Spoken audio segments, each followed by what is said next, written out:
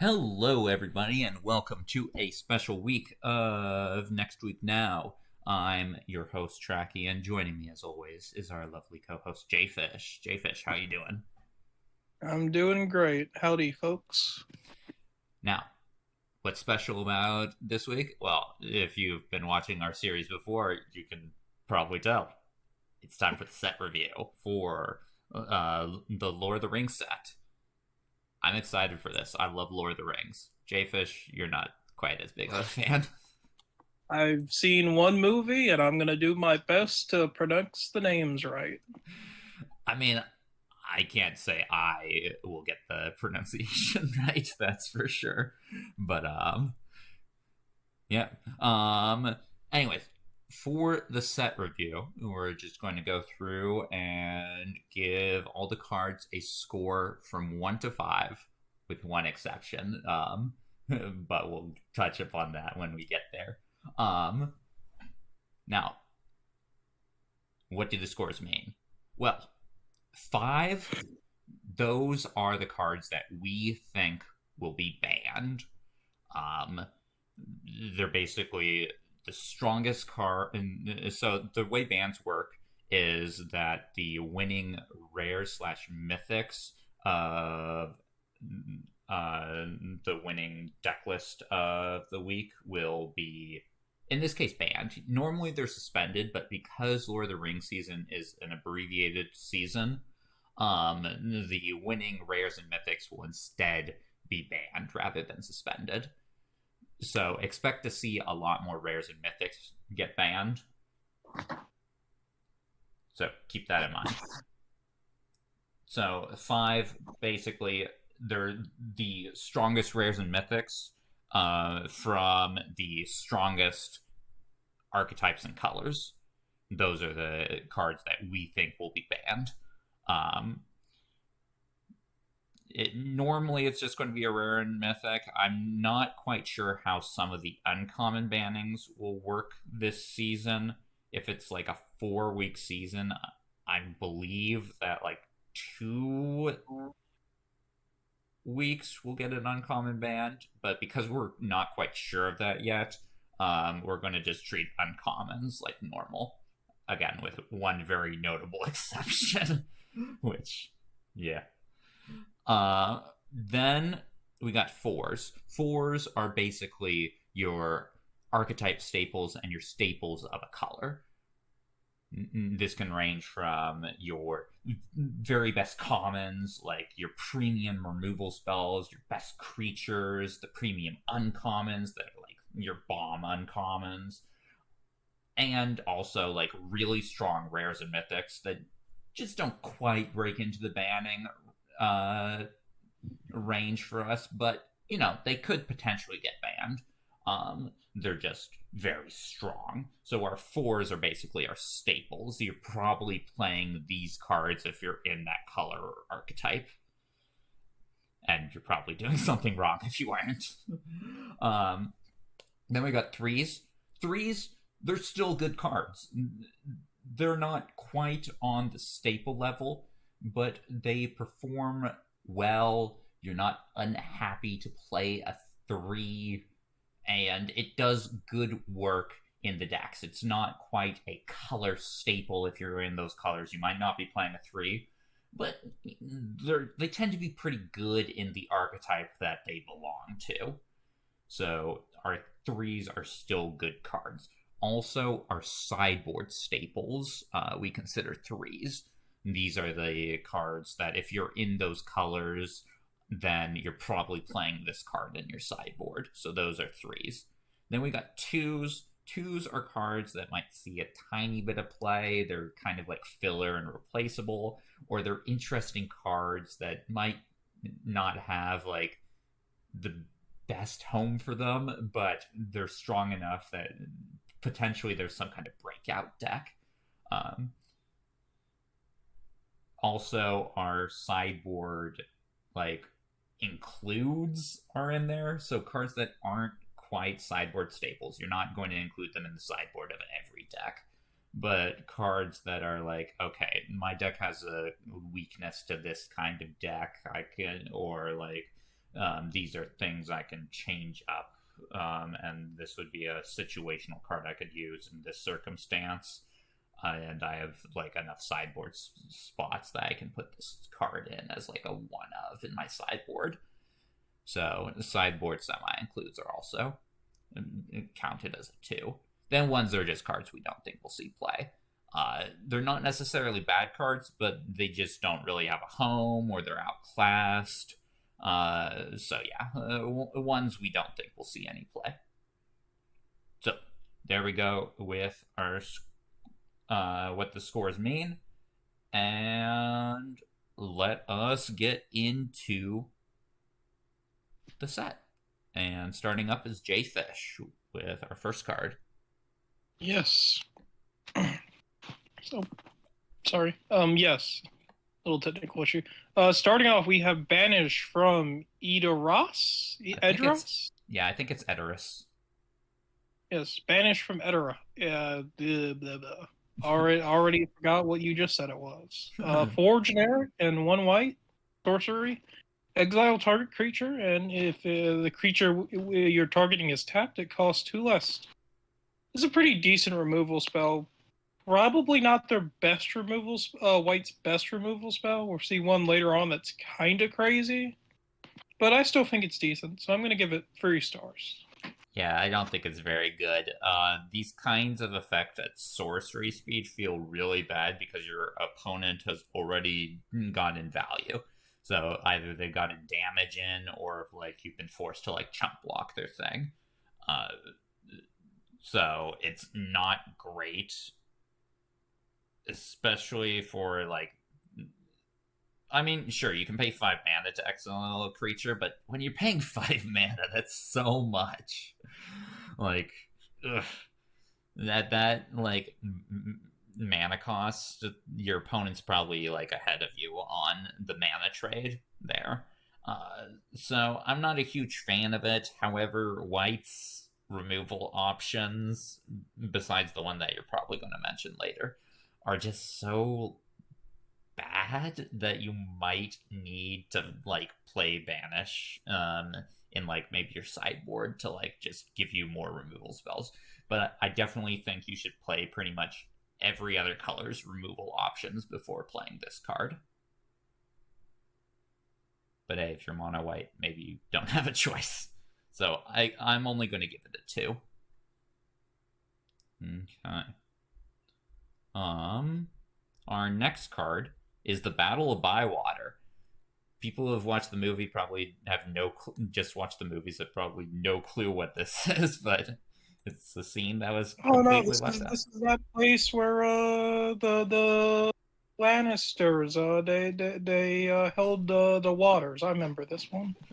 Yes, definitely the same series. Anyways, Battle of Bywater is actually a really good sideboard like board wipe. Like, destroy all creatures with power 3 or greater, then create a food for each creature you control. That does a lot of work when you're playing, like, you know, like a bunch of small creatures.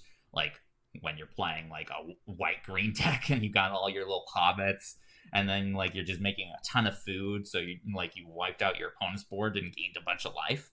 That's really good. Like, I'm almost tempted to bump it up to a 4, but I'll just keep it at 3 just because I don't think it will see any main board play. Yeah, like there are a lot of tiny tokens in white adjacent colors. Like there's a blue white guy who makes free soldier tokens, I want to say. Yeah, Faramir. And there's the 2 mana make 2 spirits. Like this could definitely see some play. I'm gonna go with a free as well. Yeah, it seems quite a good card, and might be relevant week 1 if you're deciding not to play a Nazgul deck to destroy some Nazgul. But what are you doing not playing a Nazgul deck, right? Next we got Build a Pony. Let's go Build a Pony. He's probably the best ring bearer in the set because, as we all know, he's such a good boy that he's completely incorruptible by the ring. But yeah, like a 1/4 body that can end up dealing 4 damage is quite significant when you got like enough like ring bearer stuff going on. Especially if you get to the 4th level, when this thing will end up dealing like 7 damage with the ring. Like, it's pretty strong. And just in general in food decks, like, it's pretty good. Just creating 2 food tokens, that's a significant resource advantage going on there. And the, like, white-green deck, like, it does have good ways to give you the ring bearers as well with the uncommon Frodo. So this is a potential include in that. It faces a lot of competition at the uncommon slot in that deck, so I can only give it a 2. But it's not a bad card by any means. Yeah, I'm not too optimistic on this one, but it could definitely see some play, so I'm going with a 2 as well. Okay, cool. 2 for Build a Pony. Next we got Sean Bean. Does Sean Bean survive? Yes, I don't think so. Spoilers, maybe, possibly. I don't know. Don't trust me for spoilers here. Well, he doesn't survive, but does this card survive? Boromir, Warden of the Tower. Free with vigilance for free. A line of text that will never come up, and then a second line of text that is decent at protecting your board, but you don't really like to use a rare to protect your board, but it's not always terrible. So I'm going to give it 2 stars. Yeah, it's fine, but it's nothing too exciting. And so, yes, I also agree with 2. The most important thing about it is that it's a human, so you might play it in some kind of, like, human deck along with Horn of Gondor. Next we got a Dawn of a New Age. And that's right, ending of the 3rd age, entering into the 4th age, the Age of Man. Surprisingly good draw spell in white. Like, even if you just got, like, say, 2 creatures on the board, it's 2 mana, draw 2, gain 4 life. And if, like, you get 3 creatures on the board, then that's, like, 2 mana, draw 3, gain 4 life. Ooh, that's a big gain. Like, and of course, like, if we're going even higher, then it gets, like, really crazy. So, it's good at what it does, which is drawing cards. However, you know, it faces a lot of competition in the rare and mythic slot, and you probably don't want to use your rare / mythic just to draw cards. So I can only go up to a 2 with this. Yeah, same thoughts. 2 as well. Okay. Next we got a Dunedain Blade. Yeah, thank you for that one. I was not even going to attempt that one.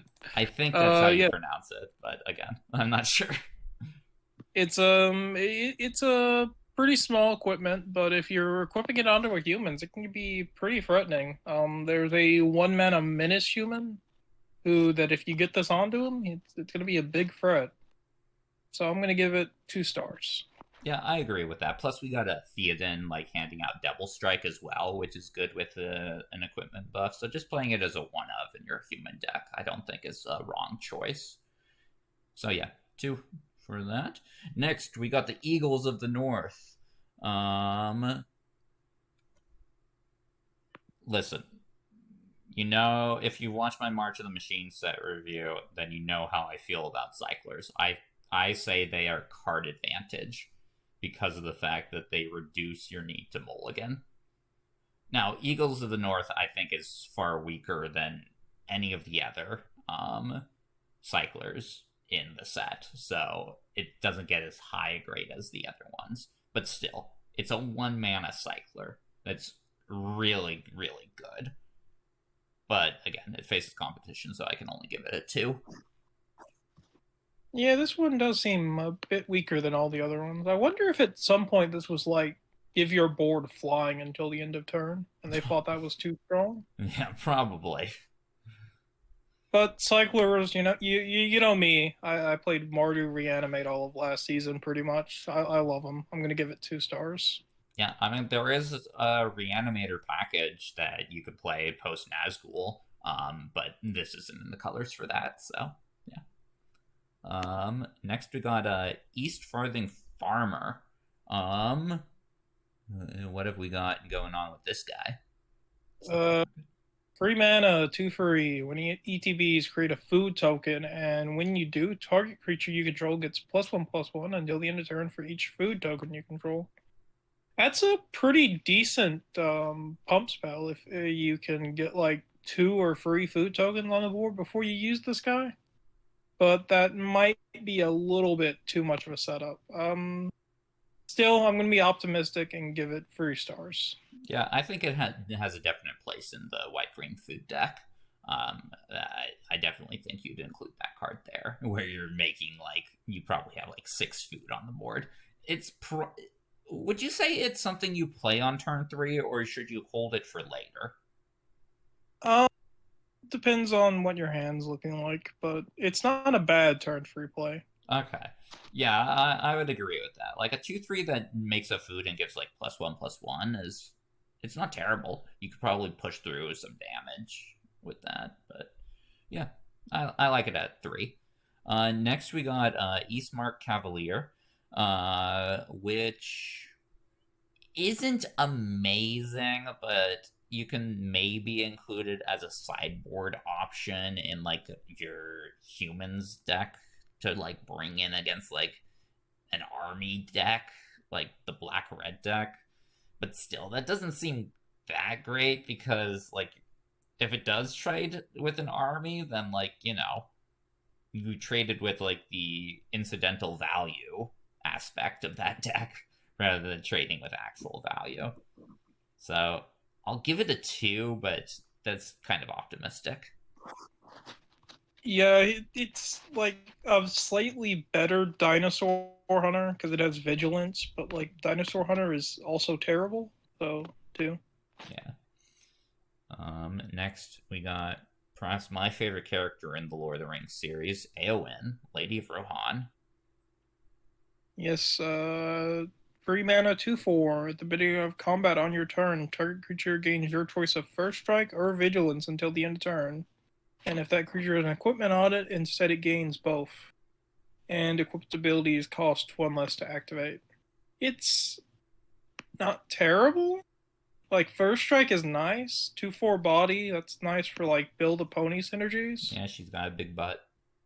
But, yeah, it's not too exciting. I'm going to go 2 stars. Yeah, she's fine. You're probably not going to have the equipment stuff going on, but she's not terrible, so yeah, 2.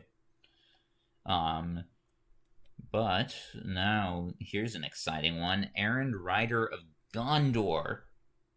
There's enough legendary being thrown around between all the legendary creatures you got, and also, like, you know, the whole Tempted by the Ring stuff going on, that you can pretty consistently just have this be a 3 mana 3/2 draw card, I would say.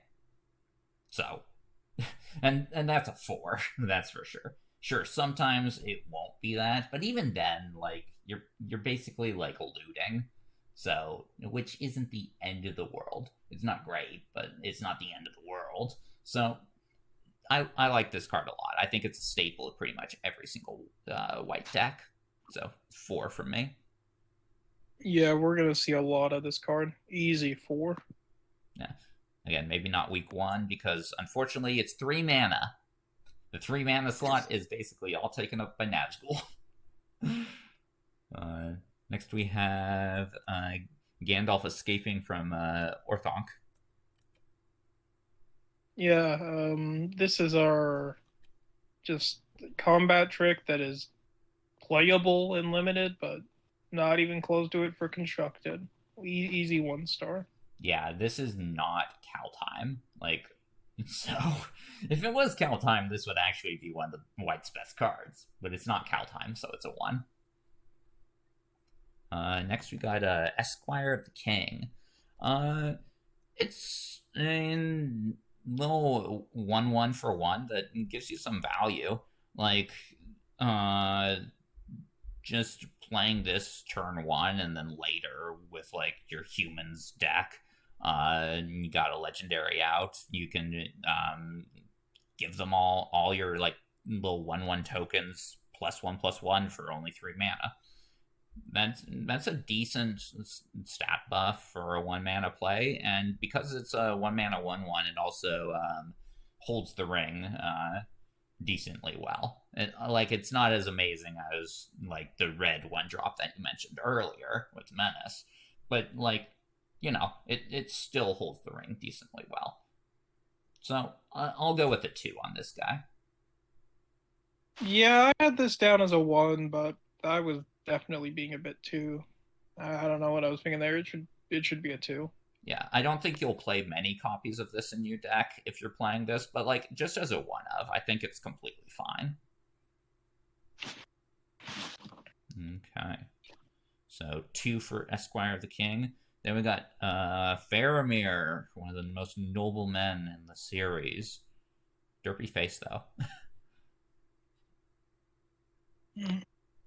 Yeah.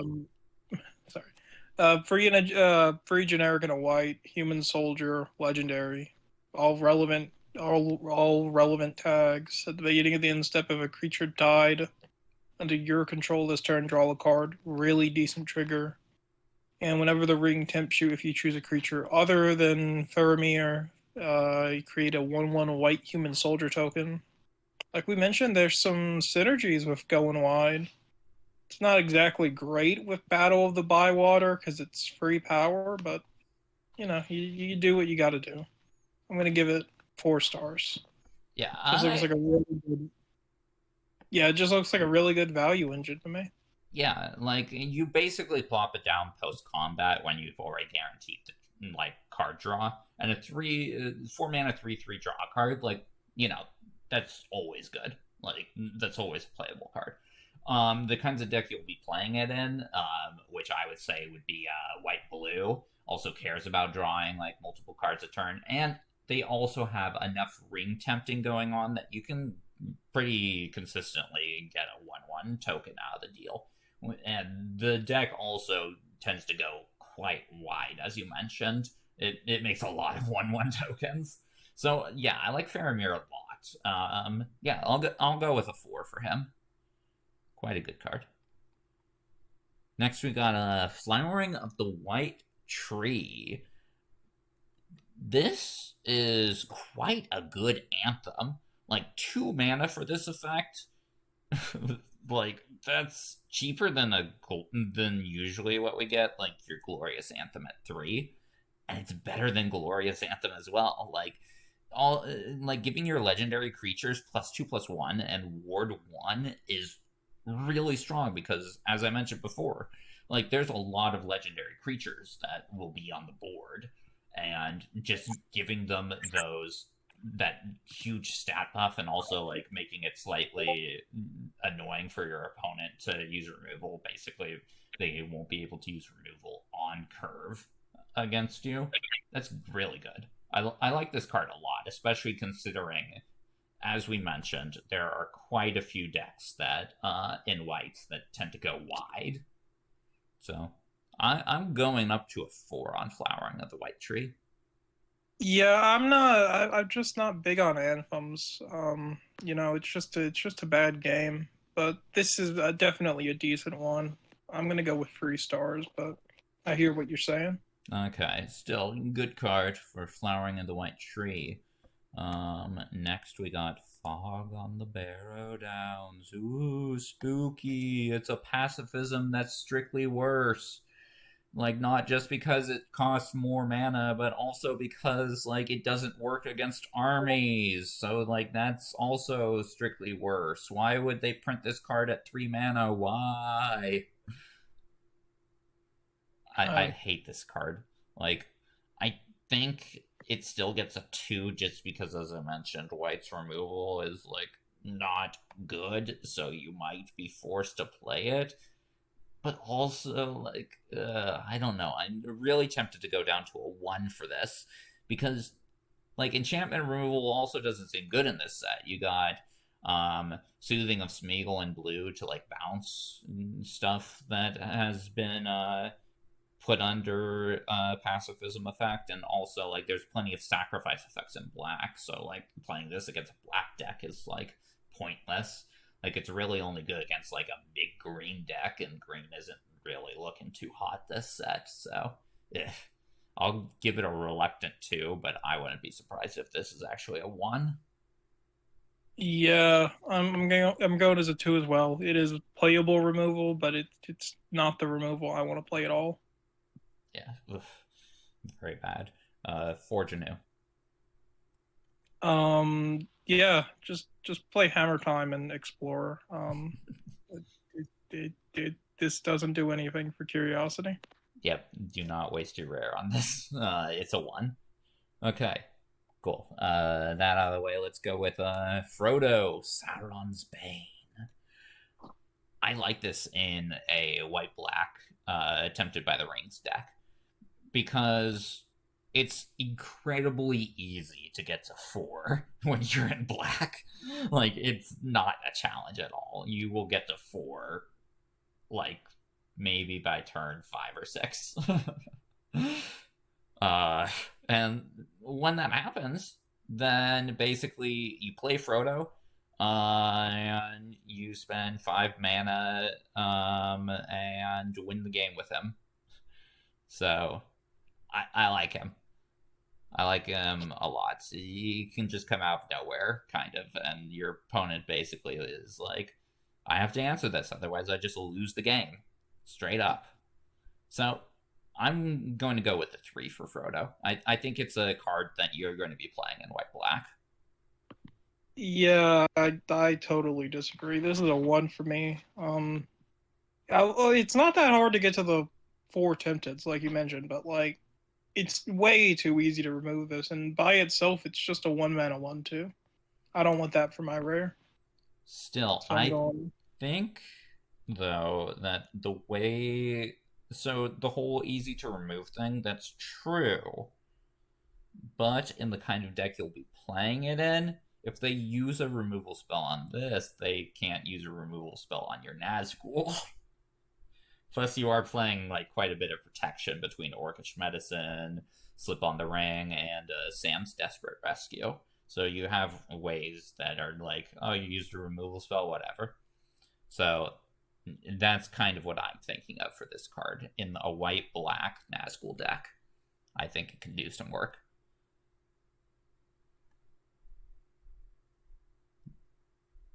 So, but you're still a 1 on it? Maybe though.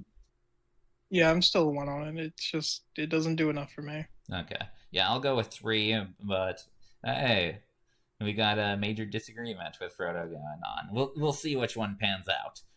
Next we got now, a card that I am pretty interested in, Gandalf the White. Gandalf the Panamonicon for legendary permanents.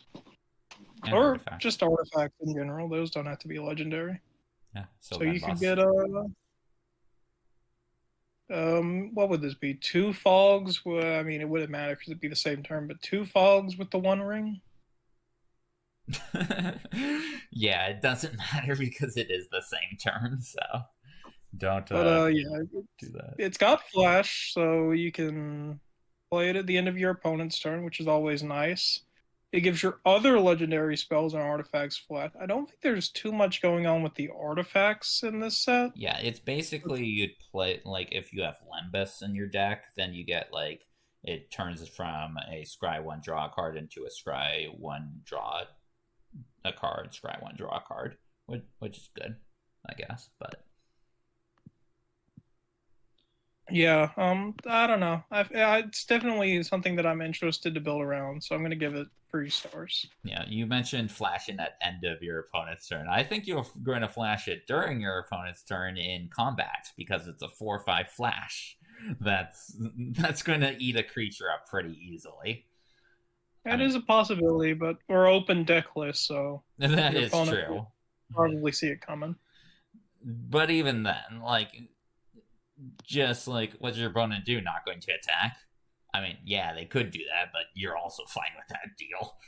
So, yeah, I think I give Gandalf the White a 3 just based solely on, like, the whole flash stuff it's got going on. A 4/5 flash is, like, a good threat. And, yeah, there's some value to be had with his other abilities. So, I like it at 3. 3 for Gandalf the White. Let's see. flip the page. Ooh, I'm guessing this is the removal spell you were talking about earlier. It's Hobbit Sting. It is, right? Yeah, this one's crazy. Yeah. Normally these kind of what's it called, like an outflank effect, I think is the main one. Normally they aren't that great when it's just creatures, but this also counts food. And as we mentioned, you can make a lot of food in the white-green deck. So,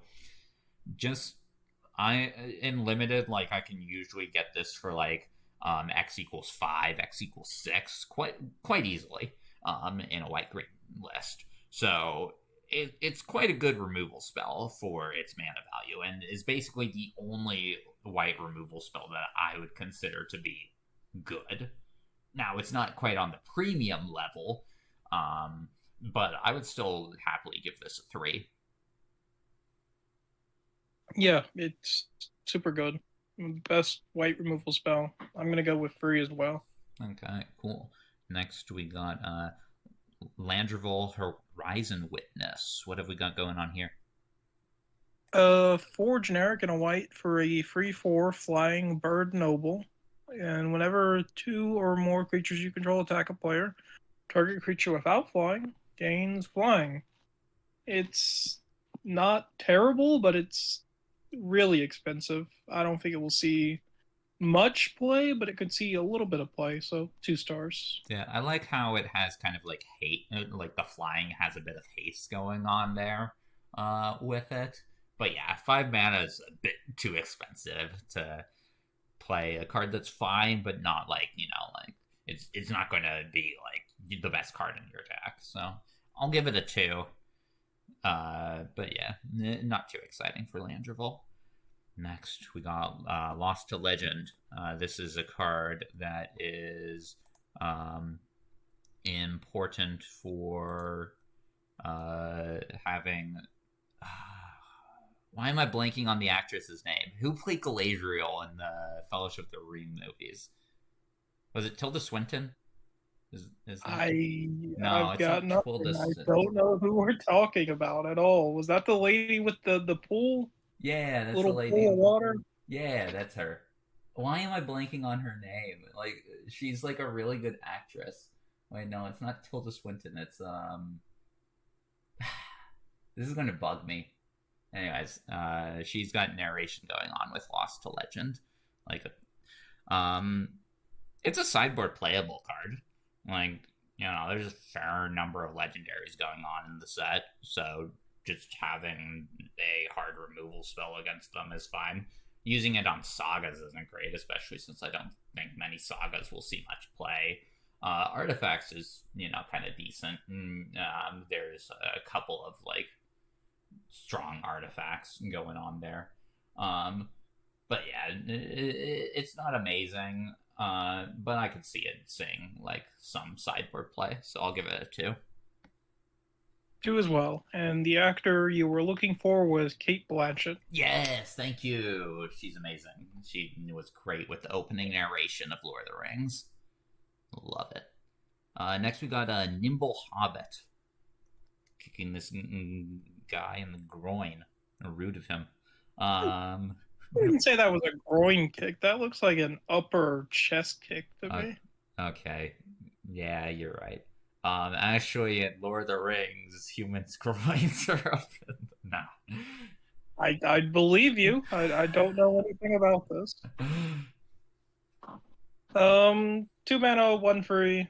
Decent stat line for build a pony decks. Whenever he attacks, you may sack a food or pay 3 mana to tap target creature and opponent controls. These aren't terrible effects. I don't know. I'd rather have the 3 life than tap a creature. Yeah. Well, I mean, it's so you can be aggressive. Presumably some aggro decks won't care about sacking the food at all. And they'll just use it for the pump spells like Farmer Man we saw way earlier. Alright. But yeah, I don't think this cuts it for constructed. I'm only giving it 1 star, even with all those. Like, it does do things. I just don't think it does enough. Yeah, I think if you're going to be sacrificing your food tokens for value, you'd rather do it with like Mushroom Watchdogs, where you actually get stats from it, I don't think tap is worth sacrificing a food for. So I'll also give it only a 1. I love what this card is referencing. It's such an epic speech. Now for wrath, now for ruin. Oh, it's so many good moments that you've missed because you've only seen the first movie. But also in the books, it's amazing. But these kinds of effects are never good. Like, yeah, just don't play these kinds of effects. They're bad. 1 for now for wrath, now for ruin. Yeah, it doesn't do anything to contribute to your board presence. Like the counters are nice, but they're so temporarily. You'd rather just play like a 4-drop creature. Right, exactly. Like the one we're going to be talking about soon. Yep, Protector of Gondor. How is this card? Like, how good is it as a 4-drop, would you say? Decent. Like, 4 mana for 4 power and toughness, that's not bad. And the fact that it's spread across 2 bodies is also nice because you can do chump blocks. Gandalf only doubles triggers for legendary permanents and artifacts, right? Yeah, so it doesn't get like doubling from that. Yeah, so yeah, it's okay though. Like even with that, this isn't the best way to make tokens, I'd say, but it's decent. I'm gonna give it 3 stars. Yeah, these kinds of effects always tend to see play. Like the last one we had was Chimney Rabble back in 1, which was quite good. This isn't Chimney Rabble, of course, because it doesn't have haste. But it's got good things going for it, mainly that it makes 2 humans, which is very nice in the humans deck. It gives you double triggers off Theoden, and it also gives you double triggers on Erkenbrand as well. So having that going on, having that synergy with the humans deck, I think it makes this a decent top end for that deck. And also, I wouldn't say no to this in like a white-blue deck as well, where, again, you're creating a lot of 1/1 tokens. So I like Protector of Gondor a good deal as well. I'll give it a 3 as well. Okay.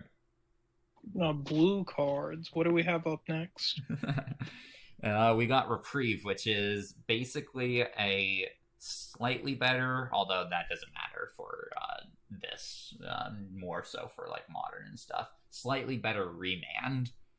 And Remand that's a staple card in, like, I'm not sure if it still sees plays in modern, but like there was a time when Remand was definitely like a really good modern card. And it's still like a good card in like stuff like Cube and stuff as well. It's a very powerful effect, and I will always be happy to play a Remand, especially in white, which doesn't usually get these kinds of effects. So it's really good. An easy 4 for Reprieve. Yeah, super good. A lot of tempo you can get off of this. Easy 4. Next we got Sam's Love, Rosie Cotton of South Lane. How's she? She any good? Yeah, so you go turn 1 forest into Llanowar Elf into Coco. And then but yeah, even outside of crazy combos that should definitely not be in the game, please ban something from Historic. This is decent. It ETBs, it makes a food, it puts a counter on something. Can't put a counter on itself. That's very important. Otherwise, this would be crazy. But so as long as you got like one other guy on board, it's pretty good. And then when you start to make more tokens, like the fact that it doesn't have to be food tokens at all. Like you can just play like what's the one that makes 2 spirits? Shadow Summoning. Yeah, like you shadow summoning after playing this. You put the counters on the spirits. You've just got 2/2/2 flyers for 2. Right. And yeah, and like... Oh, sorry. Does your opponent ever want to remove this? It's a free mana 1/1. Right. Like, they feel really bad about removing it. Like they kind of have to, right? Yeah, like they have to, but you don't want to. So usually you might not. You just be like, Oh man, am I gonna use my bolt to kill Rosie Cottonwood of Southland or Protector of Gondor? And the right choice should be Rosie Cotton, in all honesty, though. Um, yeah, yeah. She's good in a lot of different archetypes. Um, as you mentioned, a white blacks token list. She's good in. She's definitely playable in white blue as well. When you got like Prince Imrahil, you got your rare Faramir going on. You know, like you have quite a few ways of making tokens, and of course, the most common inclusion would be in a food list where you're just making constant food tokens all the time. Yeah, G hands out stats really easily. So, what do you want to give her, a 4? Oh yeah, easy 4. Okay, 4 for Rosie Cotton. Quite a strong card. Yeah, as you mentioned, she's kind of causing problems in Historic as well, but, well, a lot of things with food cause problems. Next we got Sam Wise the Stout-Hearted. My boy Sam. I like this card because I consider him to be the white Gravedigger, and I love me a Gravedigger. Yeah, just hold him up when you got a trade, or when like your opponent uses a removal spell, or when you just sacrifice a creature, you get it back, and you also get a ring tempt as well. Like, that's pretty good value going on there with Sam. I like him a good amount. What about you? I don't like him as much, but I do like him as like a one-of. It's a bit too situational for me, but still playable. I'm gonna go 2 stars. Yeah, I'll go with 3 with Sam. I am a sucker for Gravedigger effects. I mean, no surprise, I won DMU off of Gravedigger effects. Have you heard of this card before, Jayfish? Yeah, Second Breakfast. It's He that knows thing about Second Breakfast. I talked about, like, well, yeah, because it's on all the memes that you see on Reddit. I know. I'm So also like, oh continuing dude, the when meme. we go to watch Lord of the Rings, we need to do Second Breakfast, but we didn't do Second Breakfast. How's it as a card? I also still would not do Second Breakfast as a card.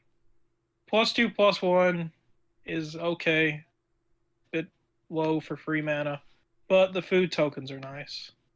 I mean, the food token, singular token. Right. So yeah, I wouldn't play it at all, but it's not terrible.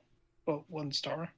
Yeah, combat tricks at 3 mana need to do a lot in order to see play in Curiosity. Like, they need to draw you a card pretty much, right? This does not draw a card. So, yeah, only 1 there. Next, we got Shire Sheriff. Yeah, it's, you know, it's basically your standard Banisher Priest / Fiend Hunter style card, which is always good. Sure, you have to sacrifice a token to it, but, you know, that's decently easy to do. Like, and because it's any token similar to Rosie Cotton, you can just sacrifice like a 1/1 soldier as well. So yeah, I think it's a solid card. I think it faces competition in the uncommon slot, so I can't go up to like a 4, but I'll put it as 3. Yeah, it's definitely playable. Easy 3. Okay, cool. 3 for Shire Sheriff. Next we got Slip on the Ring. Did you spend $40 on this, Trachy? The worst secret lair of all time. No, I did not. I was never a big like Ralph Bakshi Lord of the Rings guy. So not my thing.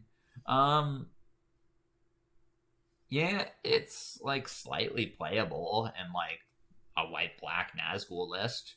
Your opponent points removal at the Nazgul. You flicker your Nazgul and also get another ring tempt. So like, you know, that's good stuff going on there. It's just that it faces competition from stuff like Orchestra Medicine and Sam's Desperate Rescue when it comes to that kind of stuff. So I'll give it a 2. it's a fine playable in that deck, but it faces competition. Yeah, same as me. I'll go a 2 optimistically, honestly. Like, not cantripping itself like these kind of effects usually do is a pretty big negative for this card. Yeah. I mean, at 2 mana, usually that don't cantrip, but Yeah, 2 mana, that might be a little bit, but I don't know.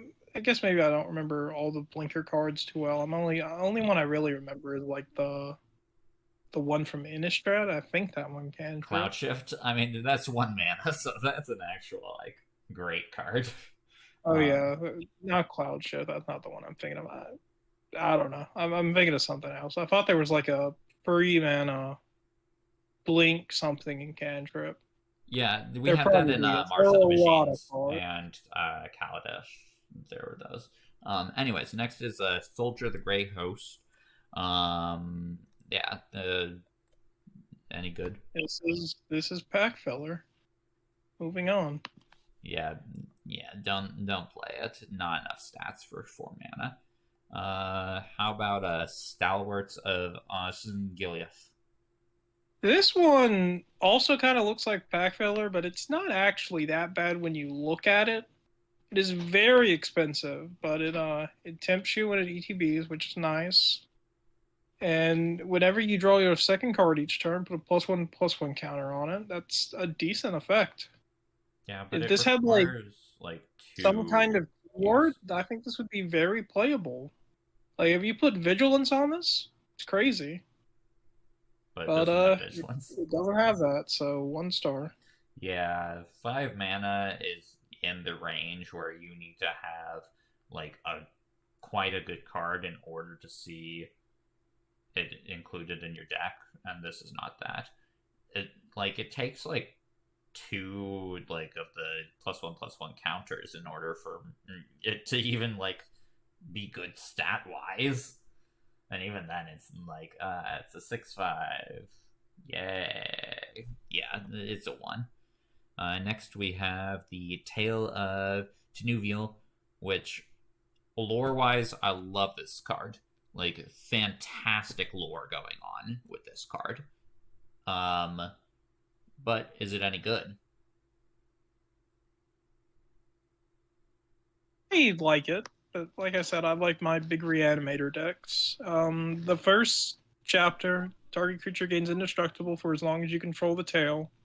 It's decent, but lets you chump block for a couple of turns, worst case scenario. Chapter 2 returns target creature from your grave to the battlefield. Decent. Yay, Baron 5 mana is about what you would expect for that.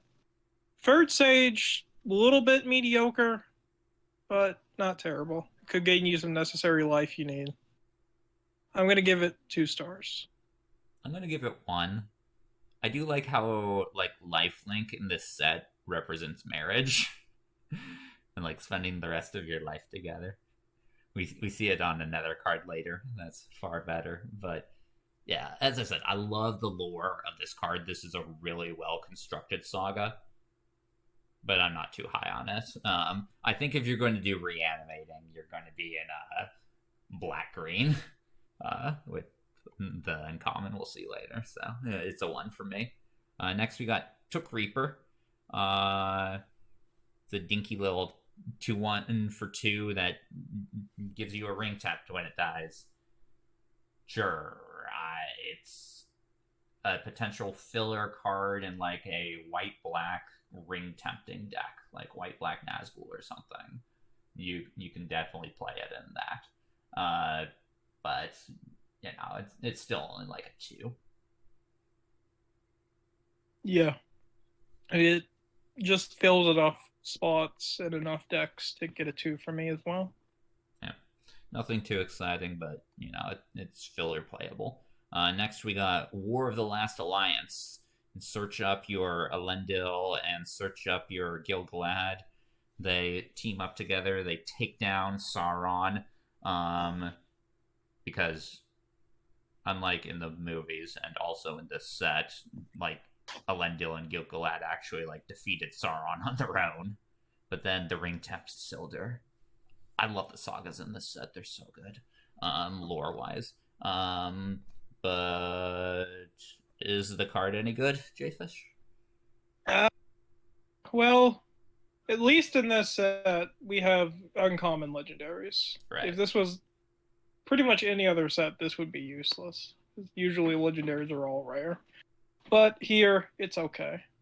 That said, it's way too slow to actually be okay. This Right. is like, okay. I'm going to go with 1 star. I agree. Yes, it's way too slow for what you're getting there. So yeah, 1 for War, The Last Alliance. Shame, the sagas, lore-wise, amazing, but playability-wise, they've been lacking so far. Next we got Westfold Rider. Westfold Rider is quite a good card.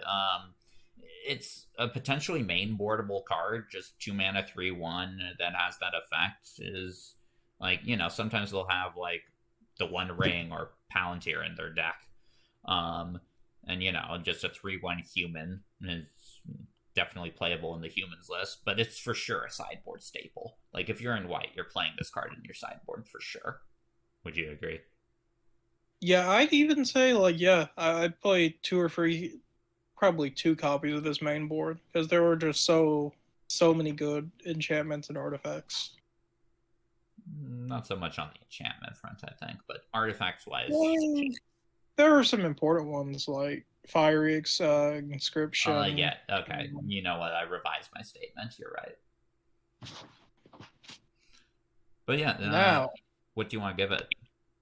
Oh, sorry. Yeah, free as well. Yep. Okay. 3 for Westfold Rider. Yep. Yeah, sideboard staple, main boardable even.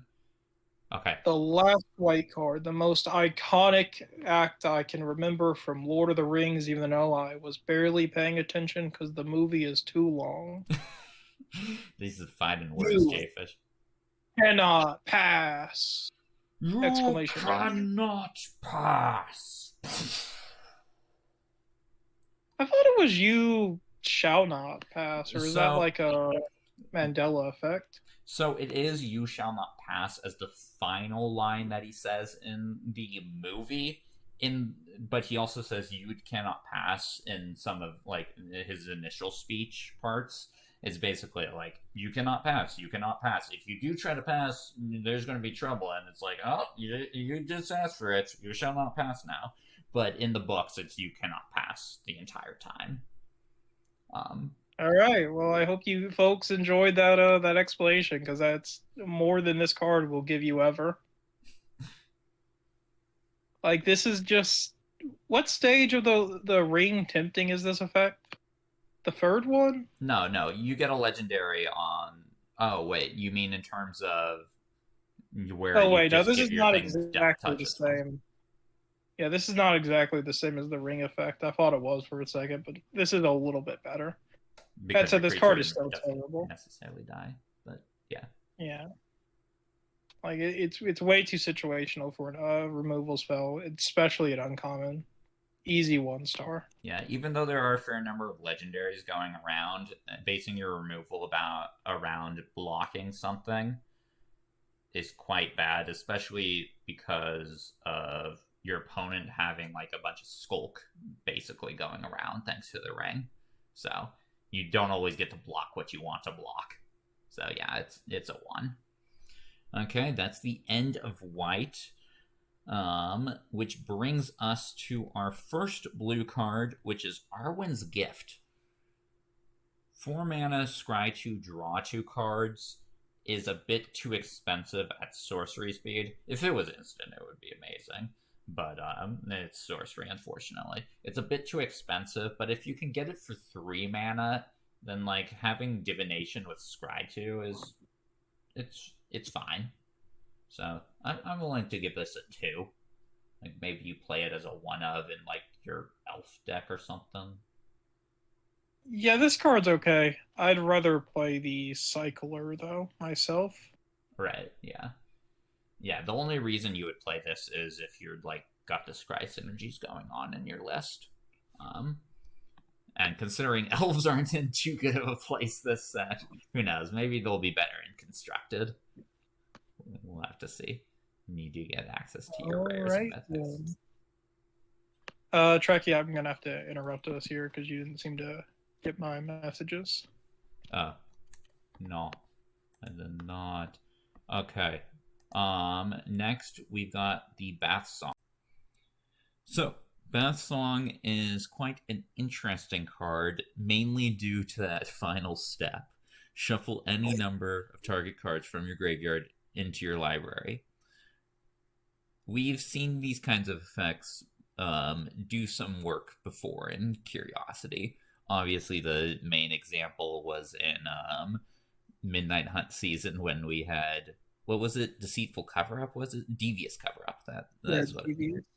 Yeah, where that was like one of the most important cards in the set. You know, just the fact that you can loop Bath Songs is an interesting proposition.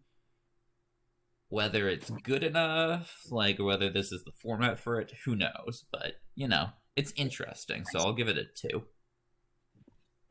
I am going to as well. Yeah. Okay, 2 for Bath Song. Next we got Bewitching Leechcraft. What's this card got going on? Well, this card is the set's usual sleep aura effect. We see these all the time in blue. This one's a little bit worse. It can't affect creatures with +1/+1 counters consistently. So that is a pretty big downside, but it's still playable, so I'm giving it a 2. Yeah, I have not been impressed with this card at all in Limited.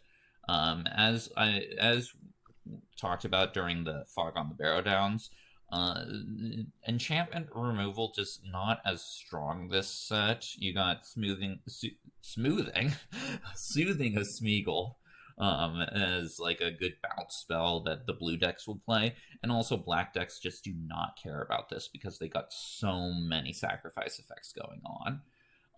And that's not even taking into consideration that there are quite a few like cards that can put +1/+1 counters on your stuff.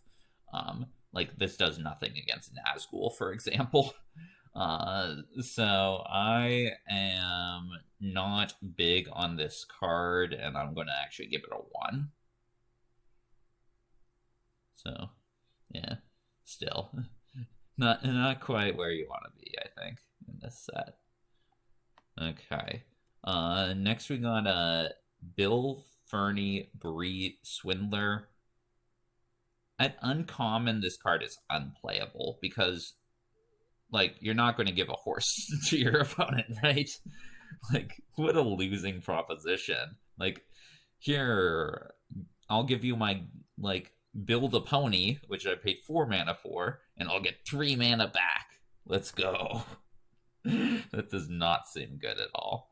And then just the mode where, like, it's a 2/1 that when your opponent blocks it, you make a treasure. That's like terrible at uncommon. This card's atrocious.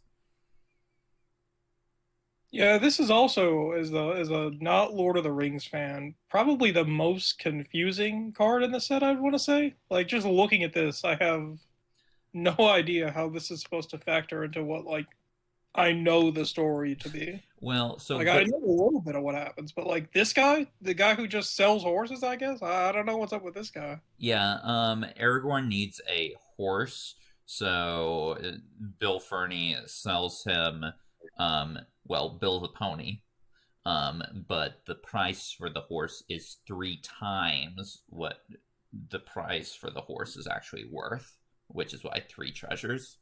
He's also like a thief, which is why he's got this whole created treasure token, because, you know, like, he like pickpockets you and stuff. So it's actually a good lore fit. He just didn't appear in the movies. But yeah, 1 for Bill Fernie. Yep. Next card, very exciting card. Tell us about Birthday Escape Jayfish. Yeah, very simple looking card, but a very important role to fill for quite a few decks. Just draw a card, and the Ring Tempts You is 2 super relevant key lines of text. This is an easy 4 stars. Yeah, this basically goes in every single blue deck because it's a cheap cantripping spell, and yeah, the Ring Tempts You is pretty relevant in this set. Yeah, easy 4 for Birthday Escape. Here's another cantrip, but unfortunately this one's at rare. Born Upon a Wind. This is not even close to impactful enough in effect at rare. Like, I probably wouldn't even play this at common, even in a spells deck. So yeah, this card's a 1. Yep, 1 as well. Okay, which brings us to Captain of Umbar. How's this? It's a decent limited looter, but it's not good enough for constructed. 1 star. Yeah, I'd agree. Yeah, you tend to have other draw effects in the decks that need it. You don't need to play a 3 mana 2/3 for that. Then we got Council's Deliberation. One of my favorite scenes in Fellowship of the Ring. Pretty simple. Draw a card, draw another card later. It's kind of good. It kind of reminds me of a Think Twice in that regard, which I'm always a fan of Think Twice. Not so much a fan of this card in this set, mainly because of the requirement to scry. Just, you know, we talked a bit about the Elves deck not being in the best place. You really need in the Elves deck to be playing like it's a legendary uncommons. You don't really have room for a 2 mana draw 2. So I'm going to give Council's Deliberation a 1, sadly. Yeah, same as well. It's just this doesn't do enough for your uncommon slot. Yeah, and a good example though of like you don't need to be an awful card to be a 1. Next we got Deceive the Messenger. What do you think about this one? It's a simple spell for those spells matter decks. Gives you a guy, saves you from some damage. So it's all right. 2 stars. Yeah, I'd agree with that. I definitely play this in the spells deck because you need some way of putting creatures on the battlefield, and you don't want to play actual creatures. So yeah, I'll play a couple of copies of Deceive the Messenger. So I agree with the 2 there. Dreadful as the Storm. Like at 3 mana, these kind of combat tricks, like I'm used to them, like, you know, cantripping. This is not cantrip. This card is as such unplayable. It's a 1. Yep, 1 as well. Next we got Elrond, Lord of Rivendell. Hugo Weaving. Let's go. Is Elrond any good? It's an elf. It's an important role filler for the Elves deck, but it's probably a little bit too fragile just as a free 2 to see any real play. I'm going to give it 3 stars, though. Yeah. I agree with a 3-star rating. In terms of the fragility, I'm kind of fine with that because you don't really want to risk this guy in combat so much. And sure, like removal spells, but like it wouldn't matter much at 3 mana if it was a 3/3. It'd still die to pretty much the same removal, right? No, I mean, very toughness would make this a lot more solid. Like 2 mana, that you got the black -2/-2 effect. Wait, which Red one's that? 2 mana. It's got like the little ugly guy on it. Oh, that's and you can the 1 mana uncommon. Yeah. Okay, it is an uncommon. These are all both uncommons I'm thinking about. Now that I think about it, because the red shock is also an uncommon. Right. Yeah. So but yeah, he's a consistent source of scry, and it's decently easy to get the ring tempting you. In the Elves deck, like, he's going to be one of the uncommons you want to be playing for sure. But he can also definitely be playable, I think, in like a blue-white deck, because like getting a scry off like all the drawing you're doing is going to be nice, and also like it's pretty easy to just get 2 creatures out in a turn. Like that deck has a lot of ways of making tokens, so getting those ring temps is going to be fairly consistent in blue-white. So I'll go with a 3 for Elrond as well. But I think I'm a little higher on it than you are. Next, we got one of the most important characters in Lord of the Rings. It is Gandalf, Friend to the Shire. 2/4 flash is nice. You can ambush an opponent's creature, and unlike with Gandalf the White, sure, it's open deck list, but also you're playing this in like a spells deck, so like you're doing a lot of stuff at instant speed, so your opponent can't quite be sure if you have like Gandalf in hand or if you have like the 15 other instant speed cards you got in your deck, right? Yeah. The sorceries as flash is like, it's whatever. Like getting birthday escape at instant speed is nice, but the main thing is the whole ring tempting you draw a card thing. The blue-red spells list has quite a few ways of being able to tempt you. So getting a card draw off that is pretty good. Plus it's a wizard, which in the multicolored we'll talk a bit about why being a wizard is like relevant for blue-red as well. So I like this as a 4. I think it's going to do a lot of work. Yeah, 4 as well for me. This is like, if you compare this to Board Upon a Wind, like crazy better. Yeah. Okay. Next we got Glorious Gail, and this is a glorious card indeed. Yeah, it's Essence Scatter with upside. I'm always in for Essence Scatter, and like countering a legendary is a thing that will happen a decent amount in this set, so it's an easy 4 for me. Yeah, even if you don't get the ring tempt you're not feeling too bad about that. Like, in best case scenario, like you combine it with Gandalf, you draw a card. Yeah. So, what are you thinking for it? Yeah, 4 as well for me. Like, even if it was just Essence Scatter, that's very playable in Curiosity. Yeah, we've seen it see play before, so yeah. Nice 4 for Glorious Gale. Very good card. Okay, you start talking. I've only got one comment to make for Goldberry. Yeah, Goldberry, River's Daughter. I don't remember River Star having a daughter. I just gotta get that out there first of all. But also, yeah, this card's terrible. It does some neat things, but those neat things are terrible. 1 star. I agree. But dang, is she thick. I like her for that. Okay. Next we got a Grey Haven's Navigator. How about this one? Simple, free 2 flasher. It's an elf. It might see a little bit of played elf decks, but it's not too impressive. I'm gonna give it 2 stars. Yeah, I don't even think an elves deck you really want to play this. It's not doing too much, so I'm only going to give it a 1, especially in light of the fact that elves has been having those like limited problems that might carry over to Curiosity.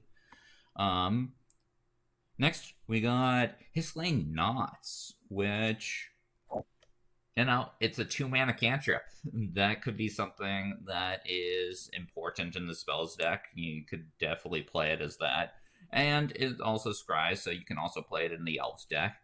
And, blue-white also likes you drawing cards, but I think there are definitely better options. I think it's not a high consideration for any of the decks, but I could definitely see it seeing like a bit of play. It's not a bad card at all. It does what you want it to. I'd say it's a 2. Yeah, it's neat. 2 as well. Okay. Next we got Horses of the Brunnen. Also, you're sounding good, Jayfish. What about the horses? 5 mana for 2 unsummons is kind of a bit, but I'm sorry. Yeah, 5 mana for 2 unsummons. It's a little bit too expensive for me. I'm going to give it. Lost my place here. I give it 2 stars, but yeah, 5 mana for 2 unsummons. That seems a bit too expensive for me. I might take this down to a 1. I've been surprised by how much I like it in Limited.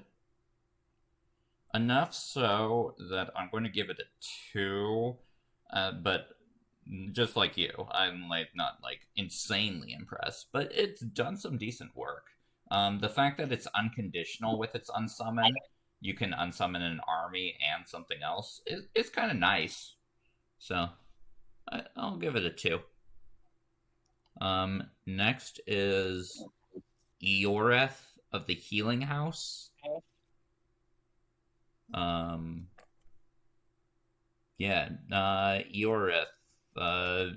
not too impressive. I don't think you need much ramp in your blue deck,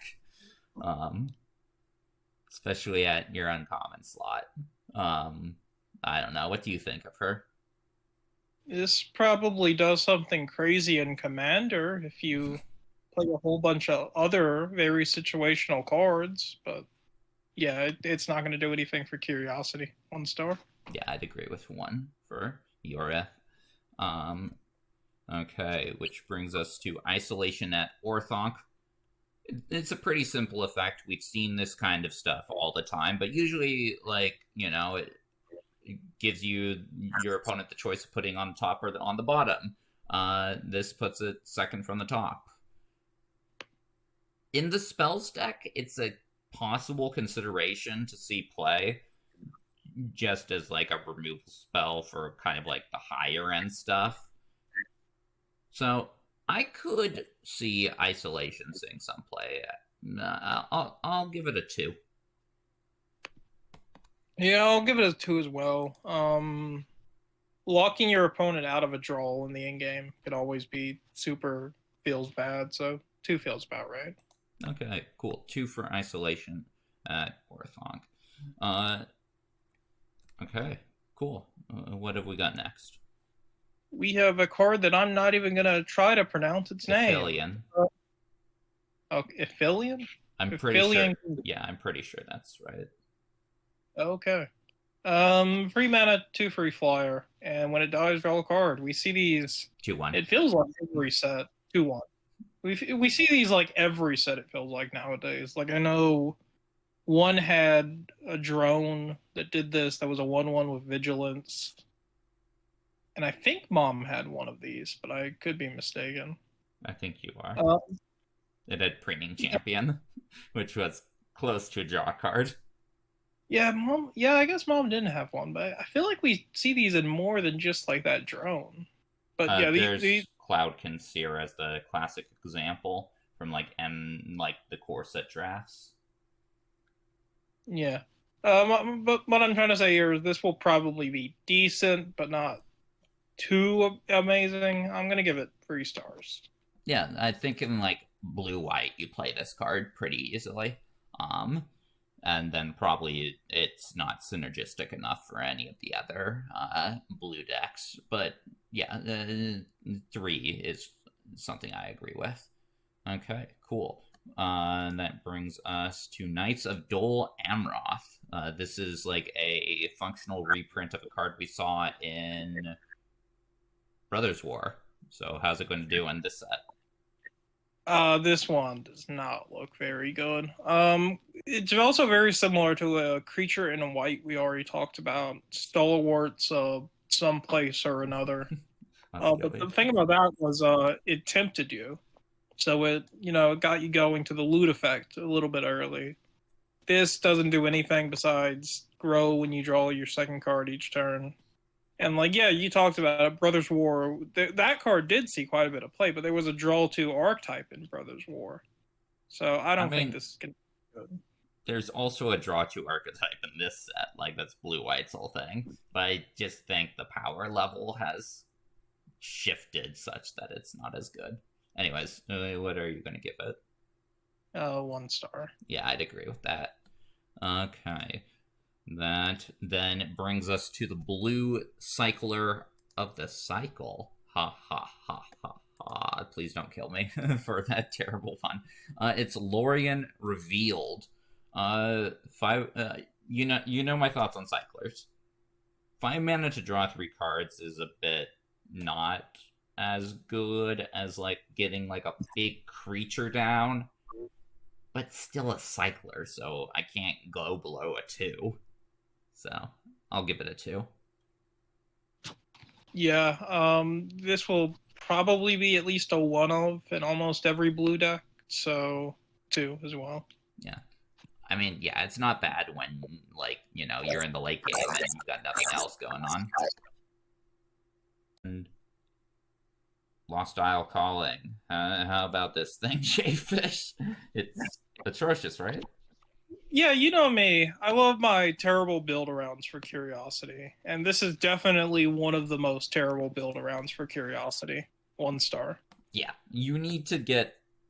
You do need to get the extra turn effect before you are happy with this card.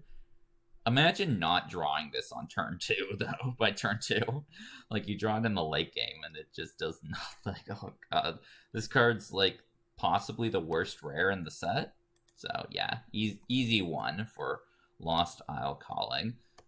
Next, we got Menildor Swift Savior. I've been playing a decent amount of this in Limited. Like, having the blink on combat damage effect, it's pretty nice. Like, it's a mini Brago, kind of. And it's a 3/3 flyer for 4 mana, which isn't atrocious. It doesn't do anything too exciting, but if you build, like, some kind of blink deck, I think it could be interesting. So I'll give it a 2. Yes, very decent. 2 stars. Okay. We got another one of the Elf Scry supports with Nimrodel Watcher. Well, not so much support as it is payoff. Scry get +1/+0 and can't be blocked this turn. So with 3/1 unblockable, can get in some decent damage. But I also don't care too much about it being unblockable, since so many of these cards in the set are actually kind of unblockable thanks to the ring tempting you. Like, it's like, okay, I've got Skulk. My card is really hard to block as is. I don't really need to have this extra thing going on. But, it's playable in the Elf deck. Just, again, the whole Elf deck problem thing going on. So, 2? Yeah, 2. Okay. Next we got a Pelargir Survivor. Pelargir. This one I don't know how to pronounce. Either way, it is a great card. Just a simple mana dork for blue. You can only use it for instant sorceries, but like that's the main thing you want to be casting. And in the late game, you can turn it into a mill free. You're not really gonna want to use that mill free ability, but you could. I'm going to give this 3 stars just because I think you want to play 2 to 3 copies of it in, like, blue-red spells. No, definitely not blue-red. Blue-red, I don't think I think, like, you want to play at max, like, 3 creatures in that deck. And them being, like, Gandalfs. You definitely don't play this in blue-red, is my opinion. Blue-black, though. I kind of think I'm getting what you're saying, because I was thinking, like, you need to be playing some number of other non-creatures for Gandalf, but no, you don't. You can just amass orcs. Yeah, or, like, the red spell that creates 2/1/1s. Like, that's another way to make creatures in that deck. So, yeah, I think your creature generation in that deck is going to be spells. But in blue-black, I like this card a bit more, because that deck, you want to... like, a blue-black mill deck is definitely an interesting option. There's a 4-mana spell that's surrounded by orcs that can mill for quite a bit, in addition to creating a creature, so being able to go play that on turn 3 is nice. And then, like, the mill is actually then relevant, like, if you run out of cards in the late game, because, like, your game plan is to, like, mill your opponent out and create, in addition to creating, like, giant orcs and stuff. So I definitely like it a decent bit in blue-black, especially since it's not as reliant on spells, because you're not playing Fiery Inscription, which that card in blue-red necessitates you play a lot of spells. I'm still only going to go with a 2 for this. I'm not as high on it as you are, but I definitely think it will see play. So, yeah, I'm going to go down to a 2 as well. Okay. Next, we got Press the Enemy. It's got a decently generic name, so that must mean it must be good, right? Well, no, not really. Yeah, bounce at 4 mana, and then, yeah, you get, like, a free spell, but maybe you don't have a spell that's, like, good in the situation, so, like, maybe it's just 4 mana bounce. It's a 1. Yeah, let's just move on to the next 2 generic and 2 blue playable rare. Yeah, this one's far more exciting. Arrangers of Ithilien. Tell us about this one, Jayfish. Pretty simple. Just steal a creature with, I believe it, quick reading. Yeah, it has to be 2 or less. Yeah. But that's still a decent number of creatures, so this is a pretty solid furry. Yeah, plus like a 3/3 vigilance that gives you a tempt as well is like nice upside. And yeah, even though it's like basically 2 or less, like sometimes you can get it more if you've got like some kind of buffs going on. But like that's Threads of Disloyalty, and Threads of Disloyalty is definitely a good card. So I like it at a 3. Good rare for blue. Next, we got Saruman the White, the blue card. I could see it seeing play as like an uncommon in blue-red spells.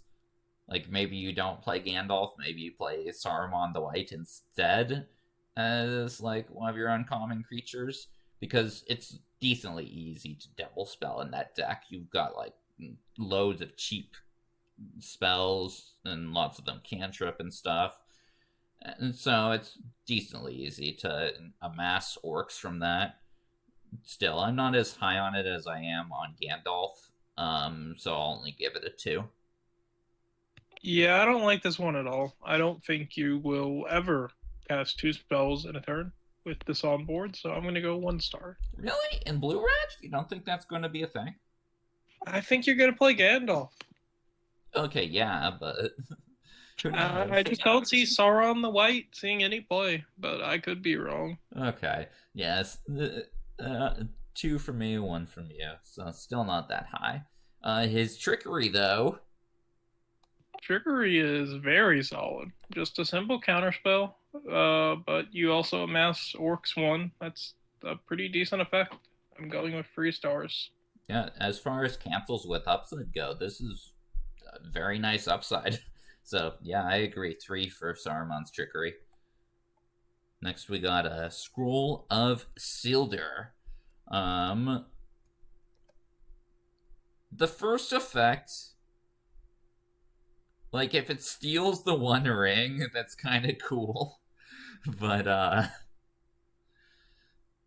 yeah, that's reliant on your opponent, like, playing, like, you know, the 1 ring, which, to be fair, it's a great card. Plenty of decks will be playing it. But, like, you know, you don't count on having the first effect do anything besides tempt you. And then the rest of it is a bit too slow for my liking. Like it's not bad. Basically, stun 2 creatures, draw at least 2 cards, and prevent, like, your opponent from attacking a bit.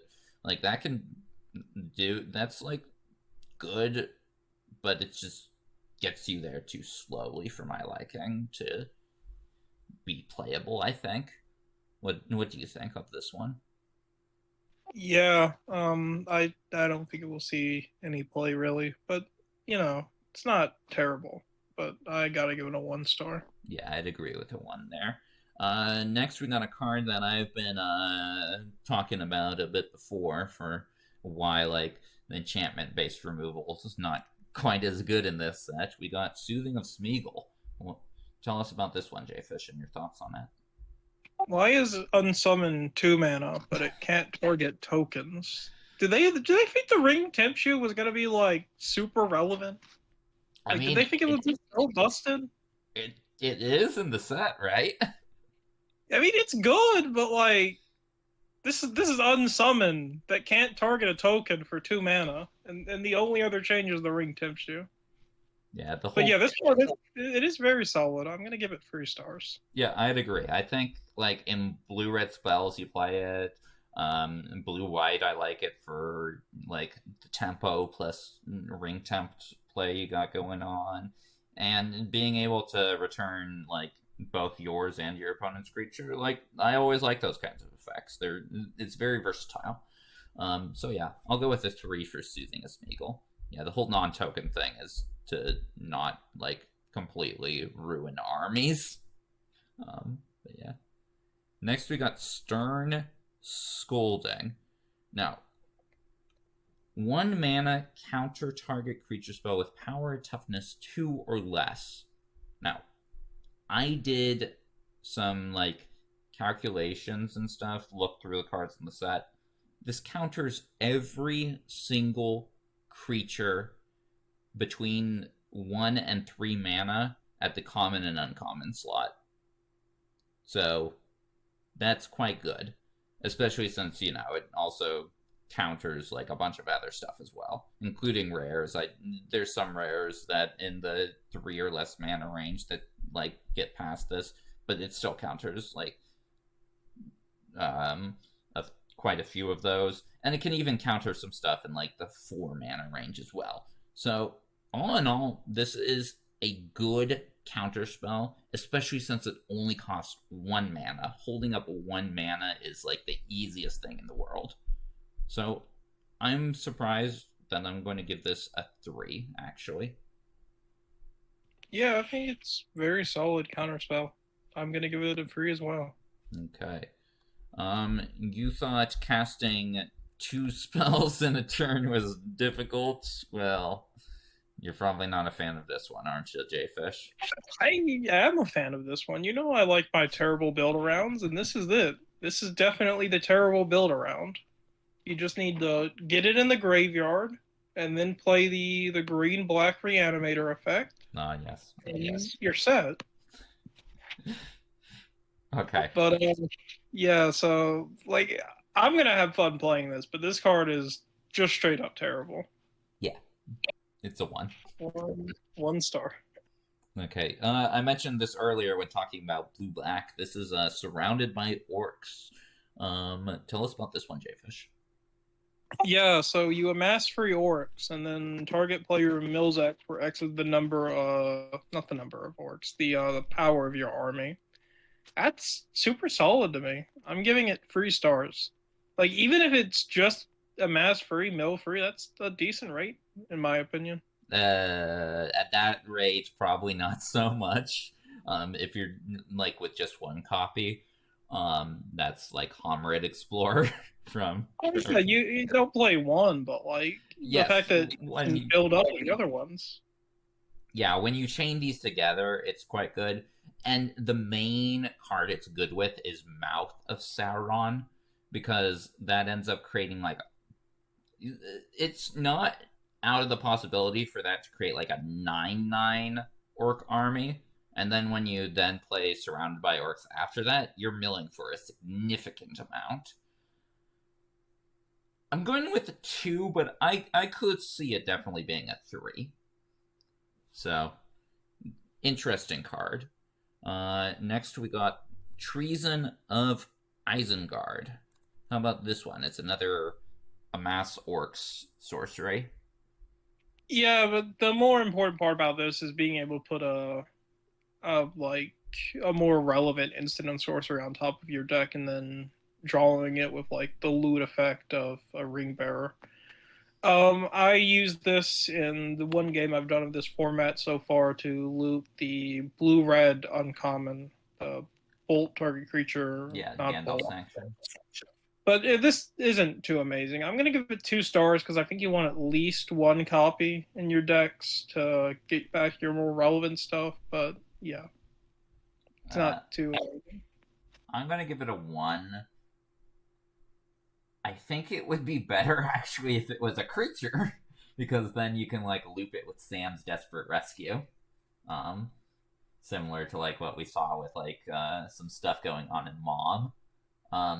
Instant and sorcery is a lot harder to loop. Like, yes, they can loop each other, but you do not want to be looping Treason of Isengards with each other. That's a terrible idea. Well, I mean, if you're looking for more just like infinite loop value, you're probably going down like a bathhouse approach. I'll just give this a 1. Just like we're going to give this next card, Watcher in the Water. Like, you just do not draw enough cards on your opponent's turn for this to do anything at all. So it's an easy 1. Yep, 1 as well. Sick art, though. I always like the Watcher. Next we got our final blue card, which is Willowind. 5 mana, 3/4 flying, scry 2. That's an effect we've seen before. I think it's Cloud Reader Sphinx is the name of the card. That's one of them. I was thinking there was a elemental with this same stat line and effect also. Are you sure you're not thinking of Willowind? This is an elemental. That is a good point. But yeah, like Cloud Reader Sphinx back in the day was definitely like a good card. It kind of advanced a bit beyond that, even though I think Lord of the Rings is not quite on the power level as like some other sets. Like, we still advanced to the point where it's not quite as good as it used to be, but it's still a solid card, like a top end in like your scry deck. I could play this as like a 1 of for sure. I'll give it a 2. Yeah, I'm gonna go 2 as well. Okay. Now, that's the end of blue. Now is for the strongest color in the set, right? You agreeing with me on that front? Yeah, easily. Like usual, black is the best color. Yeah, it's been a while since we haven't had black being great. What? Streets of New Capenna? Yeah, I don't think black saw a lot of play there. Yeah. But I didn't play too much of that set, from what I recall. You won it. I won it, but I also just stole your deck list from the last week. You didn't play as much of the set. You made it to the finals and then won the thing. Okay. Anyways, first card is Bitter Downfall. How's this for an uncommon removal spell? It's not too bad. It gets cheaper if a creature... I was going to say it gets cheaper if the creature died, but no, that's not what it does. If it was dealt damage. It's a Vraska's finisher. But even at 4 mana, not terrible. Instant speed, always nice, and the 2 damage is just incidental. But it's decent enough. I'm going to give it 3 stars. Yeah, it's going to see no play week 1 because it's an uncommon in black. And yeah, but we could say that about pretty much every uncommon. Yeah, I'm just getting that out of the way since it's the first black uncommon.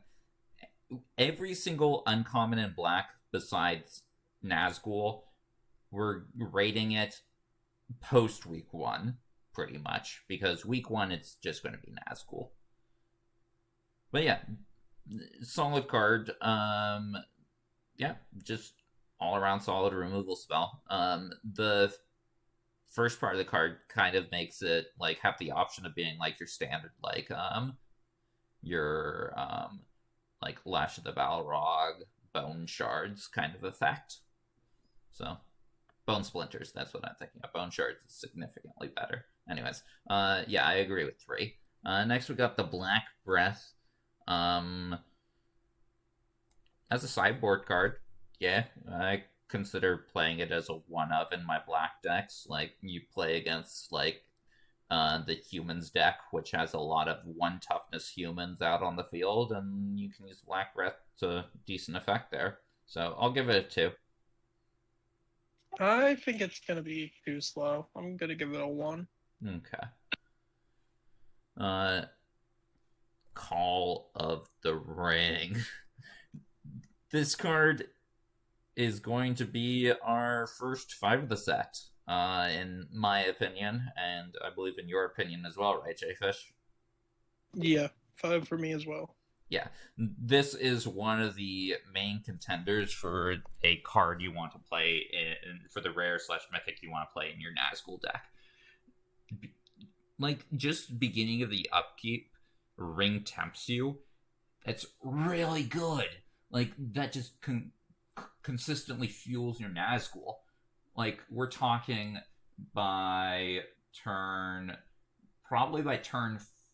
4, you'll have gotten the ring up to like the 4th tier, because you'll go Call of the Ring turn 2, Nazgul with the Call of the Ring putting you to 2, then turn 4 you play some other ring tempts you, like another Nazgul, and then this tempts you and you're at 4.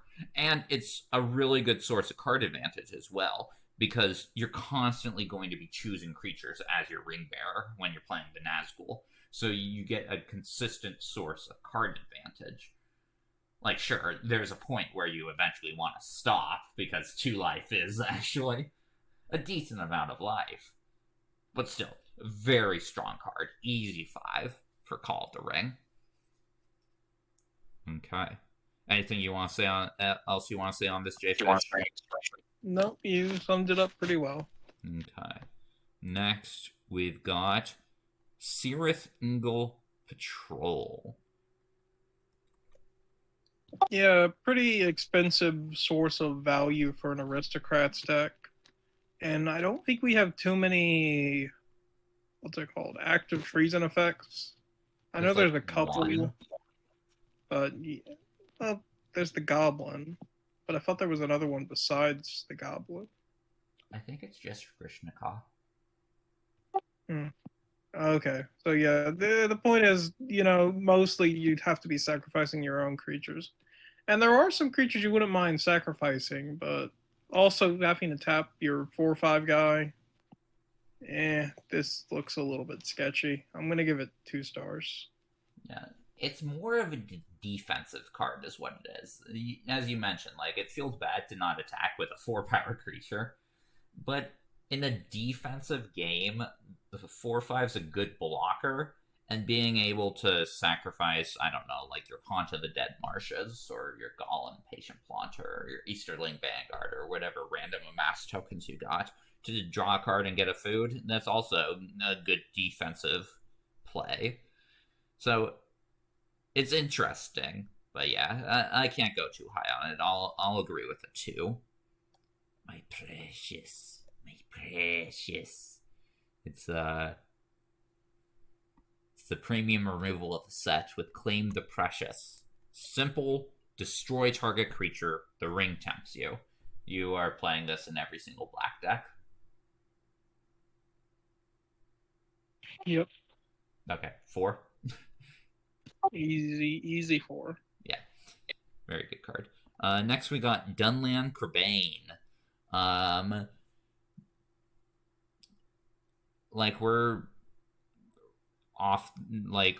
playing this card right off of Preening Champion. It's not as good as Preening Champion because you want more power on the flyer, but like, it's still 2 bodies with one of them being flying for 3 mana. These kinds of effects are always great. Probably won't see as much play week 1 because it's a 3 mana card. Like, you'll play 3 mana for, like, Claim the Precious just because it's the premium removal spell in black. But otherwise, your 3-drop is, like, filled with Nazgul. But after Nazgul get banned, Dunland Crebain, I think, will see play in pretty much every single black deck. So I'm going to give it a 4. Yeah, it's very decent, but, like, the big comparison, like you talked about, is Preening Champion. But the thing about Preening Champion that made it so good was there was so much Convoke in the set. We don't have any Convoke here. Still, though, this is an easy 4. Yeah. Another great card, mentioned this as good sacrifice fodder, is Easterling Vanguard. Simple 2 mana 2/1 that dies into a 1/1. Like, there's a lot of good payoffs for sacrificing your stuff. And this provides perfect sacrifice fodder.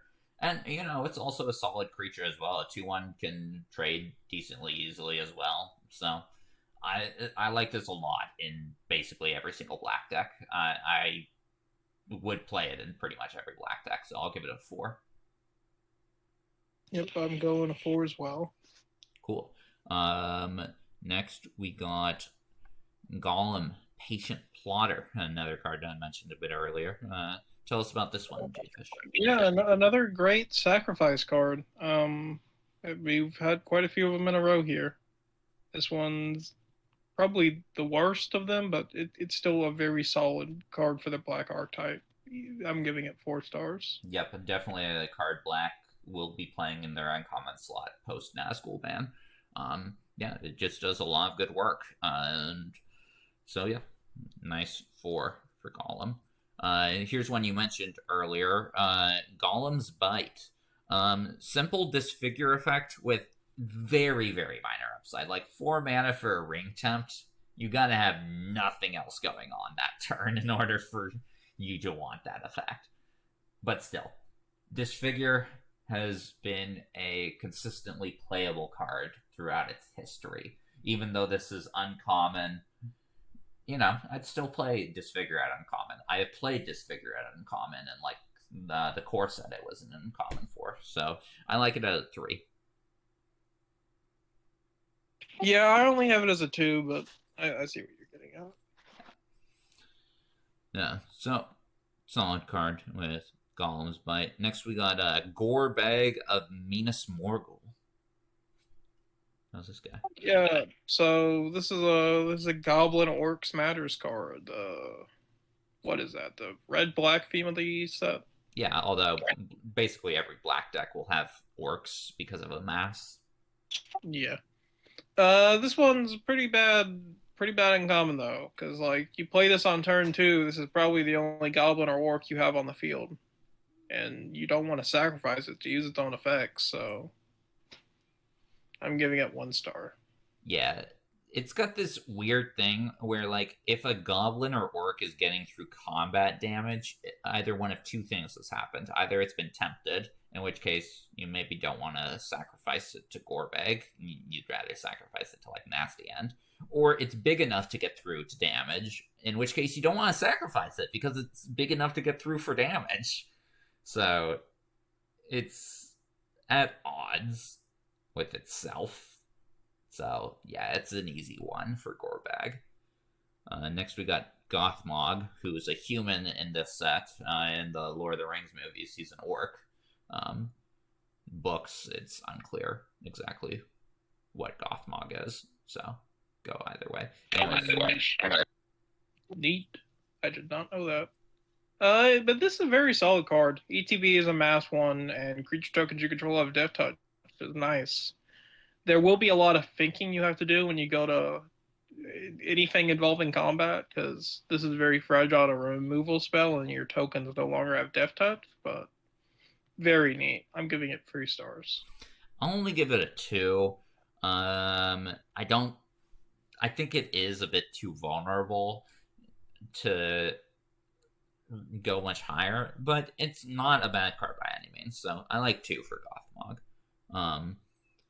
Next we got Grima Wormtongue. Yeah, so your opponent can't gain life. That can, like, pretty much kill the white-green deck, right?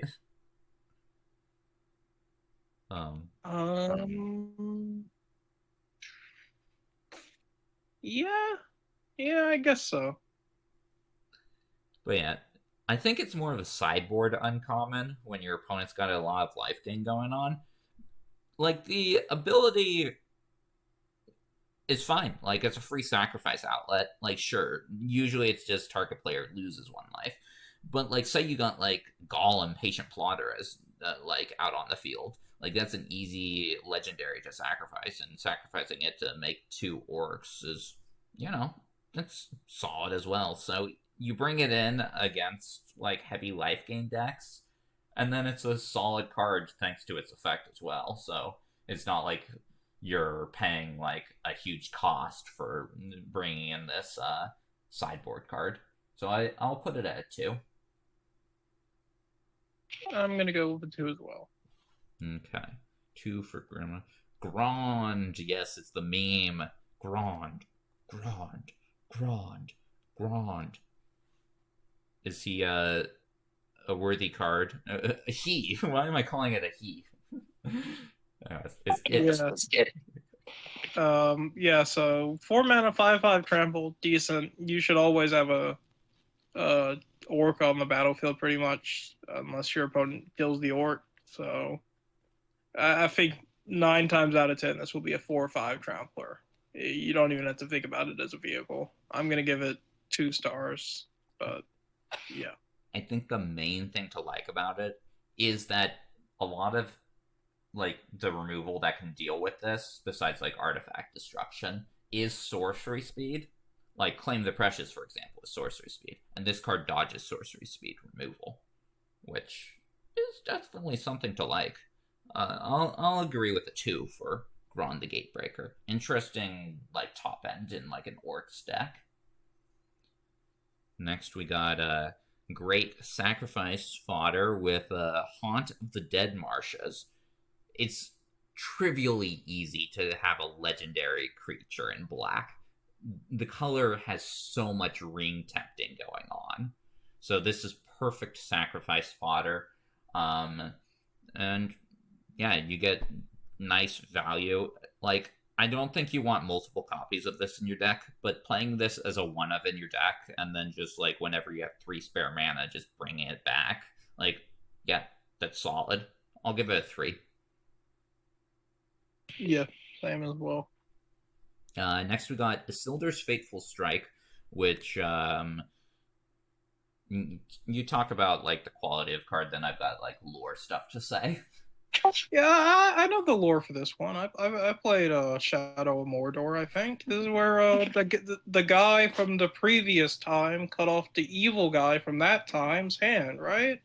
Okay, that's the whole lore thing I want to explain, because, like, the movie stuff and the game stuff is wrong.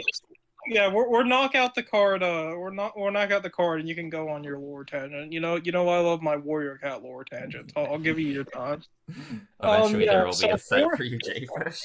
The Warriors crossover. Yeah. So 4 mana kill spell at rare is terrible. Don't play it. It does have an upside, but the upside is minuscule, and it also has a downside because it's a legendary sorcery. Very minor downside, but downside nevertheless. Yeah. Oh yeah, legendary instant.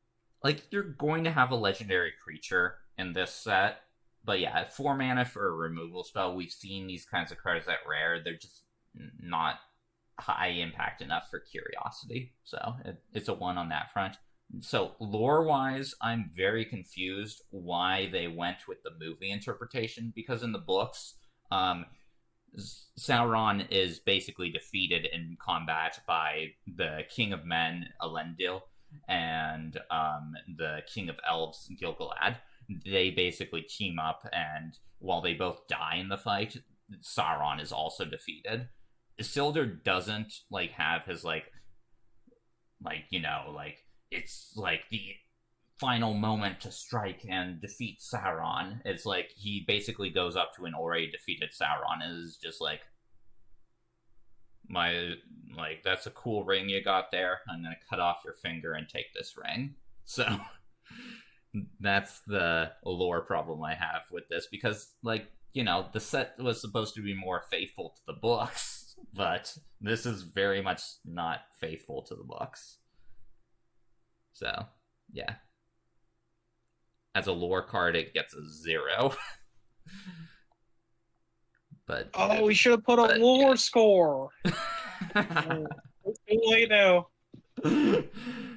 I was thinking that, like, if I were to give cards a lore score, the video would go on for like 12 hours. So. Well, you could have just included like one on the spreadsheet for anyone who reads that. But yeah, maybe I will include one later. Anyways, next we got Lash the Balrog. It's an effect we've seen before. Usually it destroys a planeswalker nowadays, but there are no planeswalkers in the set, so you're not really losing anything from not having that. It's just, it's early game, 1 mana removal. You sacrifice a creature. We mentioned it's incredibly easy to sacrifice a creature in black. And then late game, like, you can pay 5 mana if you got nothing else going on in your turn, or you could still, like, sacrifice a creature if you want a double spell. So, yeah, it's a 3. Yeah, free as well. Very decent. Yeah. Next we got Lobelia Sackville Baggins. How's she as a rare? As a rare, terrible. As anything, terrible. This card's just bad. Like, I mean, you play her at common, right? I honestly don't think so. What? 2-3 menace flash that ramps you? If this was a common, if this would be one of the best commons. Like, it's so bad.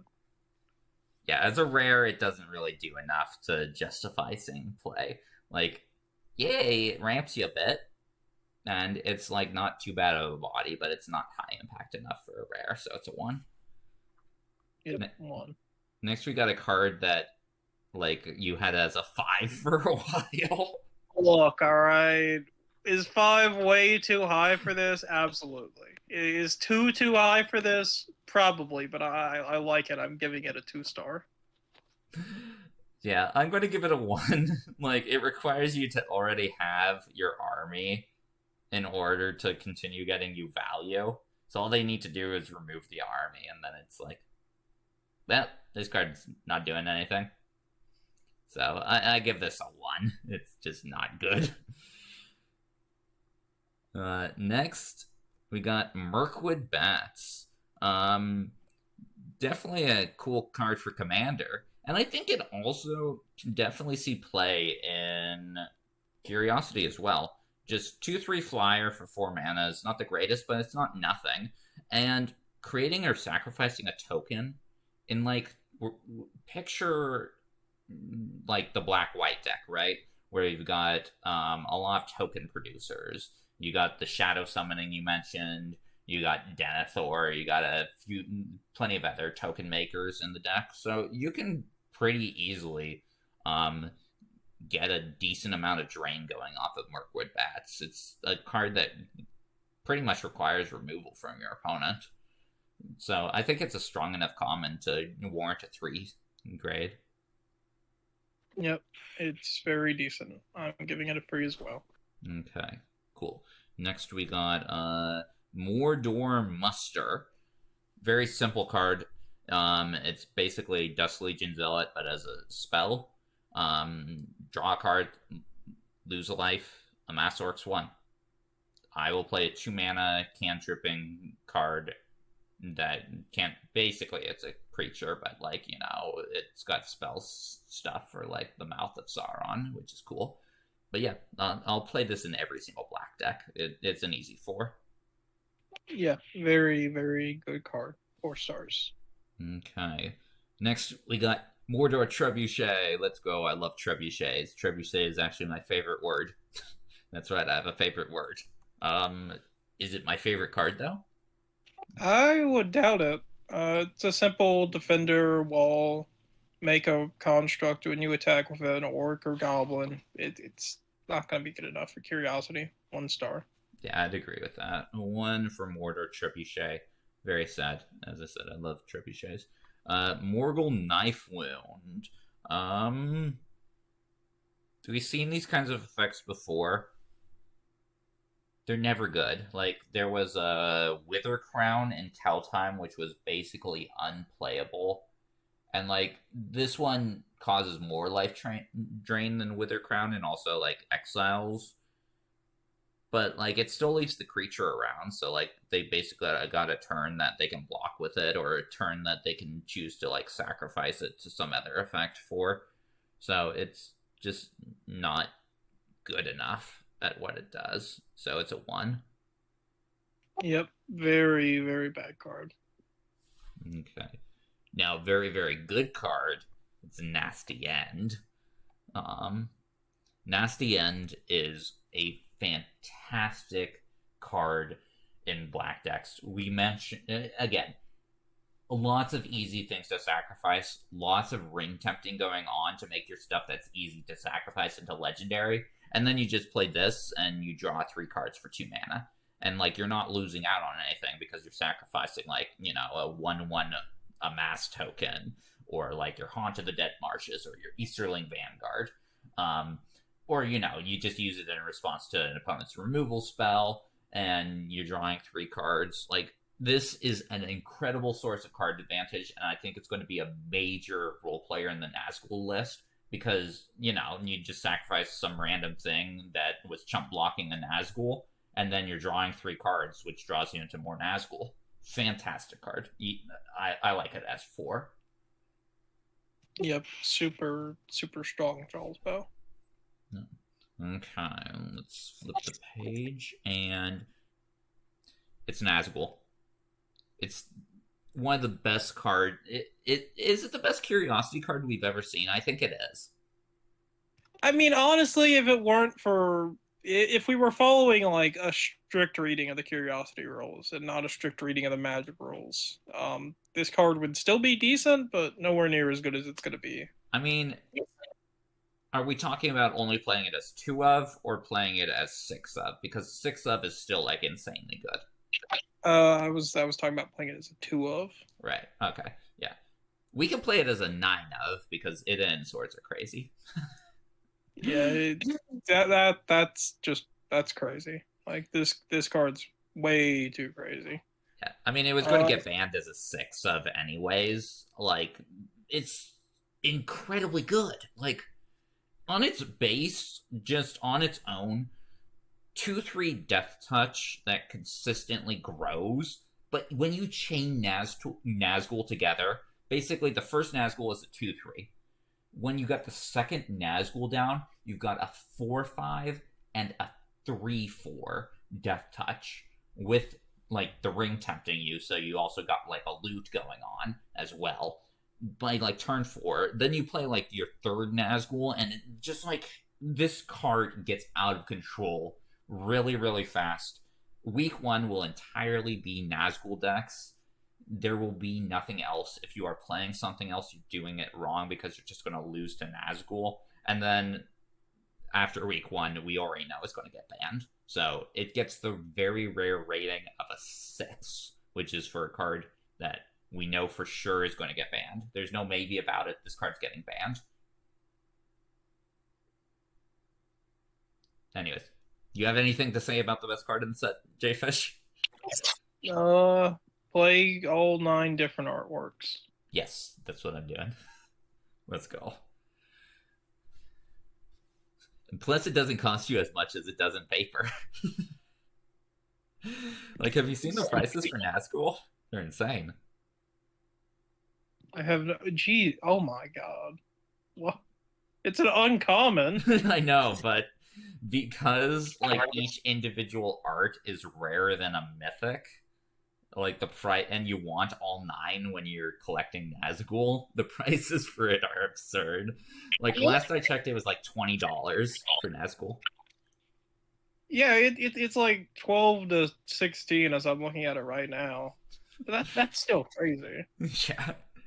Where was my $40 secret lair with all the Nazgul? Or no, just buy Gandalf the Grey, slip on the ring. Birthday it's actually Gandalf Friend to the Shire, the card that we've already gotten 2 other like promo printings for. Yeah, but one of those was a Magic Fest promo and was actually decent. Anyways, yeah, Nazgul, best curiosity card of all time. Play it week 1, and then never play it again. Next we got Oath of the Grey Host. I think in a deck that plays Mirkwood Bats, it's an interesting card, because this creates 7 triggers off of Mirkwood Bats. So that's something. It makes a lot of tokens. So just because of that, I'll give it a 2.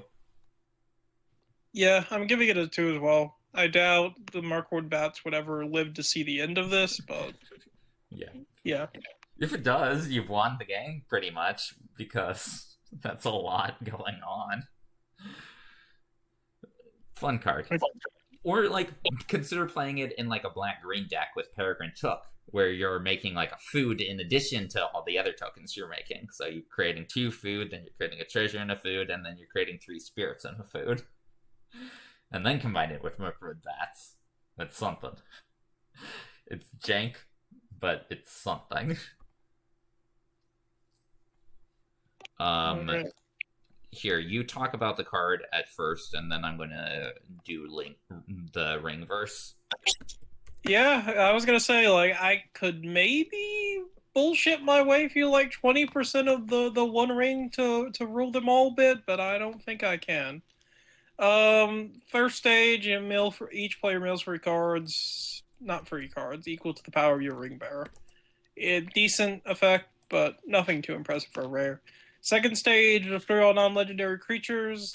Decent, but there are so many legendaries in this set. And third effect, each opponent loses 1 life for each creature in that player's graveyard. Potentially a lot of damage. This is a neat card, but nothing too impressive. 2 stars. I'd agree. Its Telegraphed Wrath is a bit janky. We've seen that before. But it can do some things. So, yeah, I agree with the 2. Anyways, here's the ring verse. I put it up on the screen for the viewers to follow along with. It's awesome. 3 rings for the Elven Kings under the sky. 7 for the Dwarf Lords in their halls of stone. 9 for mortal men doomed to die. 1 for the Dark Lord on his dark throne in the land of Mordor, where the shadows lie. 1 ring to rule them all. 1 ring to find them. 1 ring to bring them all, and in the darkness bind them, in the land of Mordor, where the shadows lie. God, it gives me shivers every single time. Like, I love Ringverse. It's amazing. Anyways, 1 ring to rule them all. 2. Here's a card that's basically been making waves in pretty much every Eternal format. It is Orcish Bowmasters, and yeah, this is going to make waves in Curiosity as well. It's one of the primary black rares you should consider playing. Just at its base, it's fine. Ping 1, make a 1/1. Yeah, sure, whatever. There's so much source of card draw in the set because of especially because of like the Tempted by the Ring second stage giving loot, that it's so easy to get a lot of value off of Orcish Bowmasters. And this card basically makes 1 toughness creatures a really risky proposition in this set. This card is amazing. It is a 5. Yeah, crazy good. Okay, so we got a 5 for Orcish Bowmasters. I'm going to get banned in all likelihood. Next, we got Orcish Medicine. Orcish Medicine, I think, will be a very important card in Week 1 because you're playing Nazgul, right? So you got a bunch of death-touching creatures. Like, it doesn't matter how big your Nazgul get. Like, they'll be blocked by other Nazgul and stuff. Orcish Medicine changes up the combat and the tempo of the game significantly. When your opponent blocks with Nazgul or attacks with their Nazgul, expecting like, we'll trade Nazgul, and you're like, Orcish Medicine, my Nazgul is now indestructible, and I also amass a chump blocker for your other Nazgul, that's a significant swing in your favor. So, Week 1, I love this card. Past that, I don't think it will see like any play, but I'm going to give it a 3 just based solely off of Week 1. Yeah, it's going to be really great while we have Nazguls. I'm going to give it 3 as well. Okay. This one also important with Nazgul, although it will see plenty of play without Nazgul as well, I think. Sam's Desperate Rescue. Simple, raise dead, that gives you a ring tempt. We saw how, like we talked about earlier with Birthday Escape, how these kinds of cheap ring tempting effects that also like basically cantrip are strong. With Nazgul, like your Nazgul dies. you return Nazgul back, and you play Nazgul again. Because Nazgul is such a strong card, raised dead effects significantly raise in value, especially since the whole ring tempting thing like works with the other Nazgul that you got out. So like, you know, you return one Nazgul, the rest of your Nazgul get bigger, and then you just play the other Nazgul. Like, fantastic card for the Nazgul week for sure, but it will also probably see a good amount of play in black decks in other weeks, just because, you know, getting your best creature and also getting a ring tempt, it's good value. So I like Sam's Desperate Rescue at a 4. I think it's going to be a very pivotal card for black. It's very good. I don't quite like it as much. I'm only going to give it a 3. Okay. Will it play as a 4 for Nazgul week though, Jayfish? I don't know. Maybe. Possibly. Okay. Probably. Next we got Sauron the Necromancer. Sauron as he appeared in the Hobbit series. Or I say series, but I'm going to ignore the movies because they weren't that good. In the Hobbit book. Yeah, how is Sauron in his Necromancer form? It's fun. It's an interesting card to play with, for sure. But needing to attack means a lot of the time your opponent's just going to kill this before it does anything. I'm giving it 2 stars. Yeah, I agree with 2. I think I would probably rate it a 3 if not for the fact it was a rare / mythic in black, and it faces huge competition as a black rare / mythic. Like, we're going to see a lot of 5s in black for the rare mythic slot, and Sauron just isn't one of them, so I'll give it a 2 as well. Next we got Shadow of the Enemy. How's this? Yeah, so you mentioned the rares and mythics in black. You kind of need to be playing the good ones, and this is not one of them. But, alright, now, you could play this in Nazgul week and steal all your opponent's Nazguls, and then get more Nazguls. So, it should be a 5, but you'd say, oh no, just because you get 9 Nazguls with it, that doesn't make it a 5. So I'm gonna give it 1 stars. Okay, yeah, it's a 1. Very fitting, since this is when Sauron is at his weakest, because the ring has just been destroyed. So he's just this formless black shadow that hangs over the sky that just gets dissipated by the wind. Lore. Next we got Shelob's Ambush. Interesting combat trick. 1/2 and Death Touch is quite good stat-wise. There was a card that gave +1/+2 and Death Touch in Dragons of Tarkir. That was quite a good card. Your creatures tend to be able to do a decent job of surviving when they're like getting that +2 toughness. So as a combat trick, it can help your creature survive, but it can also just be used as kind of like similar to like a Lash of the Balrog, where you just put it on like your amassed creature, and then like you trade for an opponent's actual good creature, and then you get a food out of the deal, which, like, you know, like, that's good value for 1 mana. I also like this a lot, like with Orcish Bowmasters. Since you play Orcish Bowmasters, you use Shelob's Ambush, your like 1 damage thing is now going to be, you know, just going to straight up kill your opponent's creature. So, still, like, black faces a lot of competition in like the removal spell, like combat trick slot. Like, you only have a limited number of spells, and black has a lot of good spells. So I'll only go with the 2 on this. But it's a strong card. Yeah, agreed. Okay. 2 for Sheila. Yep, 2 as well. Next up, we got a not very strong card, Snarling Warg. Just a wolf. It's just a wolf.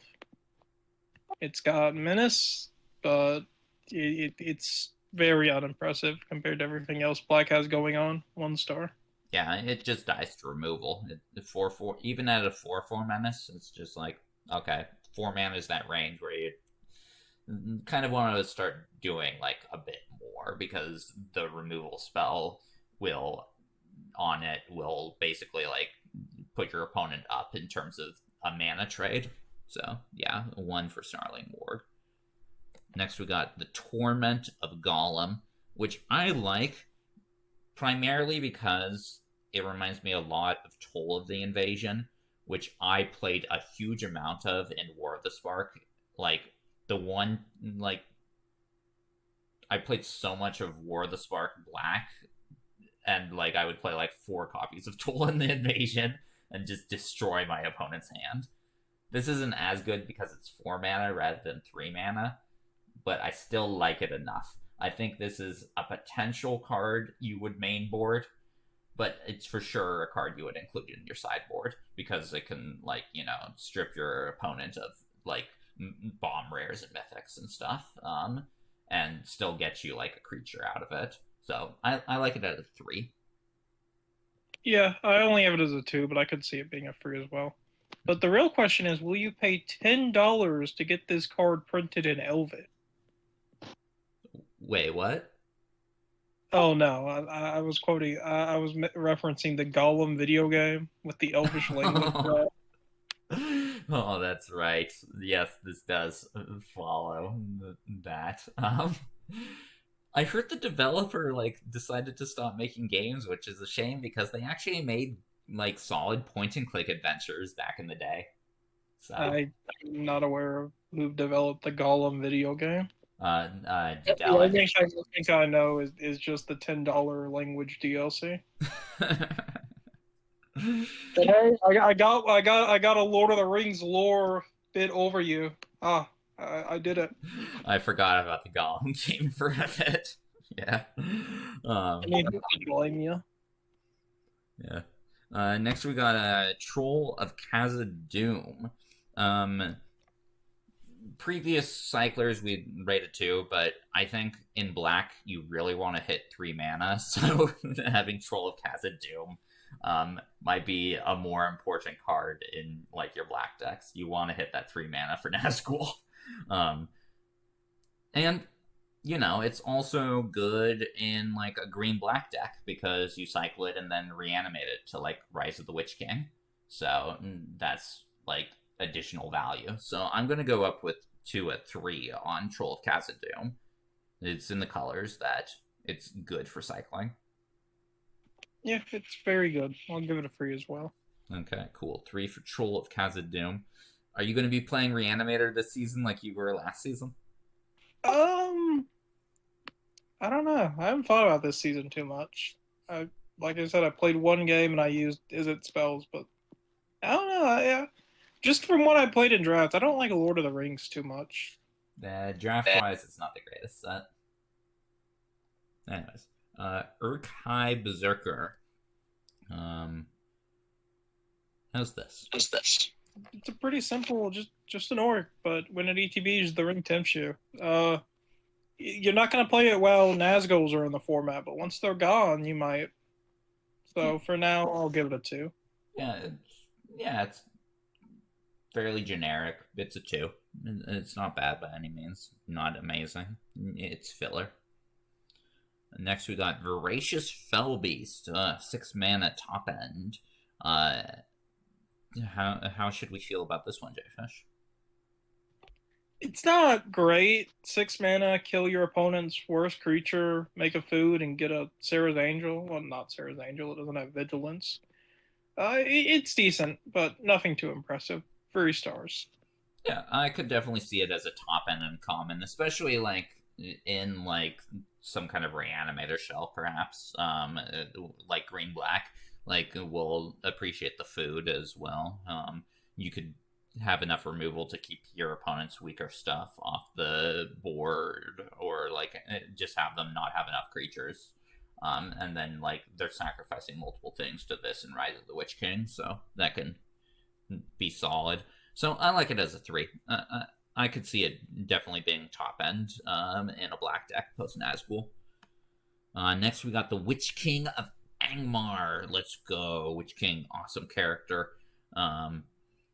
Yeah, I think this is going to be one of those premium black rares and mythics. And considering black's a very strong color, I think this card's going to get banned. Like, 5/3 flyer that you can discard a card to give it indestructible. This card is really hard to kill. Like, yes, there's Smite the Deathless, which is the whole flavor win of the set. Love that. But outside of that, like, that's it. Basically is large enough that it will survive any creature combat and kill your opponent's thing when you give it indestructible, so your opponent has to watch out for that. And it's fairly resilient to removal, especially black removal. I think being resilient to black removal is going to be big, especially in week 1. And the ability of having that no mercy thing going on. If your opponent gets in with their Nazgul, well, they're going to just have to sacrifice their Nazgul. So that's quite nice. And it's a Wraith itself, so it does actually get buffed by Nazgul, because Nazgul don't just buff out their Nazgul, they buff Wraiths as a whole. So this can end up being a big threat. And being indestructible can actually block the Nazgul as well, because the indestructible can survive the Death Touch. So I give this a 5. I think this is a very important rare and mythic in black. Yeah, I was going to give this a 4. I wasn't totally in love with it, but seeing as you only need to win a week to get banned in Lord of the Rings, I think I'm going to raise it to a 5. Yes, I think normally it would be a 4, but I think it's going to be one of the main rares you play, especially during Nazgul week, so I give it a 5. Okay, that brings us to the end of black, ending off on a high note with Witch King of Angmar. Then we got a low note to start, red. Tell us about Battle-Scarred Goblin. Yes, we will get right into that. After Yes, we will. Yes, that is true. Let's talk about Battle-Scarred. So yeah, Battle-Scarred Goblin. Tell us about this, Jayfish. It is better than the Goblin from the starter deck that I think is legal. I'll have to fact check that later on. It is legal. You are correct.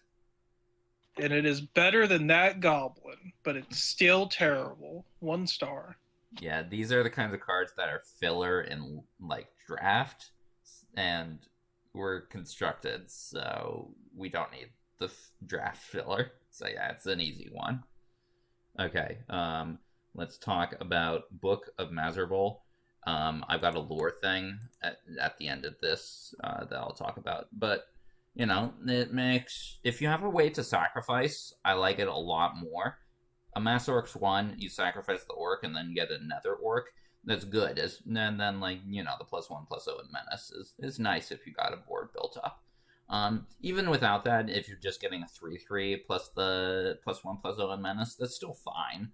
But I do think you want it with some sacrifice stuff. But in the deck you're playing it, and you're probably playing it in like black-red, so you definitely have plenty of sacrifice effects. Still, it's not anything too exciting, so I'm only going to give it a 2. But it's not a bad card by any means. Yeah, decent. Okay. Could give you one pretty big push turn on like turn 5 if you get this down on curve, but it's not too impressive. Oh. Are you also a 2 on it, or you lower? Yeah, 2. Okay. Lore-wise, I mainly want to talk about the 3rd chapter, because it's an excellent melding of Lord of the Rings and magic. The Book of Mazarbul, for viewers who don't know, when the Fellowship is in the Dwarven city of Khazad-dûm, they basically encounter the grave of, I believe it's Balin, is the dwarf there. Sorry, I should know this off the top of my head, but I believe it's Balin. And they find this book that basically tells like how the dwarves were trying to retake this ancient dwarven home, but like the orcs had basically, there were too many of them. And then the final like big line is drums in the deep. The drums representing the orcs being like marshaled to war and stuff. Now, orcs are also known as goblins. Orcs and goblins are the same thing in Lord of the Rings. There's no difference between the two. The +1, +0, and menace, the whole menace thing is a reference to goblin war drums. Are you familiar with that card, Jayfish? Yeah, I think so. It was like yeah, I've definitely seen it. Yeah. I just can't remember too much detail off the top of my head. It was the original thing that gave menace. Like, it before menace was a keyword. Like, goblin war drums was this, like, I believe it might have even been in the like alpha set. It gave menace to all your creatures, pretty much. So goblin war drums, they're making a reference by giving like menace there. So it's a really cool melding of magic, like history, and also Lord of the Rings lore. So I love that third chapter. It's great. So yeah. Anyways, moving on from Book of Miserable. That's just me gushing about the sagas again. We got Breaking of the Fellowship. Yeah, Breaking of the Fellowship. It's not as good as people would think off the top of their head. This card is basically Mutiny from the Ixalan sets, which was a completely unplayable card. This is 1 mana more. It does give you a ring tempt, but it's not good as removal. It's just too situational, and you're basically killing off your opponent's second best creature is what you're doing, which, you know, killing off their second best thing was not that great. So, Breaking of the Fellowship's an easy one, in my opinion. Yeah, 1. I will say, having lost a draft to this, very annoying to figure out what is doing damage to what. How'd you lose a draft to this? I had Orcish Medicine in hand and wanted to give the creature that would have been taking the damage indestructible, but like it just gives you a red and blue line, so good luck figuring that out. Okay. Oof. Bad luck. I mean, I compensated for the event because WotC support is great. Like, oh yes, they're fantastic when it comes to support for issues like that. I've never had them refuse a refund for any of my stuff. There was one time I didn't even ask for a refund. I just said, hey, this event kind of sucks. And they're just like, here you go. Here's a refund for the event. And it's like, I didn't even ask for this, but thanks. Anyways, Cast into the Fire, the climactic moment in Lord of the Rings. It's a sideboard card, but it's a great sideboard card because it exiles an artifact that's hugely important because the ring is indestructible. Plus, like, the whole, like, deal 1 damage to each of up to 2 target creatures, and also increases its sideboard viability. Like, you bring this in against, like, red-white humans, for example, and you're feeling good. But this is a card that I think every red deck will want in its sideboard just because of the One Ring and also Palantir of Orthonc. Like, those are important enchantments you need to get rid of. So, I give it a 3. It's a sideboard staple. Yeah, this will definitely see a lot of sideboard play. I'm giving it a 3 as well. Can also exile your own ring if it gets too big. There's better ways of getting rid of your ring. We'll talk about it later in red. But last resort option. Next we got Display of Power. It's a cool effect. Yeah, this is like we see all the time rares that care about copying spells, giving spells flash. It feels like all the time they're not good enough for Curiosity. 1 star. Yeah, you're not really going to be casting multiple, so this is really just like, you know, it's your standard fork, which is, yeah, unplayable. It's a 1. Okay. Turn the page to get Aylmer, Marshal of Rohan.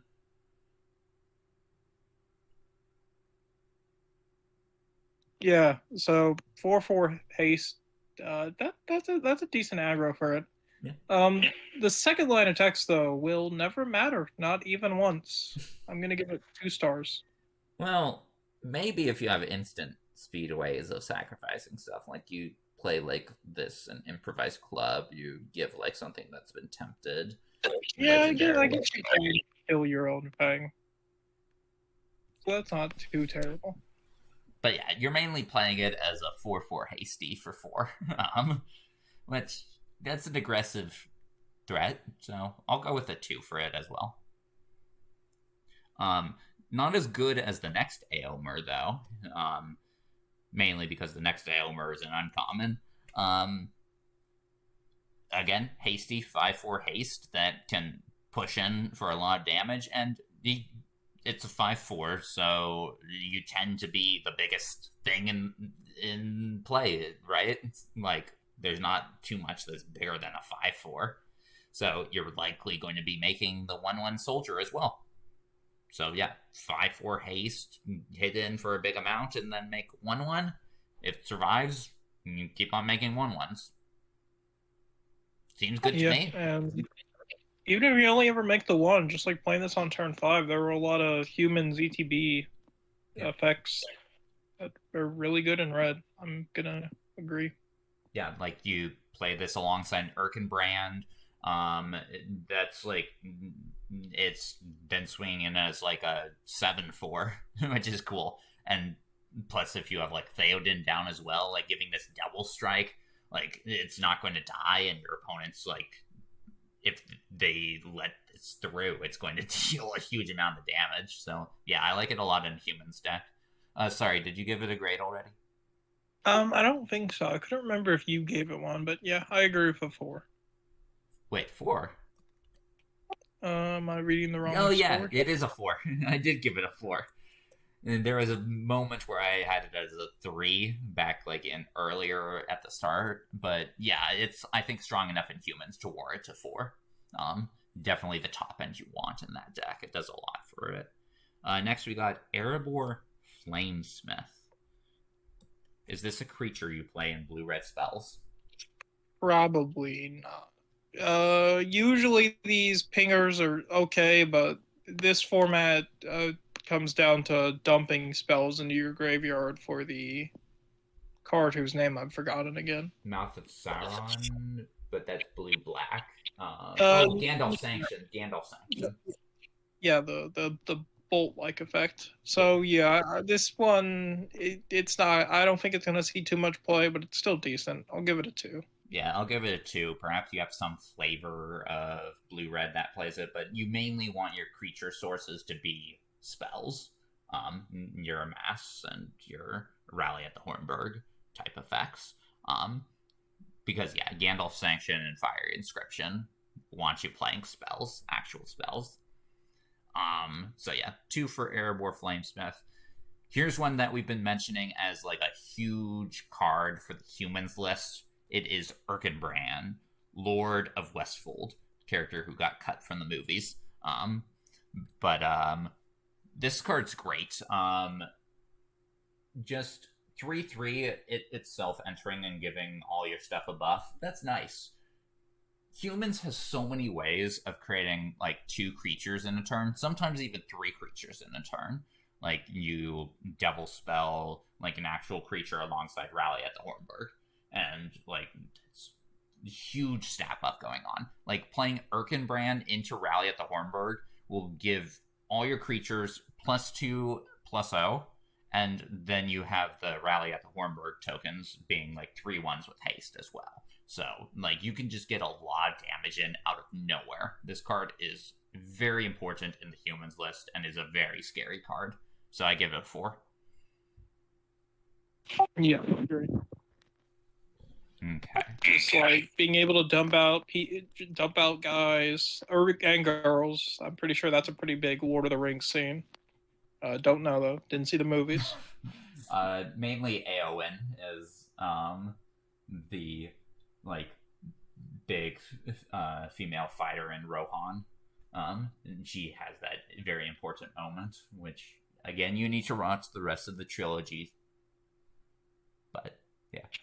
But yeah, so like just dumping out people, pumping your board, giving them double strike, and then just smacking in for a ton of damage. It's going to be super good. Yeah. Fantastic. Speaking of a ton of damage, but will never actually resolve, we move on to our next column, full of Andros? Yeah, I think that's right. Yeah, 3 mana enchantment that doesn't do anything, and then whenever a creature an opponent controls is dealt excess non-combat damage, amass X orcs where X is the excess damage, and you can pay 8 mana to deal 7 damage to target creature. You're never gonna do anything with this card. 1 star. Yeah, I mean, if you get to 8 mana, this card will win you the game, but it requires you to get to 8 mana. So, yeah, it's a 1. Next we got Fear, Fire, Foes. Yeah. I always like, it's not quite a fireball, it's like a heat wave. Not heat wave, sorry, heat ray.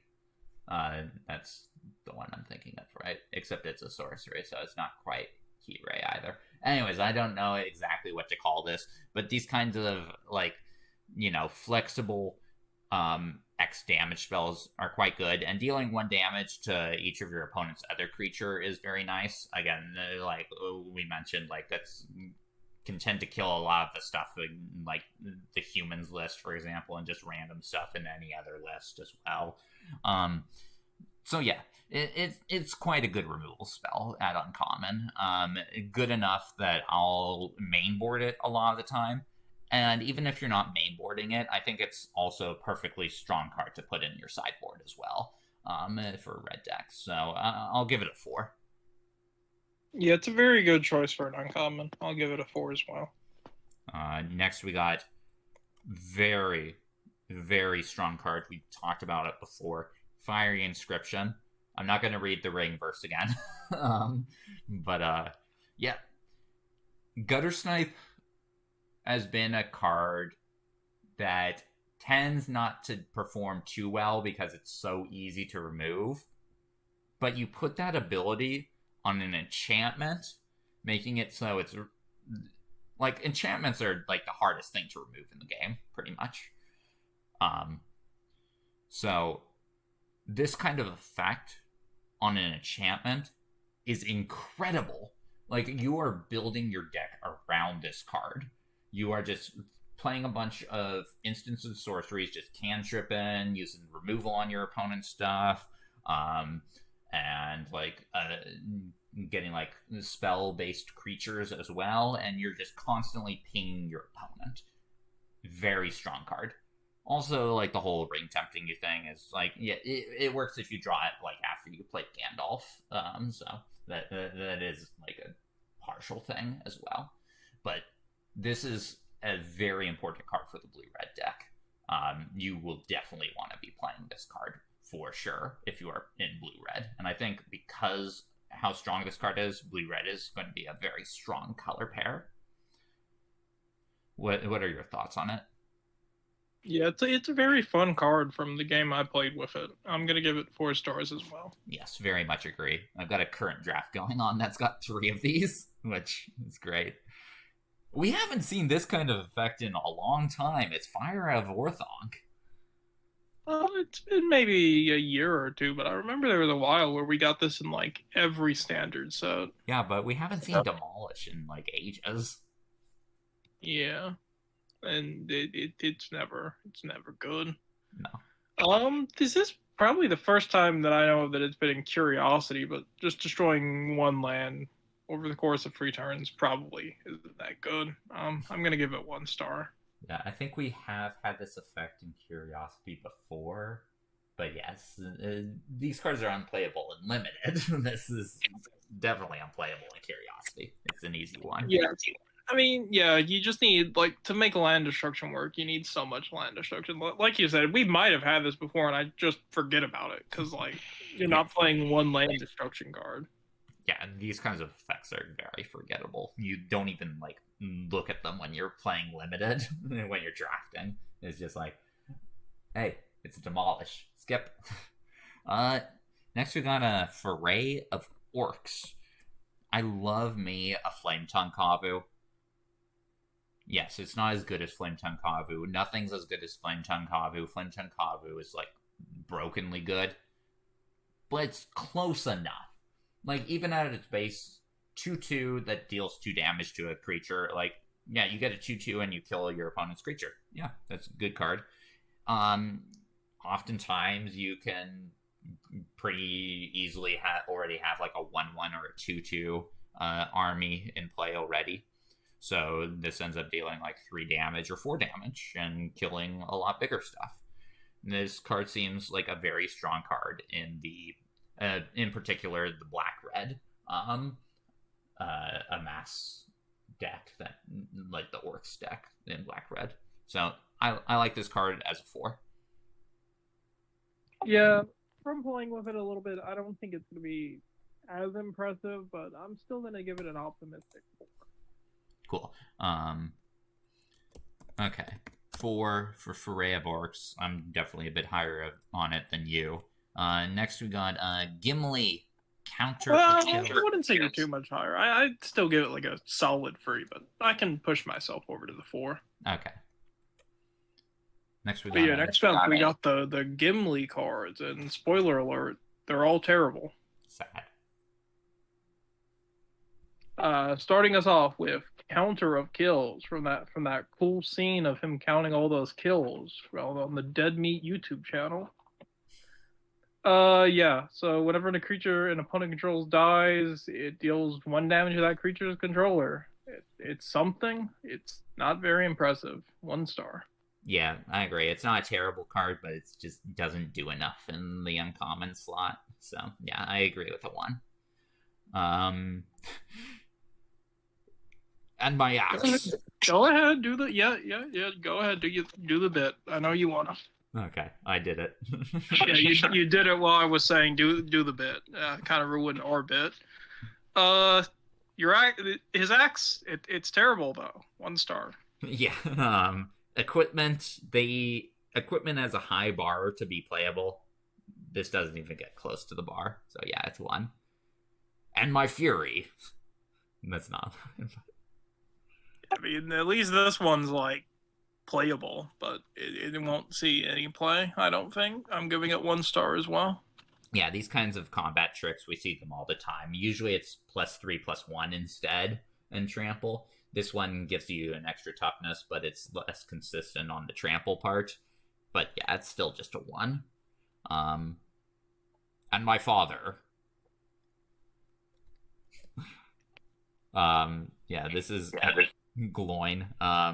He doesn't really do too much, like getting a random treasure every now and then, and goad, which is interesting in like a set that's designed for like 1v1.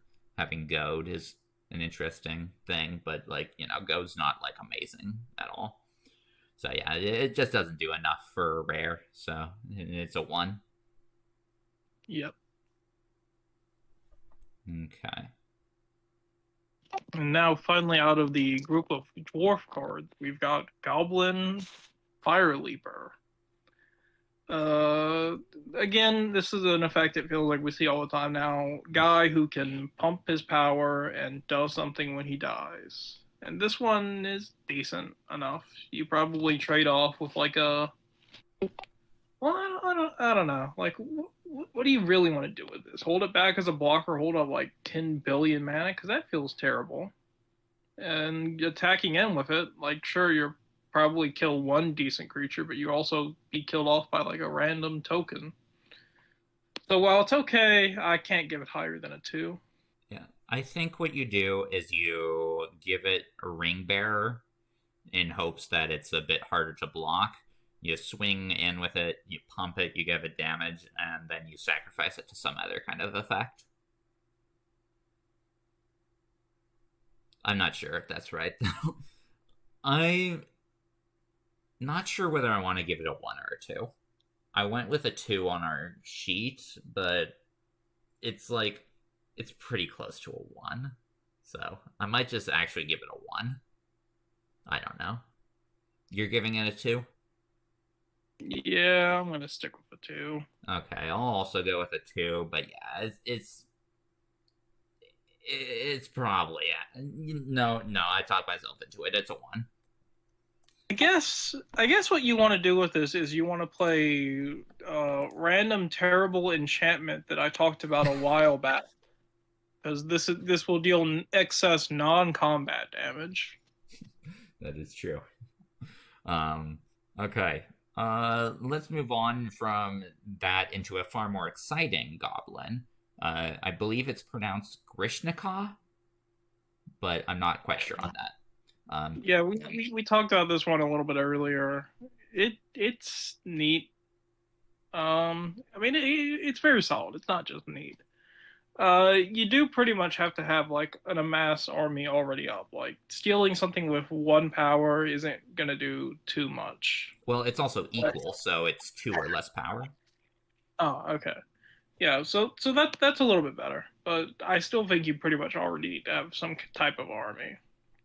Still, though, like, very solid. I'm going to give it 4 stars. Yeah, I agree. It's great if you got any sacrifice stuff going on, because it basically gives you 3 bodies to sacrifice, including, like, a legendary body, which is good to sacrifice to Nasty End. Like, you play Grishnikov, I don't know, you sacrifice, like, the thing you steal to some random thing, card you got, and then, like, next turn you sacrifice your Grishnikov to Nasty End and draw 3 cards, like, and then maybe you sacrifice the amassed orc as well sometime later down the line, or you just leave the 2/2 and play, like, that's fine as well.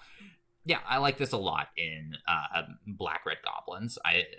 Goblin orcs. I think it's going to be a very important card in that list, especially because I'm pretty sure it's the only. Well, actually, there is another Act of Treason, but it's one of the mythics from the starter decks with the Sauron. But it's one of the few Act of Treason effects that we have in the set. So I think that's going to bump up its playability even more. So yeah, I agree with the 4 for Grishnikov. Next we got a. What do we got next, Jayfish? Horadrim Spearmaster? Sounds right to me.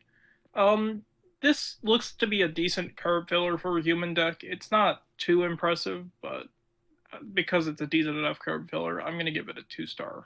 Yeah, it's curve filler. Maybe you bring it in on the sideboard to, like, my opponent has, like, Athelian Kingfishers in their deck. Sure, I'll bring in my Horadrim Spearmaster. Like, that blocks them and does stuff. But yeah, not too exciting, so it's a 2. I mentioned earlier there was a card that could, like, that would be considered the worst. Never mind, this is actually the worst card in the set. Yeah, this is the staple, the first mythic I open 4 copies of every time. Hue of the Entwoods, and I'm not even gonna reread this thing to review it to you guys. Just 1 star. Let's move on to a good card. Yep, and quite an important card as well. Improvised Club. We've seen this effect before. This is another very similar effect to a War of the Spark card, except this time you can also sacrifice an artifact, which is important. You got a bunch of stuff to sacrifice, and dealing 4 damage to any target is quite good. When your opponent's... Sure, you can use it as removal, but also when your opponent's low enough on life, you could just, nug your opponent for 4 damage. Like, that is something your opponent will have to watch out for. And that kind of flexibility is nice. Also, when you're low enough on life, there might be a certain artifact you need to talk about that. Yeah, so when I was playing that blue-red spell match, I was playing the One Ring, obviously, because every deck should be playing the One Ring, but we'll get to that later. And yeah, when you start dealing 5 damage to yourself a turn, you're gonna need a way to get rid of that. And I was not playing Improvised Club. I should definitely have been playing that. Did you draft it? No. This was during my match against Ditto. Oh. So we both originally had this card down as a free, but I'm gonna raise my score to a 4. I could see that. I could definitely see that. Yeah, I actually agree with you. I will also raise my up to a 4. Yeah, because even without the ring, like, this is a really good effect for red. Yeah, like, it's a 3 normally, even without the ring, I would say. With the ring, yeah, I'd agree with the 4 for Improvised Club. We'll talk a bit more about the One Ring when we get to it, but yeah, good card. Should be in every deck where you're playing the One Ring. Like, you're wrong to play the One Ring without this card, in my opinion. Next we got Moria Marauder. In an Orcs and Goblins deck, it's solid enough. The rare, like, just it provides decent card advantage. Like, it doesn't need to do any attacking itself. Although as a 1/1 Devil Striker, it takes like buffs well. And yeah, it just gets you a bunch of cards if you're attacking with like your armies and all your other Orcs and Goblins. Still though, like, I can't put it too high. It's decently vulnerable to removal, but I'm willing to give it a 2. Yeah, I mean, this is a good ring bearer, but I don't like these. I mean, I like impulse draws as an idea, but I don't like them in this scenario because I feel like too often I'll be exiling stuff that I want to play later than when I hit it. But I think I probably should give this a 2. Yeah, I think it at least warrants a 2. I don't think it's completely unplayable at all. So yeah, 2 for Moria Marauder. Next we got Oliphants. Let's go. Yeah. Oh wait, this is a cycler you're talking about first. Okay, go ahead. Yeah, this one's decent. Mountain Cycler, the cycle, trample, always nice. Whenever it attacks another creature, gains trample, always nice. Solid, if not too impressive, 2 stars. Yeah. Yeah, it's not an exciting one, but it's a cycler, so it automatically gets a 2. Okay. Next we got Ologhai Crusher. What about this one? It's a 4/4 trampler for 4 that can't block. I don't think you'd often want to block with it. I mean, it can block if you have a goblin or an orc. It just doesn't seem like it's going to be too impactful. I mean, could be totally wrong, but I'm giving it 1. Yeah, I mean, it's basically like Snarling Orc from Black, right? Like, it's a 4/4 with like some kind of French vanilla keyword and also like Goblin Orc like benefit going on. But yeah, that's just a 1. It doesn't have enough impact, and it does get into the mana value where a removal spell puts your opponent ahead. Okay, so 1 for Ologhai Crusher. Then we got Quarrel's End. It's the staple Tormenting Voice with upside. 3 mana. It makes it a little bit too expensive to really see too much play, though. I mean, it is nice to get a creature to be a ring bearer, but there are other ways to do that. It's definitely too expensive for an actual human deck, but blue-red would maybe play a copy, but they also have the 5 mana draw free that just seems better. Yeah. I'm giving it 1 star. Yeah, they have better sources of draw, so I agree with 1.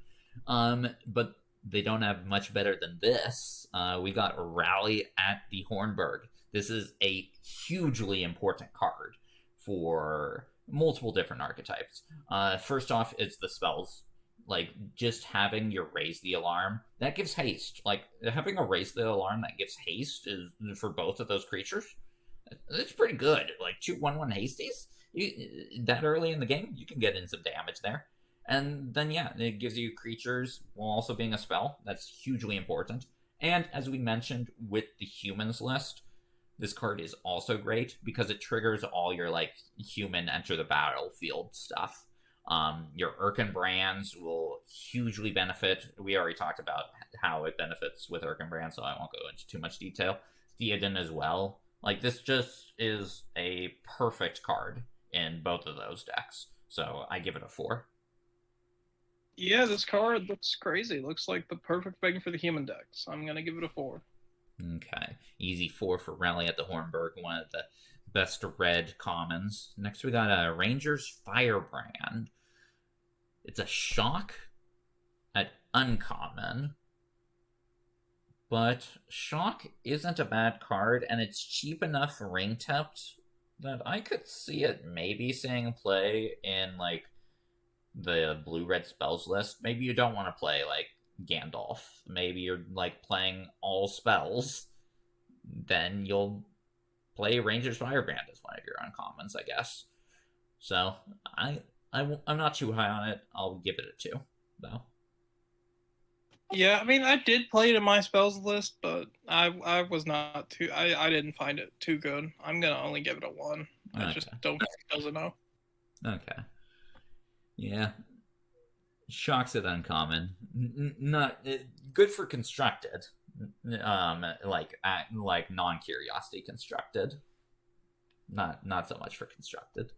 Next we got this guy, Relentless Rohirrim.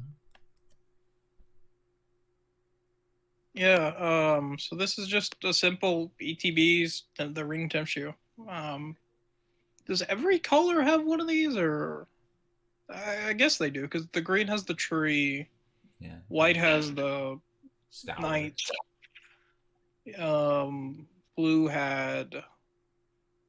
Does blue have anything? Yeah, I can't remember the blue one. Blue might not have one. It's got Birthday Black... Escape.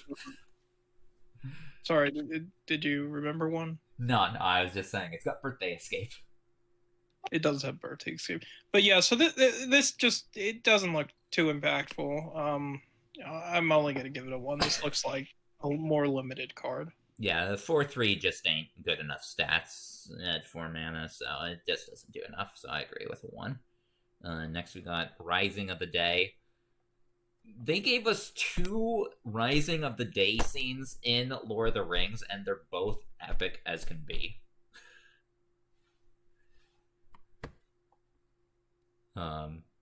But is the card epic?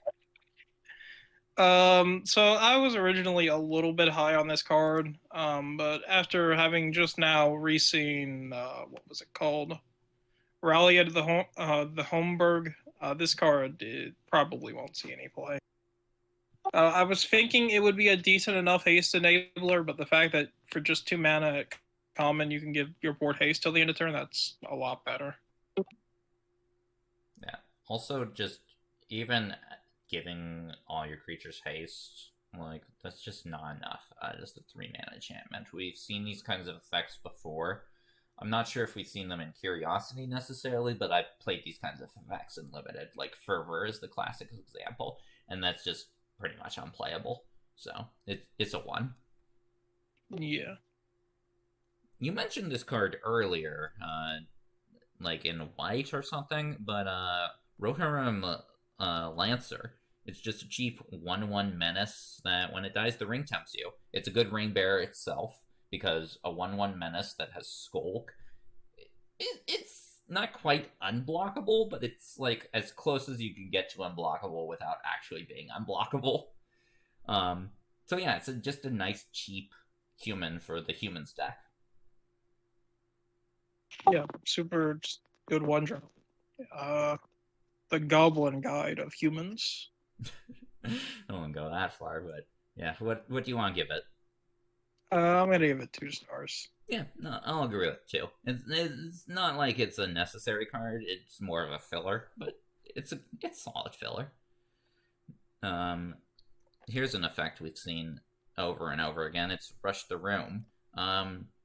You do not want to be using this to give something haste. Like, if you're using this effect at sorcery speed, that feels so bad, doesn't it? Yeah, the best you can do with this is to play 1 copy in your sideboard, so that during games 2 and 3, your opponent always has to play around 1 open red mana. You know what? I am a fan of the 1 of combat trick in your deck that makes your opponent like constantly have to question combat.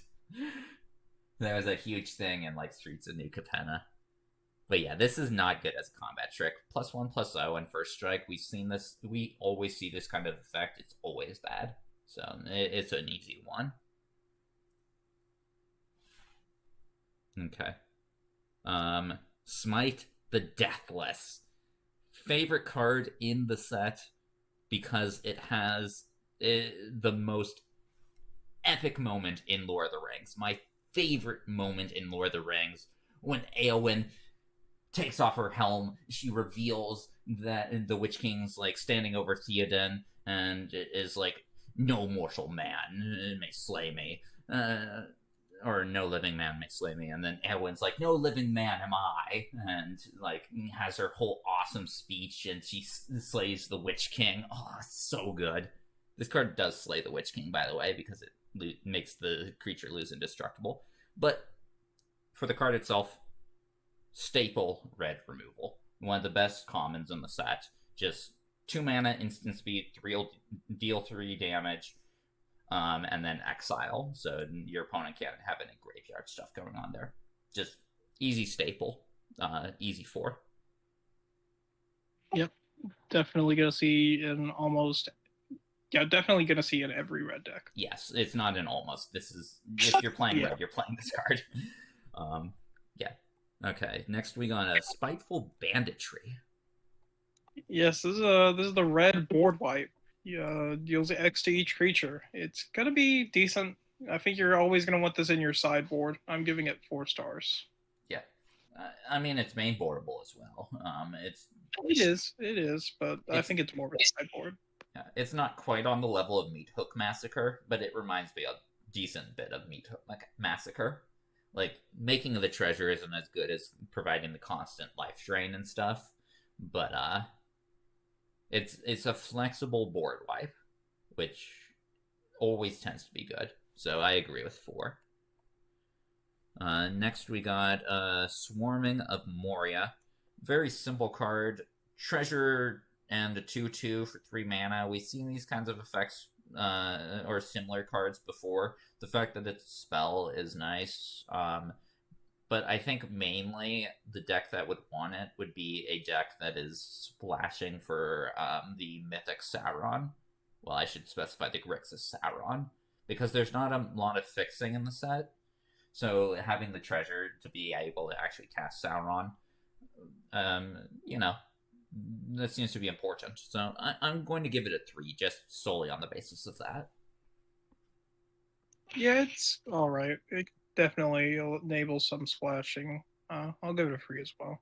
Yeah. There's not really many splash cards that do enable splashing in this set. So kind of important on that front. Next we got There and Back Again. Now, it's a bit slow, that's for sure. The first ability, it's fine. Like, it allows you to push through for some damage. That's for sure. Second ability is close to useless. You already spent 5 mana to get to get like a mountain isn't going to really do much. Like, sure, in like a red-green deck, it can like double trigger your Strider, but that's not great. But the Chapter 3, creating a 6/6 hasty dragon. Now that is something. Like, a 6/6 flying haste is a very big threat. The whole 14 treasure token thing is also very fun. I don't know, and like you play that in a black-red deck with like Mirkwood Bats. Like if your opponent can't kill Mirkwood Bats when like this is on Chapter 2, your opponent's like straight up dead because you like deal 14 damage to them, and then actually you can deal 28 damage to them since sacrifice as well. So it's a very funny card from that front. I'm willing to give it a 3. It might play more like a 2, but I think it's a fun enough card. I'm only going to give it a 2, but for like the same reasons. I do want to see somebody kill somebody with Mirkwood Bats off of this, though. That would be hilarious. Okay. It's our final wed. I'm become a Porky Pig. It's our final red card, Warbeast of Gorgoroth. Yeah, just a big creature that leaves behind a tiny creature when it dies, or when another big creature dies. I don't think this will be too impactful, but I think it could see a little bit of play. I'm going to give it 2 stars. Yeah, I'm only going to give it 1 just because I don't think Big Red is going to be that strong. And I think at the high end, you'd rather, like, just be playing your cyclers. Like, sure, they cost, like, 1 more mana, but, like, if you're playing that kind of deck, you should have some ways to ramp to that point. So, I'm only going to give it a 1. Okay. That brings us to, unfortunately, the weakest color of the set. Green has not been doing hot and limited. It can do better in constructed, though, because you actually get to, like, you know, choose just the best green cards when you're playing green. But, well, let's go into the ratings. Let's start off with Bag and Porter. It's a 4/4. It's bigger if you have legendary creatures. I don't think it will see any play. 1 star. Yeah, it's basically in the same place as, like, the Snarling Warg and that troll that, like, the 4/4 troll that has trample. It's just not... It's limited filler. You don't play it in Curiosity. So yeah, I agree with 1. I got a lore thing to talk about with this card, but go ahead and let's talk about the card first.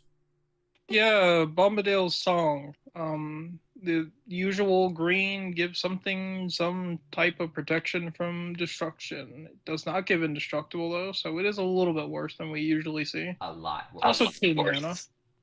But I still think it will be decent enough to see some play. I'm giving it 2 stars. I'm going to give it 1. I do not want just +1/+1 and hexproof. That really does not protect you in combat. It only really protects you from removal spells. So I don't think it warrants a spot in the deck, so I'm going to give it a 1. Also, the ring tempting you with Tom Bombadil, he's immune to the effects of the ring. Like, the ring does not impact him at all. Now, exactly who Tom Bombadil is like up for debate, and why he's unaffected, again, up for debate. But he is unaffected. The ring should not be tempting you. So, also a lore loss for this card. But yeah. Next we got Brandywine Farmer. It makes a lot of food tokens, so, like, if you're, like, playing some, like, green-black sacrifice list, then, like, it gives you, like, 3 things to sacrifice. But it's a 3-mana 1/1. Like, that does not have enough board impact to be playable, in my opinion. What do you think? Yeah, it makes a lot of food, but it just isn't good enough. I'm only giving it 1 star. Yeah, I agree with a 1. Next we got Celeborn the Wise. Galadriel's husband is basically all he is. Don't hurt me, Celeborn fans, but he is basically just Galadriel's husband. Yeah. Sorry. Yeah, I mean, it's a decent card for elves. Whenever you attack with 1 or more elves, scry 1, and whenever you scry, he gets +1/+1 until the end of turn for each card looked at this way. So just attack him by himself, he's a 4/4. Presumably you're going to have some other ways to scry, though. Yeah. Problem is, just like 1 big guy, that's easy to chump block. So I can't go higher than a free. Yeah. Yeah, he is easy to chump block, but I think the main thing is the whole, like, he guarantees you a scry every combat, which the deck does like. So I agree with a 3. He's definitely an uncommon you're wanting to play if you're deciding to play the Elves deck. So yeah, 3 for Celeborn the Wise. Next we got another elf card. It is Chantsment Elves. Chantsment Elves. It requires enablers, but it can get decently big. Like, just 1 scry turns it into a 3-mana 4/3. And then, like, another one, a 3-mana 5/4, and you're feeling good about that. But it is just, you know, a big creature. Dies to removal easily enough. And is in one of the weakest archetypes. So because of that, I'll give it a 2. But it's like, you're probably playing it if you're playing elves. Yeah, you play this if you're in elves, but nothing else besides that. I'll give it a 2 as well. Okay. Very strong card for constructed in eternal formats, but does it get there in Curiosity? No, it does not. One mana dork that you can only play one of. This will do nothing. 1 star. Yeah, like, yes, if you get it turn 1, you feel good about yourself. If you get it any other turn, you feel terrible about yourself. So leave it for Modern and Commander. Also historic. I think this is doing waves in historic. Probably. It is one of the best mana dorks of all time. So, maybe the best? Besides, like, Deathrite Shaman. I mean, this is definitely better than Deathrite Shaman. Okay, Deathrite Shaman in a format with fetch lands. Deathrite Shaman is better. Is he, though? I don't think Deathrite Shaman he's playing Modern anymore. Well, that's because he's banned in Modern. Oh, is he? Yeah. The banned list is one I don't really keep track of. Like, finding out Yorion was banned like 2 months ago just threw me for a loop. Like, what? Yeah. Still, though, one of the best mana dorks in constructed of all time. Next, we got Dunedain. Dunedain? I forget how to pronounce this. Rangers. The fact that it doesn't consistently get you a ring tempt sucks. So, oh wait, this is your part to talk about. Sorry, Jayfish. Yeah, but you've summed it up pretty well. It's just too situational. 1 star. Yeah, I agree with a 1 on the Rangers. I was thinking, oh, I probably need to be the one to pronounce this, since Jayfish will probably be hopeless if I'm not doing well on this. And then I could have got Dunedain. That was doable. But moving on to Elven Course, a very fun card to build around, in my opinion. 4-mana enchantment, and you can play creatures from the top of your library, and creatures all become mana dorks. Looks super fun to build around. Obviously, in games 2 or 3, you might want to sideboard it out when your opponent brings in their enchantment removal, but hey, it's pretty good. 2 stars. I give it a 1. I'm never impressed with these kinds of effects. 4 mana, like, you're not getting anything the turn it comes into play. In all likelihood, I mean, I guess you got the mana dorks going on, but that would also require you to, not attack. And being limited to only creatures, like, you can only play so many creatures in your deck. So, I give it a 1. We got Elven Farsight as our next card. A card that was a lot more exciting before we got to play with the set, I would say.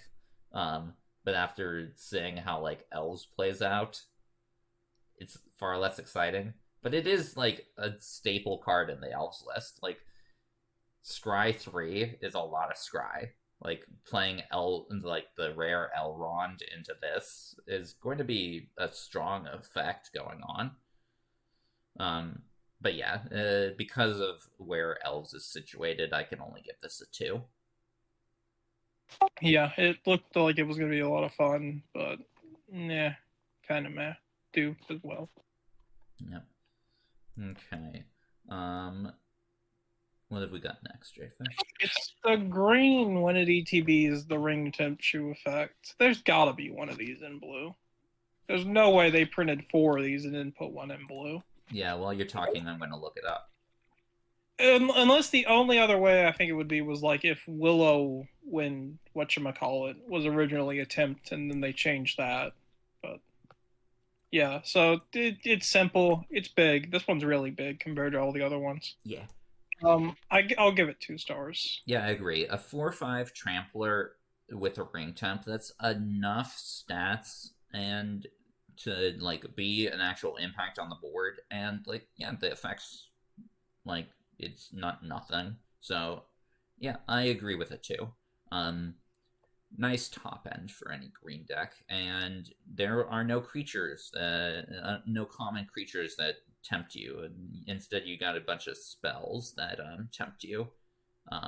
It's got like 3 commons that tempt you. 4 commons that tempt you. So blue does not have a creature, but it has spells. Yeah, that's weird. Okay. Next we got the uncommon Entish Restoration.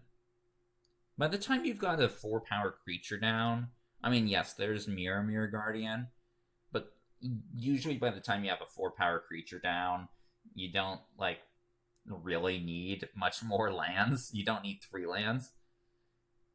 And it is just, like, Harrow, pretty much. Not really a card that you tend to want to play in uncommon, unless, like, you know, you're in a set with, a lot of landfall. Strider is not enough landfall to, you know, warrant playing this card. So I give it a 1. Yeah, I won't be doing pretty much anything 1 as well. There were better ways to fix your mana that we'll see later on. Yeah. Next we got the green removal spell of the set. It is Ent's Fury. Yeah. Now, how does it compare to, like, the other removal spells of the set? Well, it's not too bad. It cares about the creature having power 4 or greater, and by cares about, I mean if it has power 4 or greater, it gets even bigger, because you needed it to be bigger. And then you get a tiny buff until the end of turn and fight something. It's decent, especially for only 2 mana. I'll give it 3 stars. Yeah, I agree. The fight spells tend not to get into the 4 range. Like, they maybe get into the 4 range depending on the strength of green. Green's not really looking too strong this set, so it's more like a 3. But, like, if you're playing green, you're probably playing this card, right? Yeah. So, yeah, I agree with 3 for Ent's Fury. Next we got the Fall of Gil-galad. It's a lot of stuff going on for just 2 mana. Scry 2 counters, and then a fight at like either a fight or that where you win the combat and you feel fine with that, or a fight where you trade in the combat and you draw 2 cards. That's also, like, good. So it's a lot of stuff going on. That's good. You can't play this on turn 2 because then you're likely missing out on the 2+1/+1 counters. You want to have, and you also want to make sure this is a situation where you do have creatures out, so you get the +1/+1 counters and the fight. And, you know, your opponent can also, like, kill your thing in response to this because it's kind of telegraphed. But again, it's 2 mana, it's enough value. You double spell with it on, like, turn 4, and you feel good. What are your thoughts? Yeah, it's very good. Oops, sorry. Also, like, if you have a couple copies of Ent's Fury, you can always just fight another creature and then kill off your creature. Yeah, that is true. Or if you have the 1/1 Death Touch Spider, that's also really good. So, yeah, I'm going to give it a 3. Yeah. Ooh. It would probably get a higher grade if green was a better color, but as is, it's a 3, I would say. But yeah, it's definitely a rare to consider if you're in green. Unlike this next one, Fangorn. Yeah, if you're a 7-drop and all you do is ramp, I don't know. Yeah, maybe do something else. 1 star. Yeah, definitely not where you want to be. Easy one. Next we got Galadrim Bow. How about this one? The free equip is nice, but and the flash is also nice, but it's too small of a buff for the mana cost. 1 star. Yeah, like, I'm sort of tempted to give it 2 just because, hey, you could sideboard it in against flyers, but even then there's better sideboard options against flyers. We'll get to that later. But so yeah, I'll give it a 1. Next we got the guide. Galadrim Guide. Yeah, it's 4 mana, 3/4 scry 2. Like, because the whole green elves thing isn't like the greatest thing, and like this is very minimal impact. Like I'll give it a 1. Yeah, it's decent, but I don't think it will see any play. I gotta give it a 1 as well. Yeah, maybe if the elves deck was better, it would like get a 2 grade, but it is still, because of where elves is at, it's a 1. Now this next card, one of the other exciting cyclers, it is Generous Ent. As like a body, it's definitely the best of the cyclers, because a 5/7 with a reach that creates a food token is such a good defensive play. Like, your opponent ain't getting past this. It requires your opponent to remove, that's for sure. And you still get the food value even if they do remove it, so that's something. And yeah, I mean, it can also attack completely fine. Like, a 5/7 is not going to die easily in combat. And again, it's a cycler. It's in green, so it's in the colors for Rise of the Witch King Reanimator. And reanimating this thing is like one of the best things you can reanimate. So I like this card a lot. I consider it a 3. Yeah, just super good. 3 as well. Okay, which brings us to Gift of Strands. It's an aura. It's an aura with flash, but it's a 4-mana aura.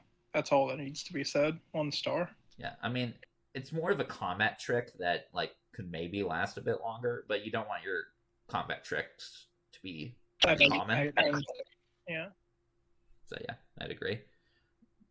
Okay, Glorfindel, straight off the bat, it just doesn't really do enough for an uncommon. It requires other scry cards. You'd rather have cards that support the deck more rather than just like generic beat stick. You have anything to say before I get into the lore stuff? Nope, I got nothing. Okay, let me take a drink because I'm going to be ranting.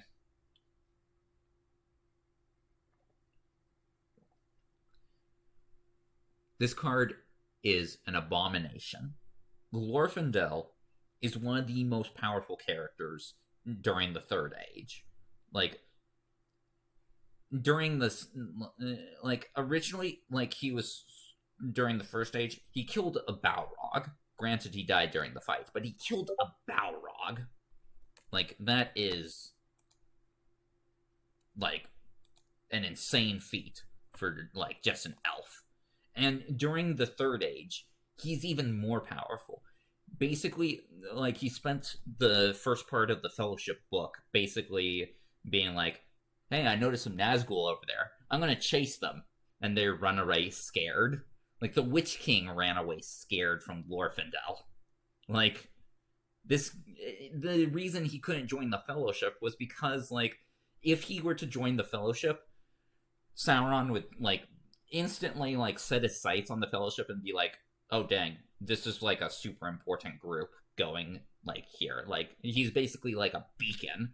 Like, that's how powerful he is. He's, like, on the level of the Mire. So, to have him be a trash uncommon is doing a great disservice to one of the most powerful characters in Lord of the Rings. So, lore score, he gets a -100. Hate him.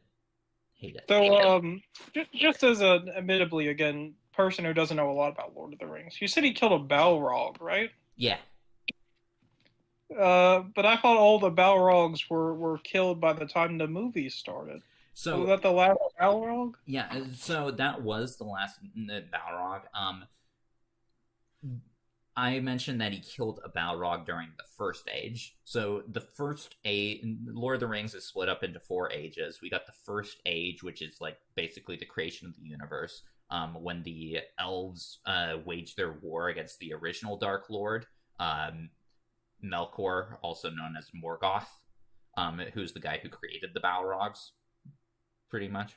The Second Age is basically the original war against Sauron and the sinking of Numenor. The Third Age is the events that we see in, like, The Hobbit and the Lord of the Rings. And then the Fourth Age is, like, after Sauron's defeated. like we're entering into the Fourth Age at the end of Lord of the Rings. So Glorfindel originally died against the Balrog in the First Age, but he was brought back to life by the Aenir. I think I'm pronouncing that right. I don't know. I've never heard it said aloud before. He was brought back to life as basically like an additional weapon to face against the forces of evil. So, yeah, Glorfindel. Alrighty then. There you go, folks. There's your lore lesson. Yeah. Next we got Last March of the Ents. It is 8 mana. Does this card justify 8 mana? Yeah. I mean, if you ever resolve this with a creature on board, which you probably won't, because even if it can't be countered, your opponent can just kill your creature in response. It's going to be fun, but yeah, I can't rate this more than a 1. Yeah, 8 mana. There hasn't been enough ramp in the set to justify playing an 8 mana card, so yeah, it's a 1. Next we got Legolas, Master Archer. The Legolas cards are kind of in a similar boat to the Gimli cards, aren't they? Where they're I think this one's decent enough. Like combining this with like the fight In's Fury, I think this card's slightly playable, if not great. I'm gonna give it 2 stars. I have been far more impressed when facing against this card in Limited than I expected. But I don't think it's in Curiosity. I think there's a lot stronger things you can be doing in your rare/mythic slot. So I'm only going to give him a 1.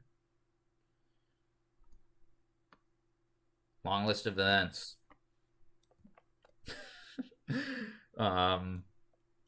You're not getting 6 counters out of this, are you, Jayfish? I am not a math person. I don't.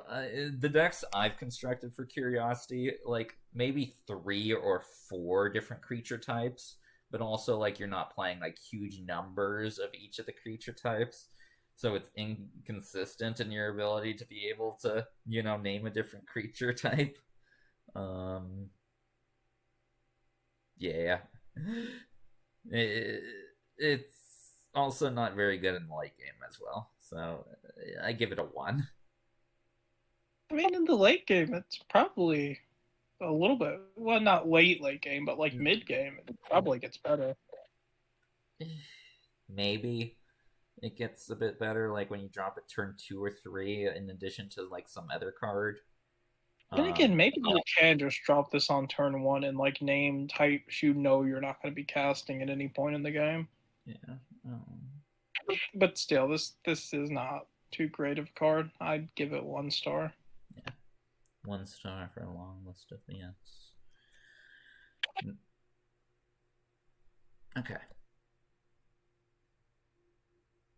What have we got next? Well, the Lothorian Lookout? Lothlorien, I'm pretty sure. Alrighty then. Yeah, how is this card? Oh, this was one of mine. I thought it was you. I thought this one was one of yours. Yeah, simple little tiny elf. Whenever it attacks, try 1 is decent enough in the early game. Yeah, 3 stars. Green doesn't look great, but this looks like a pretty good card. Yeah, I think it's going to be a very important card on your elves deck. Like, just an attack scry, like, that helps trigger all the things that you need to scry on, like your Chance-Met Elves, your Galadriel, your Elrond, and all that kind of stuff. So, and, it's a decent ring bearer as well. A 1/3 is hard to kill in combat, and the 1 power means it can skulk easily enough. So, I agree with the 3 for the Lookout. Next, we got Many Partings. Normally, I would say in like a usual set that if you're the type of person to play 17 lands, you should be playing 16 lands and playing a copy of this. Granted, in this set, you should, if you're the type to play 17 lands, you should play 16 lands, but instead of playing this, you would probably play like Generous Ent. Like you'd play one of the Cyclers instead of Many Partings. In a food deck, maybe, but even then, maybe generous. Like, I would rather play Generous Ent, but it's a maybe, so I'll give it a 2. But that's a very optimistic 2. I think it's more likely going to play as a 1 because it has that competition with the land cyclers. Yeah, I mean, I think I'd usually want to play this over the cyclers if I'm like a base green deck and I want to. Over Generous Ent?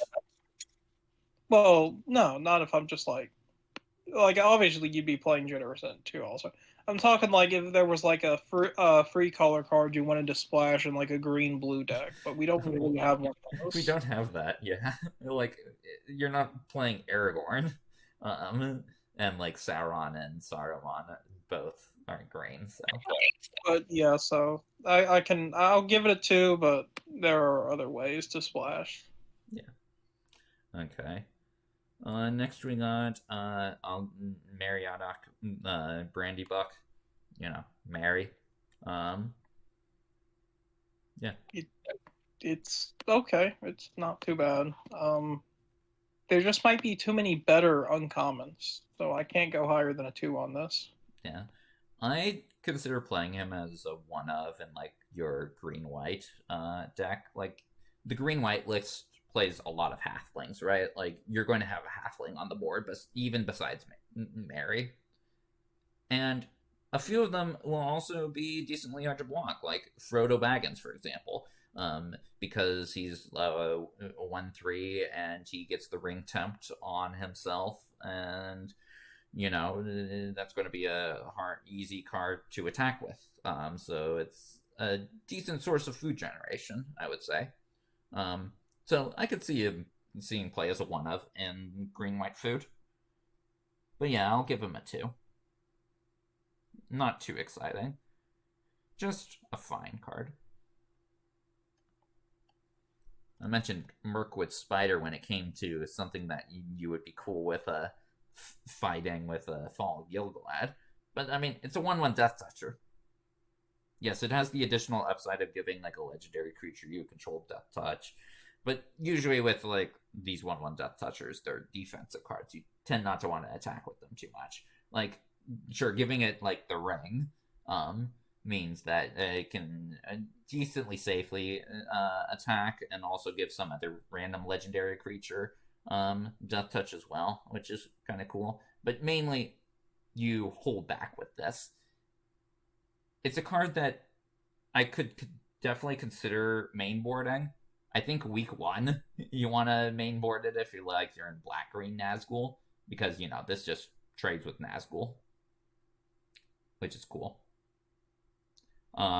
And then weeks past that, like, as a sideboard card, I could definitely see Mirkwood Spider seeing a decent amount of play in the sideboard, just bringing it in against, like, opponents playing big things. So I'll go to a 3 with Mirkwood Spider. Yeah, I'm probably a little bit too low with my 2 rating. I could definitely see it being a 3, but I think I'm going to leave it as a 2. Yeah, it's like in that, like, if we were to give half ratings, it would probably be like a 2.5, right? But I am not a math guy. The halfway point between 2 and 3, Jayfish. Halfway point? Yeah, 2.5. Halfway point between 2 and 3. I said halfway. I did a little Lord of the Rings. Oh, okay. I misheard you. Okay. Anyways. Yeah, so not a bad card by any means for Mirkwood Spider. Next we got Mirror Guardian. That's like a mouthful to say for the first part. Mirror. It's like, I don't know if you've seen the Thor movies when they're like mispronouncing Mjolnir. I was just watching Endgame again not too long ago, actually. Oh, that's cool. It's a 4-power creature for 3 mana, so the archetype that cares about, 4-power creatures like this. Like, this is a good card to, like, go, like, Mirror Guardian, turn 4, play some random 2-drop and an Ent's Fury. Mirror Guardian's, like, it's now a permanent 5/3, but also for that turn, it's, like, attacking as a 6/4. That's definitely something. Ring Tempt when he dies is nice. This card trades pretty easily with like bigger things, and also goes well with Strider. So like in a red-green deck, I would definitely consider this to be a common that you would play in red-green. I'm not too high on the red-green archetype though, so I'll give it a 2. Yeah, having 4 power is nice, but I don't like it. I'm giving this a 1. I don't think I can play. Okay. Next we got Mushroom Watchdogs. This is a card I'm a lot higher than you are. I think in the food deck this is going to be quite a good common to have. Like just sacrificing 1 food puts this as a 2-mana 3/3 that also gains vigilance until end of turn. Like a 3/3 vigilance for 2 mana, like sure, it's just for the 1 turn for vigilance, but still, like that's nice to have. It means like your opponent's going to find themselves unable to attack very easily that turn. And it's a good source to like put excess food towards. Like the food deck tends to create a lot of food. Mushroom Watchdogs puts that food to good use as a consistently growing creature. And again, I think all you need is just 1 food sacrifice in order to make this like a solid card. So I'm willing to give this a 3, actually. I just don't see it. I'm giving this a 1, but I could definitely just be totally wrong. Like this could easily at least be a 2. Yeah. Why are you giving it a 1, Jayfish? I don't know. It just seems like there are better uses for your food, like the well, I mean, I guess this might actually be a better use than the uncommon sacrifice free food to draw a card. Yeah, I gotta give this at least a 2. Okay, I will take that at least. Speaking of sacrificing 3 food to draw a card, it's Peregrine Took, Fool of a Took. How's this? Yep. What's that card? It's Chatterfang. Well, okay, it's not exactly. No, the white Amonkhet enchantment that doubles your tokens. Anoint. Yeah, Anointed Procession. Procession, yeah. But yeah, this is actually more like a Chatterfang. That's good, of course, But yeah, so all your tokens come up with extra food, and you can sack for food to draw a card. It's not terrible, but it's got a pretty big target for not too much immediate impact. I'm going to give it 3 stars just for the potential. Yeah. I think the sacrifice 3 food thing is not quite so relevant. I think that's a bit too much food for what you're getting for a random card. But it makes a lot of food in the food deck. Like, each food comes with an additional food that ends up snacking up pretty nicely, especially if you got, say, like Samwise in play. Also, I do think it's actually playable outside the food deck. Picture a green-black list, like a token kind of sacrifice list, right? I mentioned this kind of archetype before. The deck tends to, have some ways of making food itself, but also, like, you also get the tokens from your amassing orcs. So every orc that you amass also comes with a food token. That's pretty solid. So if you got, like, Mirkwood Bats going on there, that can add up to a lot of value. So I like Peregrine Took mainly for the food deck, but also he does have potential in a green-black list, so I'll go with 3 as well for Peregrine Took. Okay. But what about his bravery? Is his bravery any good? I mean... Wait, this is my card. Yeah, this was a good card. I was going to handle that. But hey, you can take over. Sorry, I thought I gave it to you since, you won off the green-white list that played a lot of combat tricks in Street. But whose list was it? That is true. Yeah, sacrificing a food for like +2/+2 just for one turn, that's not really that great. You have better things to sacrifice your food to, like mushroom watchdogs.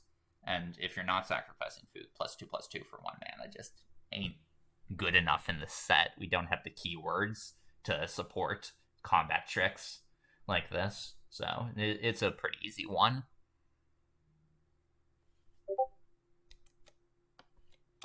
Yeah, like the combat trick wise, this is okay, but you probably don't want to play it. Yeah. So 1 as well. Yeah, 1. But speaking about a combat, not necessarily a combat trick, but a combat buff that you do want to play, maybe. Quick Beam, Upstart Int. I don't know what the lore here is, but he gives your creatures +2/+2 and trample, and that is a nice boost. Yeah. It is 6 mana, so it is expensive. But he's got a decent stat line just by himself, and yeah, I mean, maybe you want to make Tree Folk Tribal, who knows? So I'm gonna give him 2 stars. Yeah, decent buff by himself. I wouldn't say Tree Folk Tribal, but if you're playing him, you're probably also playing a deck with Generous Ent. So like every now and then, you might also drop a Generous Ent onto the field and get another +2/+2 like buff to 2 creatures. So yeah, he seems solid enough top end that I'd give him a 2. Again, 6 mana is kind of expensive, but he's got enough of an effect.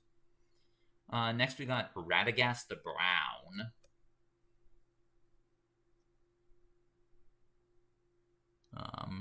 Is this one mine? Yeah, it is one of mine.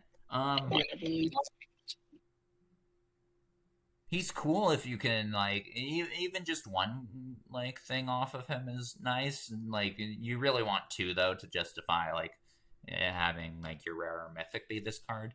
But I think that might not be too viable an option based off the way I've looked at the deck list. Like, I talked a bit about Long List of the Ents. You're probably, like, playing, like, 4 creature types. And unlike with Long List, where you can name, like, one of the secondary creature types, like a warrior or something, this doesn't work that way, because, you can't share a creature type at all. So it's a bit hard to draw multiple cards off of Radagast, I would say. And he does also have the potential to whiff. Like, playing small creatures with Radagast doesn't really work too well. You need to be playing big stuff in order to, like, get an actual hit off of him. So I'm not too high on him. Maybe you can build around, so I'm going to give it a 2, but I ain't high on Radagast at all. Yeah, this one doesn't seem like it's going to do too much. But it might make your build a pony decks. Who knows? Yeah. Okay. A card that will probably see at least a bit of play, though. Revive the Shire. Return target permanent from your graveyard to your hand. Is always decent. It's not quite as good in most situations as the cheaper black just return a creature option, but it's decent. There might be some times where you get like the 1 ring back with this, and that will be crazy good. But there will also be times where you just get back a random creature or whatever. But still, this card could definitely see some play. I'm giving it 2 stars. Yeah, I don't think you're wanting too many copies of it. Like, especially in green-white food, I think it's playable because it does make a food as well, right? So, Actually, like, I'm just, like, thinking about it now. Like, I haven't put any thought into this. So this could turn into, like a I don't know what I'm getting out of here. But, like, looping the 1 ring with this seems like it's doable. Like, you use Improvise, Club, or some other sack outlet. I don't know how many ways we have to sack artifacts, but, like, that could be pretty good. Yeah, but then you're in red-green. So...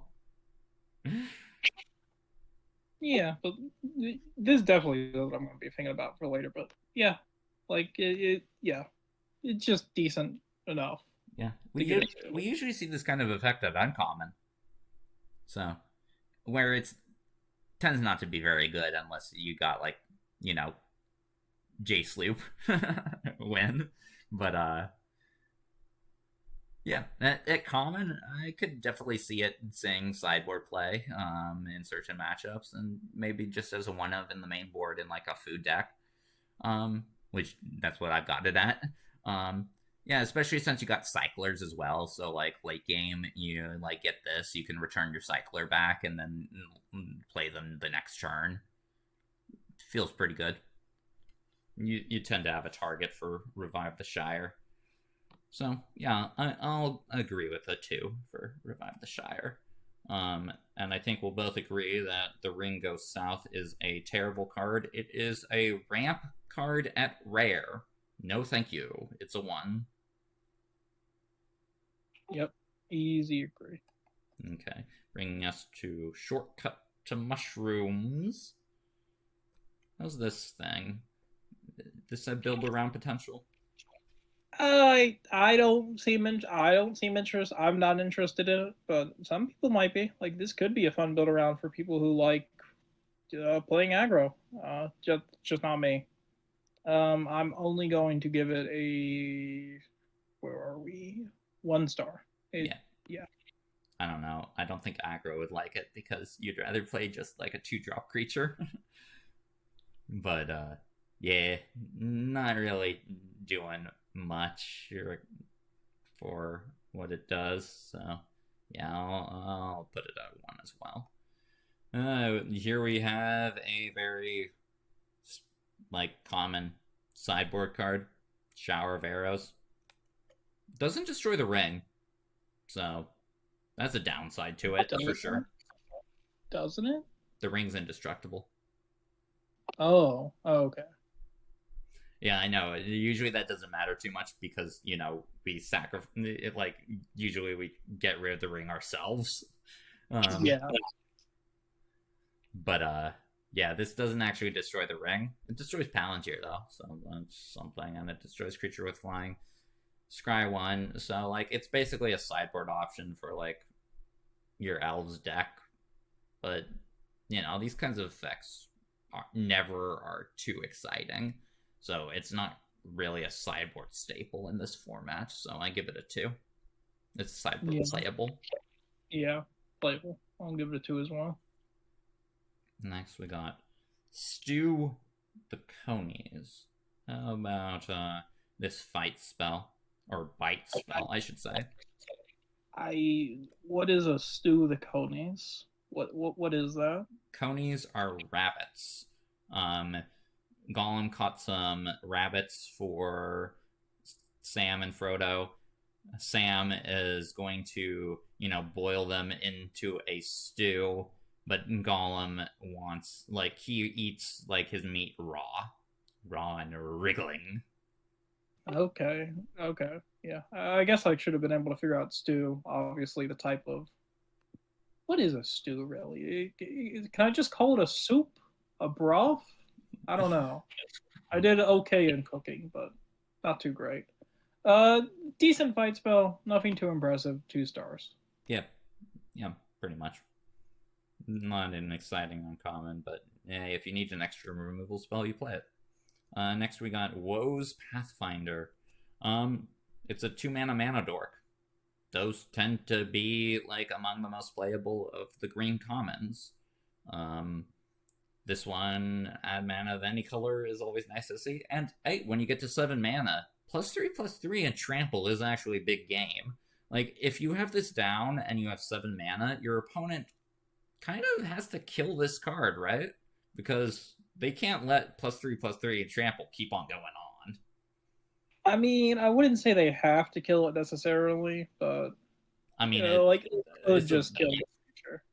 But it definitely makes them have to think about it a little bit. But yeah, it's a very good card. Just a 2-mana dork. I'm easily gonna give this 4 stars. Yeah, I would agree. I think it's the best green common in the set. Okay, there we go. That is the end of green. So, with the end of green, that brings us to our first multicolored card, Aragorn, Company Leader. What are your thoughts on Aragorn, Jayfish? I think it's a very neat. It's a very fun card. It might not be the best card. It's not good. I'm all over my words here. It's not great. But it's very fun to play with in my experience. So I'm going to give it 3 stars. Yeah, I'm only going to give it a 2. It's different from what most green-white decks tend to want to be doing, but there's definitely like a potential to build like an Aragorn list, like using Frodo to provide like a bunch of ring temps to get that going. So I don't think it's unplayable. I don't think it's super amazing, and yeah, as I said, it's a 2 for me. Okay. Then we got another Aragorn. This time, Aragorn the Uniter. It is a 4-color card that requires you to be like. Okay, it doesn't require you to be playing multicolored cards, but it's at your best when like you're playing multicolored cards. This is uncastable in the set. There's not enough fixing to make this card actually like playable. So it's a 1. It should have been Kenrith the Return King. I don't know. I'm not a lore guy. I just feel like it should have been Kenrith the Return King. As in, like, they just randomly plop Kenrith into Lord of the Rings, or? Yeah, no, just like put his name over Kenrith the Return King, like they're doing with the Godzilla card that we're finally getting a physical printing of. I see. Okay. But yeah, you a 1 on Aragorn as well. Yep. Okay. Now his wife is looking much better. Tell us about Arwen, Mortal Queen. I thought this was his mom. That's about how much Lord of the Rings I know. But yeah, this is good. This is a really fun card, really flavorful. I think possibly. I clearly don't know the lore as we've just established. Well, I'll get into that then at the end of the card. But yeah, this is a pretty solid card. It's indestructible. You can give something else indestructible temporarily. So nice for a rare. Not too great, not too bad. I'm giving it 4 stars. I think this is really good. Like, yeah, a 2/2 indestructible, that's going to be hard for your opponent to, like, get a handle on, especially depending on their colors. Like, if they got Smite the Deathless, then yeah, they can handle this pretty easily. But if they don't, then you're probably in a bit of rough shape against 2/2 indestructible. And yeah, and like if you need to save something else, you can save something else, and like +1/+1 and lifelink counters on both the other thing and Arwen, like that's going to be a huge swing in your favor. Like there's a lot of lifelink going on there, especially if you put it on something big. She decides to marry like a generous Ent or something.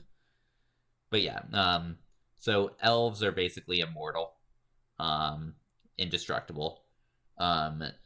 However, if they choose to remain in like the mortal world, the world of men, which Arwen decides to do when she decides to wed Aragorn, like they lose their immortality and become mortal beings again, albeit with very long lives. And the lifelink also represents her marrying Aragorn, since lifelink is kind of used to represent marriage a couple of times in this set. So yeah, that's the lore. Anyways, I agree with the 4 for Arwen, Mortal Queen. Quite a good card. Next, we got Arwen Udomiel. I'm not sure if that's how you pronounce the last name correctly, but it's another Arwen. This is a very important card for the Elves deck, because whenever you scry putting a counter on something, that's pretty significant. Like, picture whenever you attack with your Lothlorien Lookout, putting a +1/+1 counter on Lothlorien Lookout.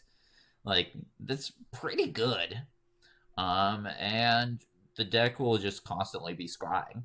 I mean, she can also fuel the scrying herself if you literally got nothing else to do. But I don't imagine you having nothing else to do, considering, well, the whole point of scrying is to make sure you have stuff to do in the late game, right? But, I mean, it's there. Sorry. No, sorry, you go ahead. I was just saying, like, it's there. You can pay 6 mana to scry too if you literally have nothing else going on, which maybe will happen once in a blue moon. But yeah. Yeah, she's a pretty good scrying payoff. Not the best card. I'd give it 3 stars. Yeah, I'd agree. Like, if elves were something I would think would be actually good, she'd probably get a 4, but because of, like, just elves not being in a good place and, like, limited and stuff, and that probably carrying over to Curiosity, I'll only give her a 3 as well. 3 for Arwen. Next, we got a very important card. It is Balrog, Durin's Bane. Important in terms of, like, you know, the actual, like, story itself, not so much the format of Curiosity. Yeah, this one is not great. I mean, you can ramp it out a little bit, but not really. I guess if you have a lot of treasures, you can get this out pretty easily. But like when you do, it's just a 7/5 with haste. It's not too impressive for a rare. I'm giving it 1 star. Yeah, I'd agree. Yeah, I don't think there's enough treasure generation to actually like cast this for like if you were to cast this for like, you know, pay 3 treasures or 2 treasures even like that and get it down like turn 4. Sure, that'd be something, but like, you know, there's not enough treasure generation to really make it work. So yeah, I agree with a 1 for the Balrog. Okay, actually there is like good treasure generation. Unfortunately, it's not in black red, it's actually in blue red. It's a Bilbo Retired Burglar. Yeah, it's a solid card. It enters the battlefield, leaves the battlefield, ring tempts you, and it's a very good ring bearer. Like, creating a treasure on dealing combat damage is quite good. The only real thing holding this card back is that it's in blue-red, which, you know, it doesn't really fit with blue-red. You don't want to really be playing creatures. But if you're in some kind of weirdo blue-red list that, like, isn't, like, a full-on spells list, then sure, Bilbo is a card you play. Yeah, he's just kind of nice. Not too great, but nice. 3 stars from me. Yeah, I agree with a 3 rating for Bilbo. Next, we got Butterbur, Bree Innkeeper. Imagine your parents naming you Butterbur. Anyways, yeah.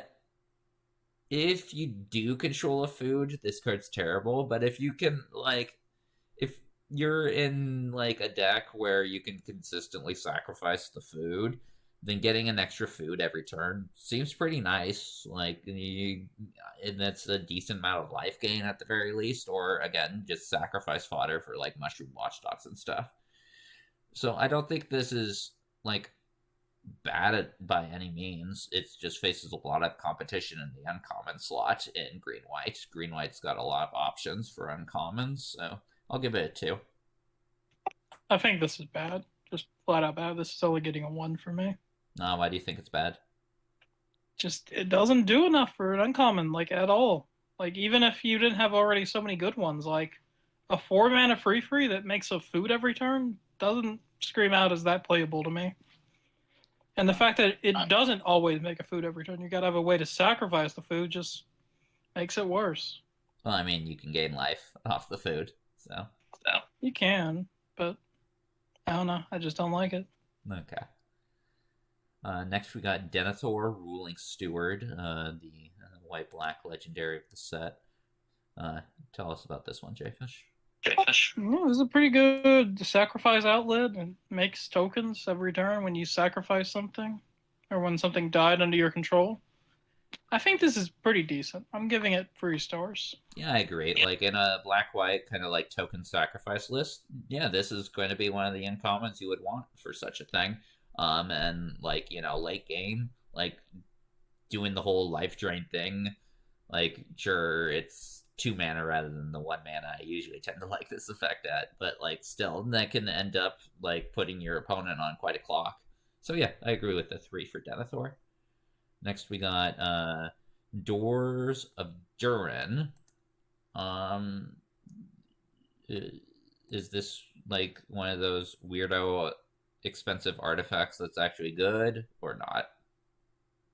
I wouldn't say it's good, but like, reasonably you can cheat out some big creature with it, like without too much difficulty.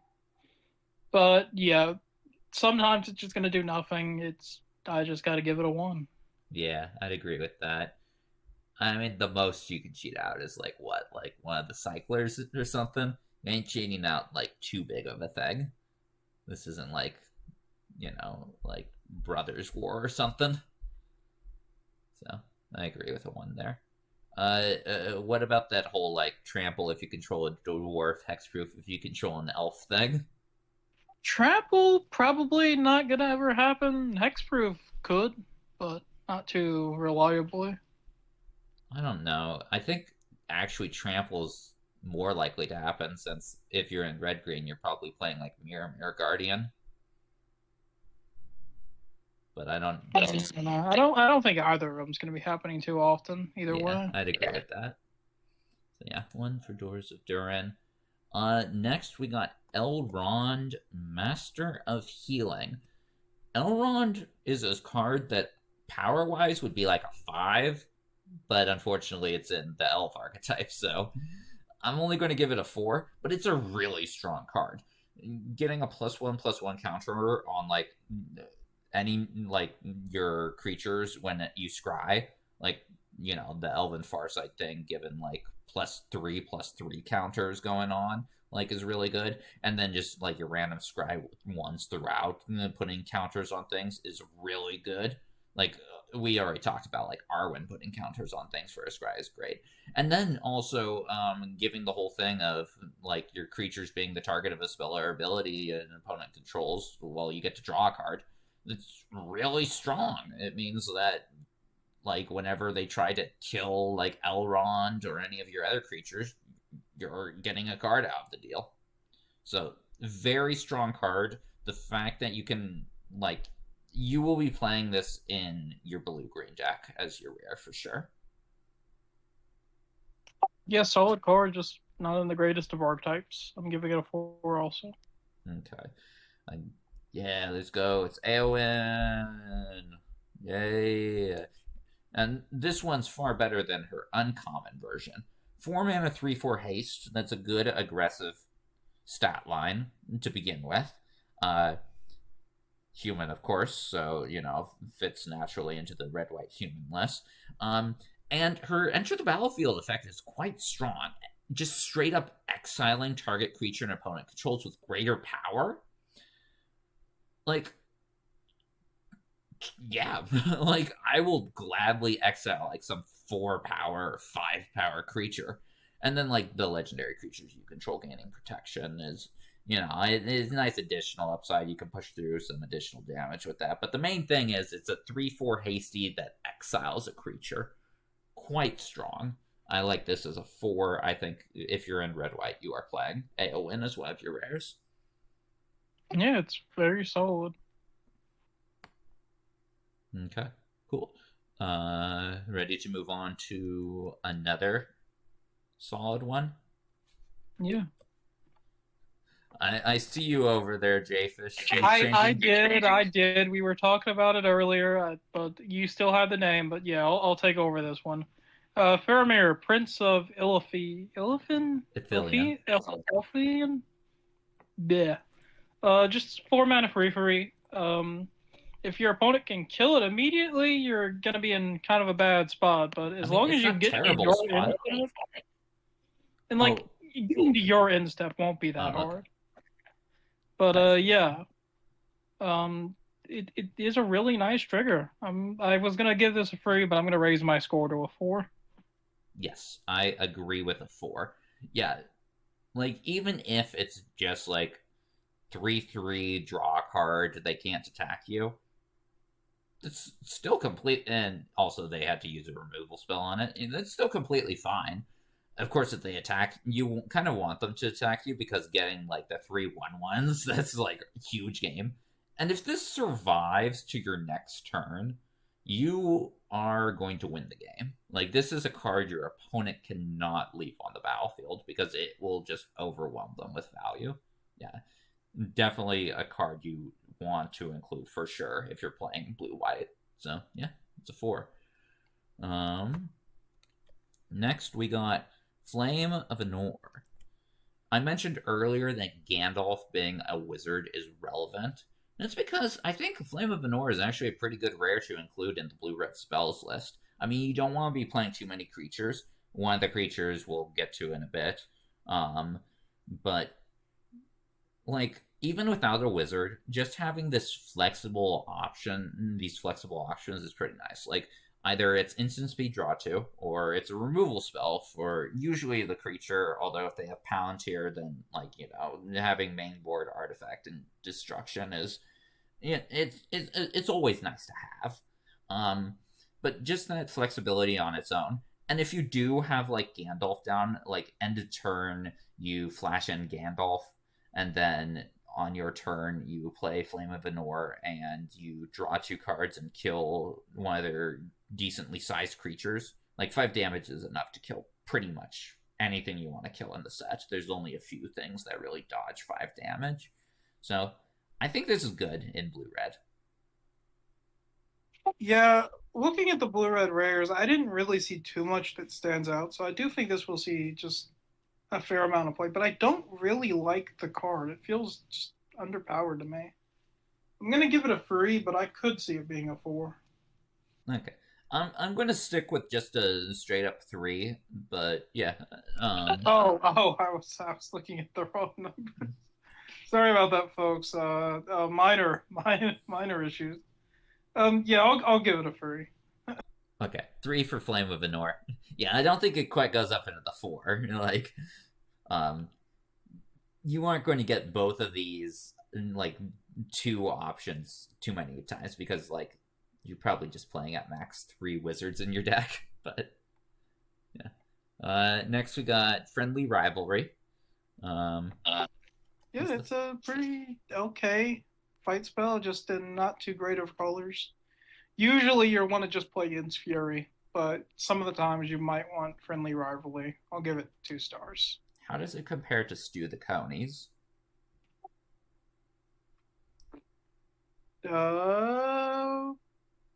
Better, I'd say. It's cheaper. Okay. Yeah. So if, like, you're in red-green and you just need another removal spell, but also you're not going to use, like, one of the red removal spells for some reason, then I guess you could play it. So yeah, I agree with 2 for Friendly Rivalry. Not too exciting by any means. Next card is pretty exciting, though. It's Frodo Baggins. I've been talking about him a lot. He's one of the best ways to, like, tempt you. And he's pretty good when he's tempted. It takes a bit of, like, it takes until, like, level 3 before, like, you really get the payoff for him, like, having this must be blocked if able text, because then it has the whole, like, you know, if they block Frodo, they have to sacrifice their creature, so they can't just block him with, like, something with, like, that's, like, a 1/2 or higher. But yeah, he's a really easy way to tempt you. Because green-white will tend to be playing, like, a bunch of legendaries as their uncommons. So yeah. Solid card. Probably a 4. Yeah, very, very solid. I'm giving 4 as well. Okay, then we have Galadriel, another card for the elf deck. Is it as good as Elrond? I think maybe. I don't remember that. I don't know any of these people. I know 10 billion warrior cat names. I don't know any Lord of the Ring names. But yeah, this one's decent in the elves deck. It's not as impressive as whoever the last one we covered was. Yeah, Elrond. You might play it. I'll give it 3 stars. Yeah, I agree with that. The main issue is I don't think there are too many tempt effects that you're going to include in your elves list, is the thing. Yeah, no, you're mostly just going to be, like, turn to the 1 free who scries on attack into this. Won't be terrible. Yeah. And I mean, the uncommon Elrond does give some ring temp, so every now and then you can definitely get that.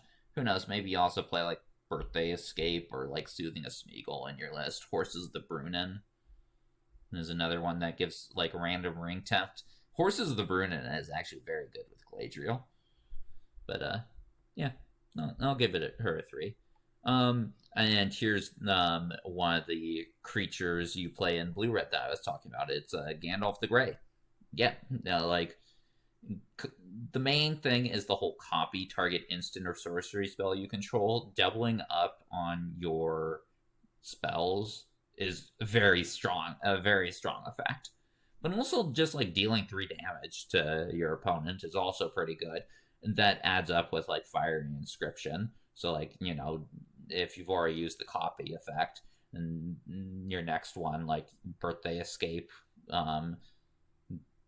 deals 3 damage as well. So it's like Lava Spike that cantrips. Let's go. And if you got instant speed spells, you can pretty easily protect Gandalf the Grey. Probably not on the turn you play him, but maybe like the turn afterwards. If you got instant speed spells, you can just put him on top of the direct removal spell his way after that. So, and he's a wizard. Again, like that's relevant for Flame of Anor. So I'm willing to give Gandalf a 4. Yeah, very decent. I'll give it a 4 as well. Lore question. Gray came before white, right? Yes, he is Gandalf the Grey. Gandalf the Grey. Until he dies. Don't recall. I don't even know if we've talked about Gandalf the White yet as a card. Do you think the White is stronger than the Gray version in Magic the Gathering? Not for Curiosity. Alrighty then. Probably for like Commander and stuff, definitely, but yeah. Curiosity, I think Gandalf the Grey is in a better shell for one thing. Here's a card you mentioned, Gandalf's Sanction. Yes, a very good finisher for just blue-red control decks. Just get like 20 spells in your graveyard and kill your opponent by killing the creatures. Yep. I'm going to give it 4 stars. I expect to see a lot of it. Yeah, like, you don't need 20 in there. Like, just having, like, with the Fire Inscription and stuff, just having, like, 10 spells in there is good enough. And you might be thinking, 10 spells in your graveyard? Blue-red can do that easily. Like, that's not a problem for blue-red.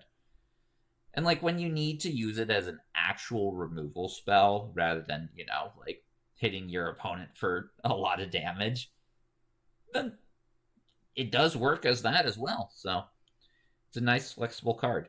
Or just good early game as a removal spell. Late game, it will win you the game. Definitely a lot to like at Uncommon, so I agree with 4. You mentioned the Gimlis are bad, and, well, this Gimli's continuing that trend. I don't really understand why, like, he's like this. Like, green-red is very much not, like, the whole your creature's dying kind of color, right? So. Well, I mean, I guess it's going to be like a... I don't know. Like, this is him mourning when he finds all the, that abandoned city or whatever, right? Yeah, when he finds that Balin's died. I'm pretty sure. I mean, I guess the greens for, like... I don't know, because red's, like, the emotional color. I think you could have had this just be, like, mono red. Yeah. I mean, red can also do fighting. I mean, indestructible is a bit of a bad, but also I don't know why he's indestructible. So. Yeah. Still, this requires way too much work. You're almost never going to get, like, have this ability resolve 3 times in a turn. Right? Yeah. This is just, like, another terrible Gimli card, like you mentioned. Yeah, okay. 1 for Gimli, Mournful Avenger. Very sad for Gimli. Next we got Gwahir the Wind Lord.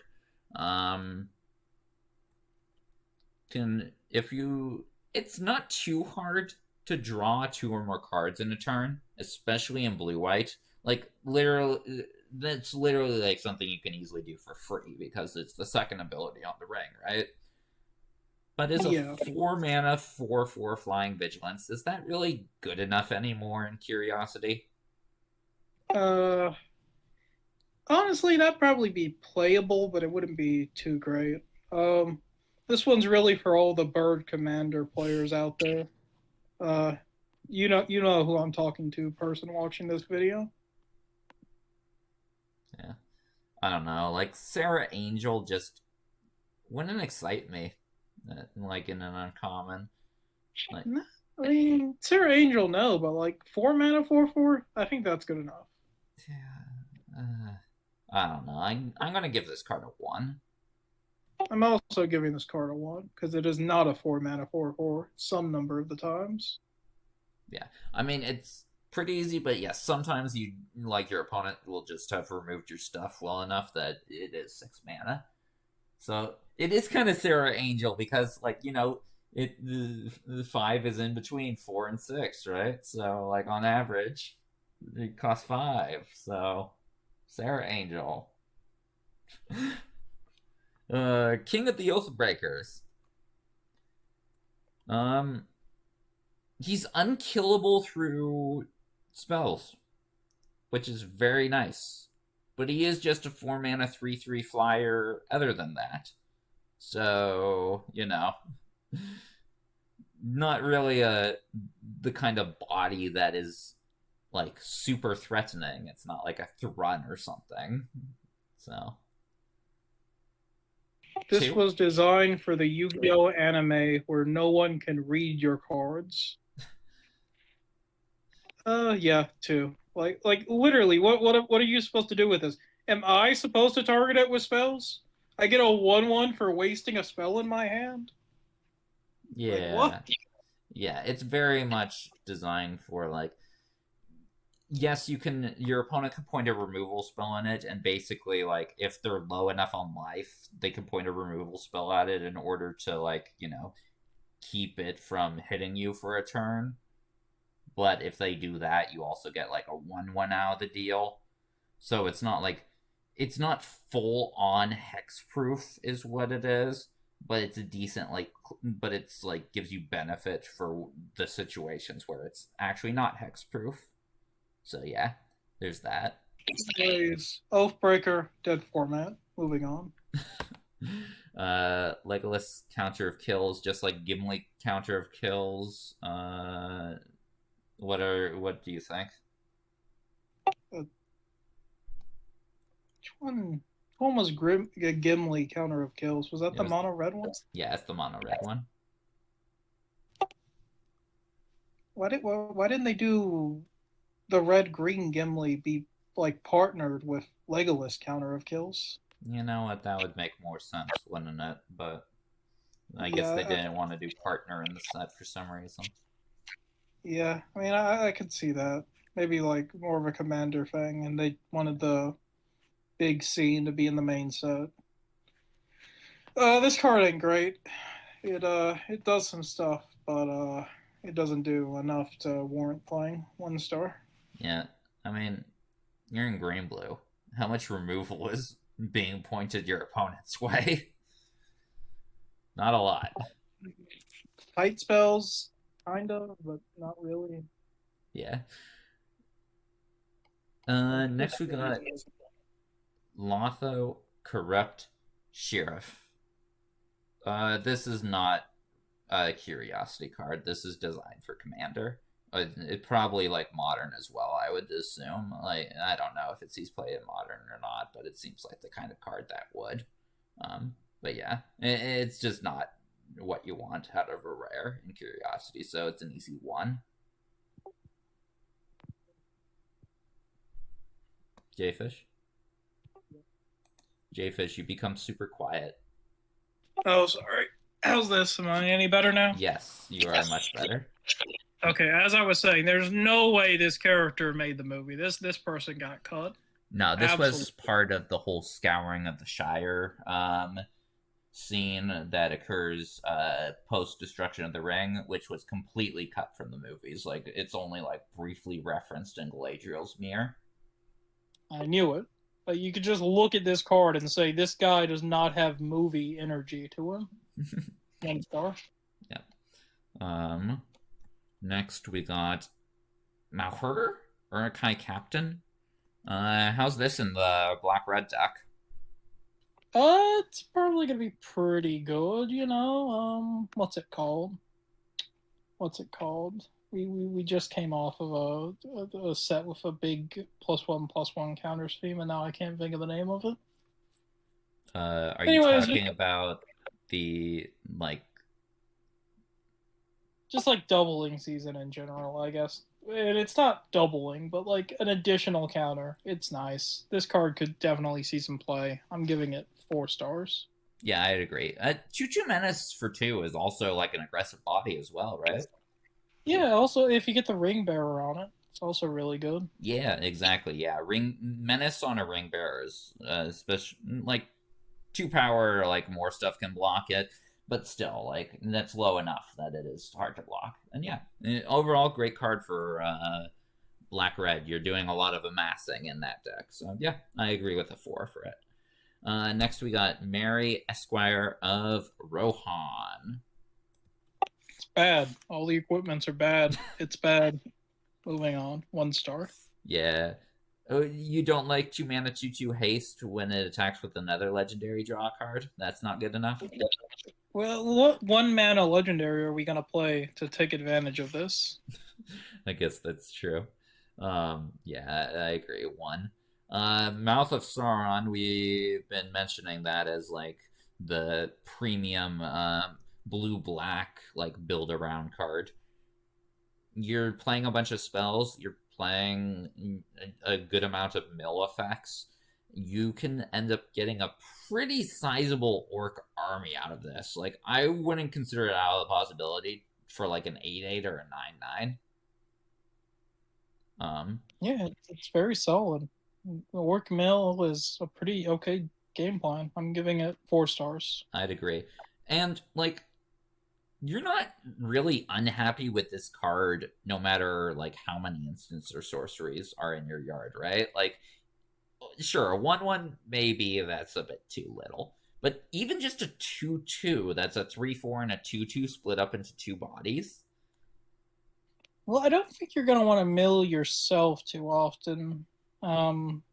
Usually you'd want to mill your opponent, but yeah, I don't really think you care about how many, like how big the army you get is. Just getting a army is good enough.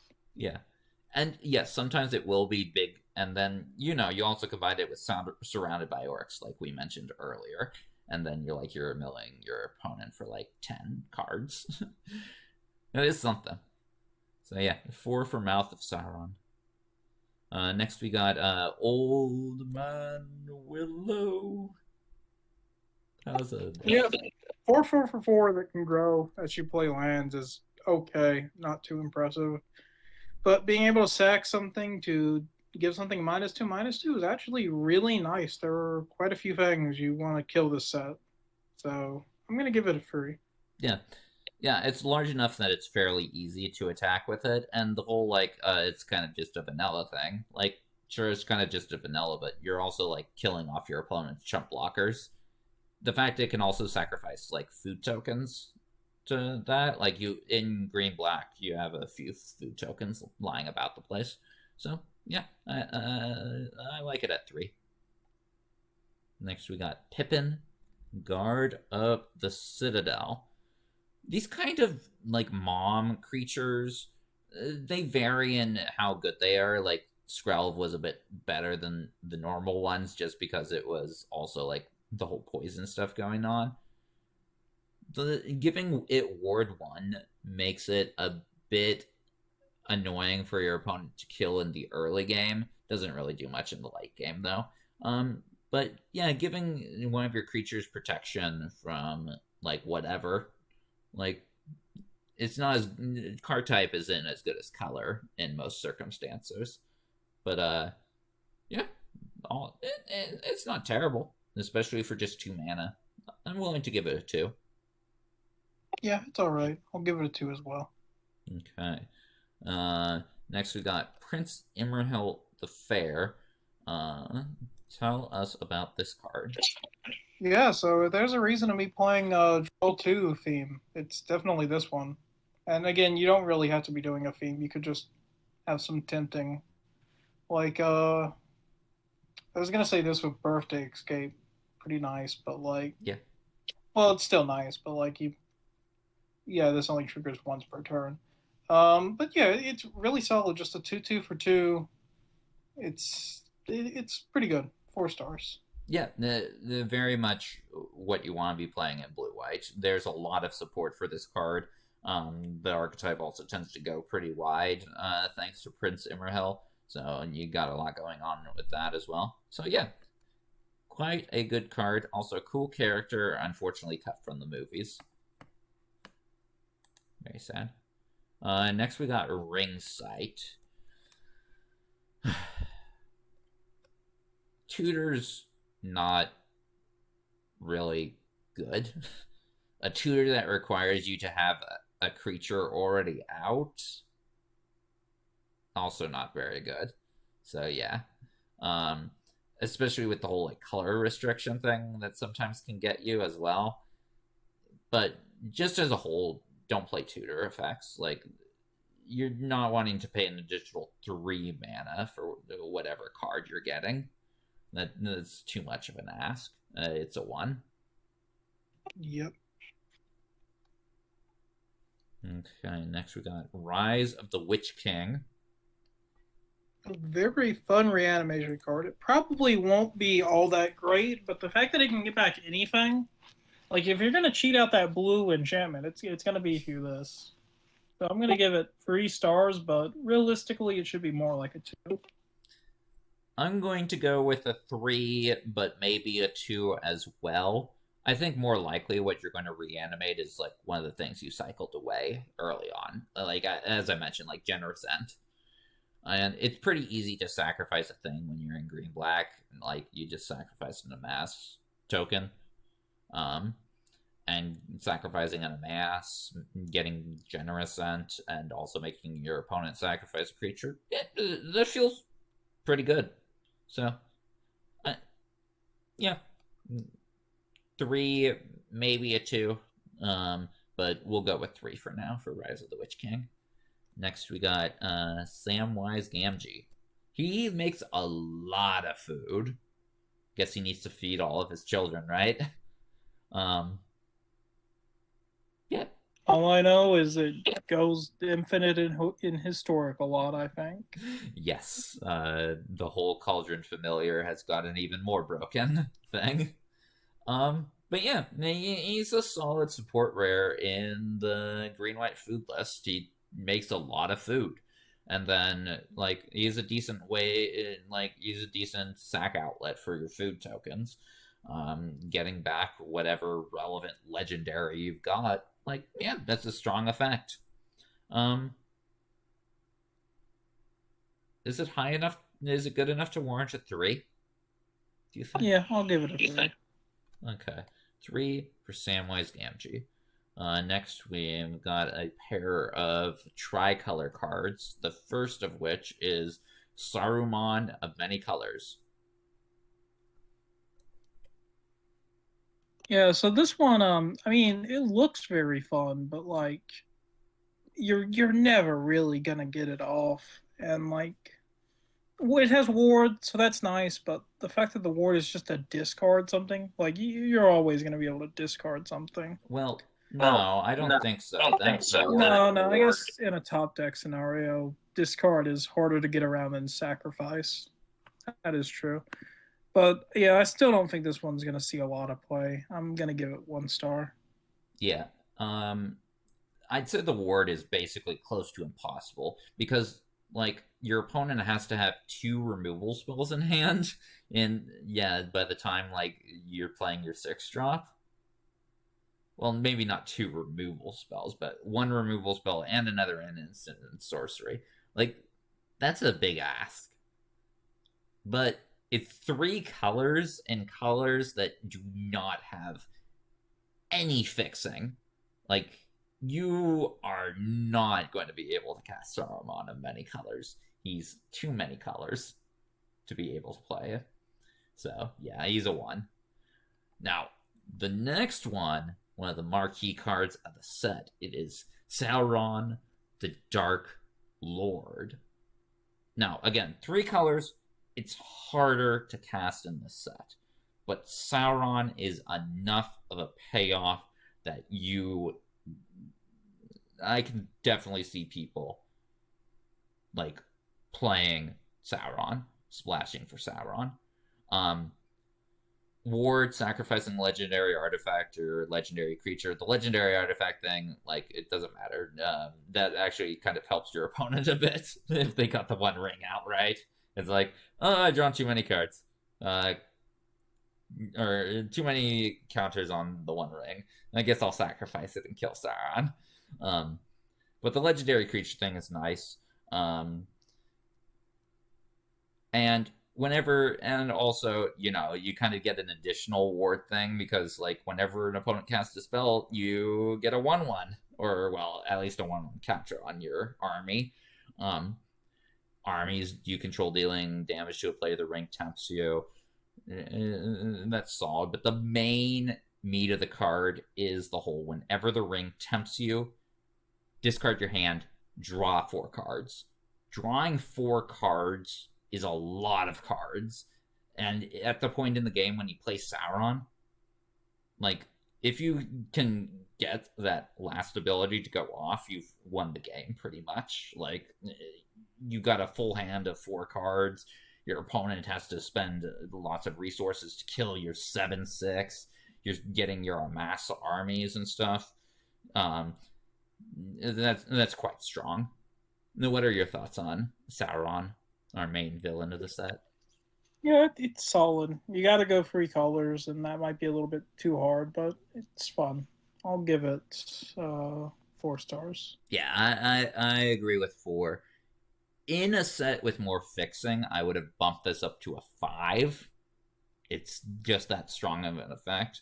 But as is, it's a 4. But now we got his ransom. Is his ransom as good as himself? Yeah, we talk about this all the time. You don't want to play a rare that just draws you cards. It isn't enough value for the rarity slot. 1 star. Yeah, very much agree with that. It's a fun card, though. I always love these kinds of effects, don't you? Yeah, they're neat. Neat little games. Okay, next we got a Shadow Summoning card you've been mentioning a fair bit. Yeah, make 2 1/1 Flying Spirits for 2 mana. That's great.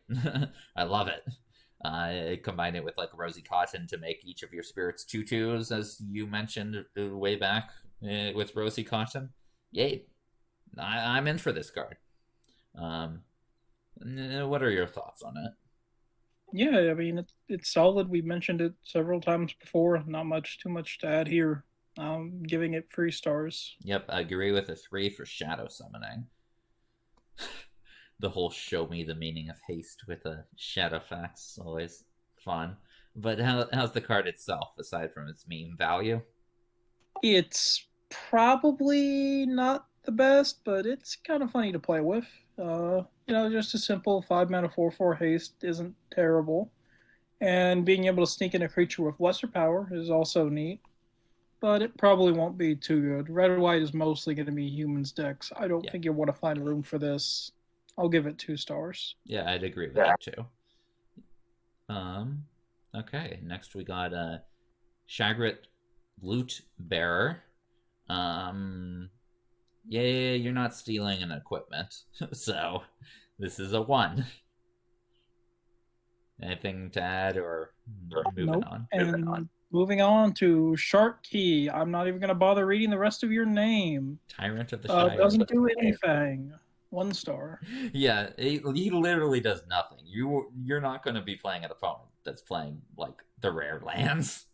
Okay, you're higher on Barad-dûr than I am, but anyways. Shelob, Child of Ungoliant. At least, I'm not sure how to pronounce the last one because, I've only read the book. And it's never been adapted to, like, the screen, I think.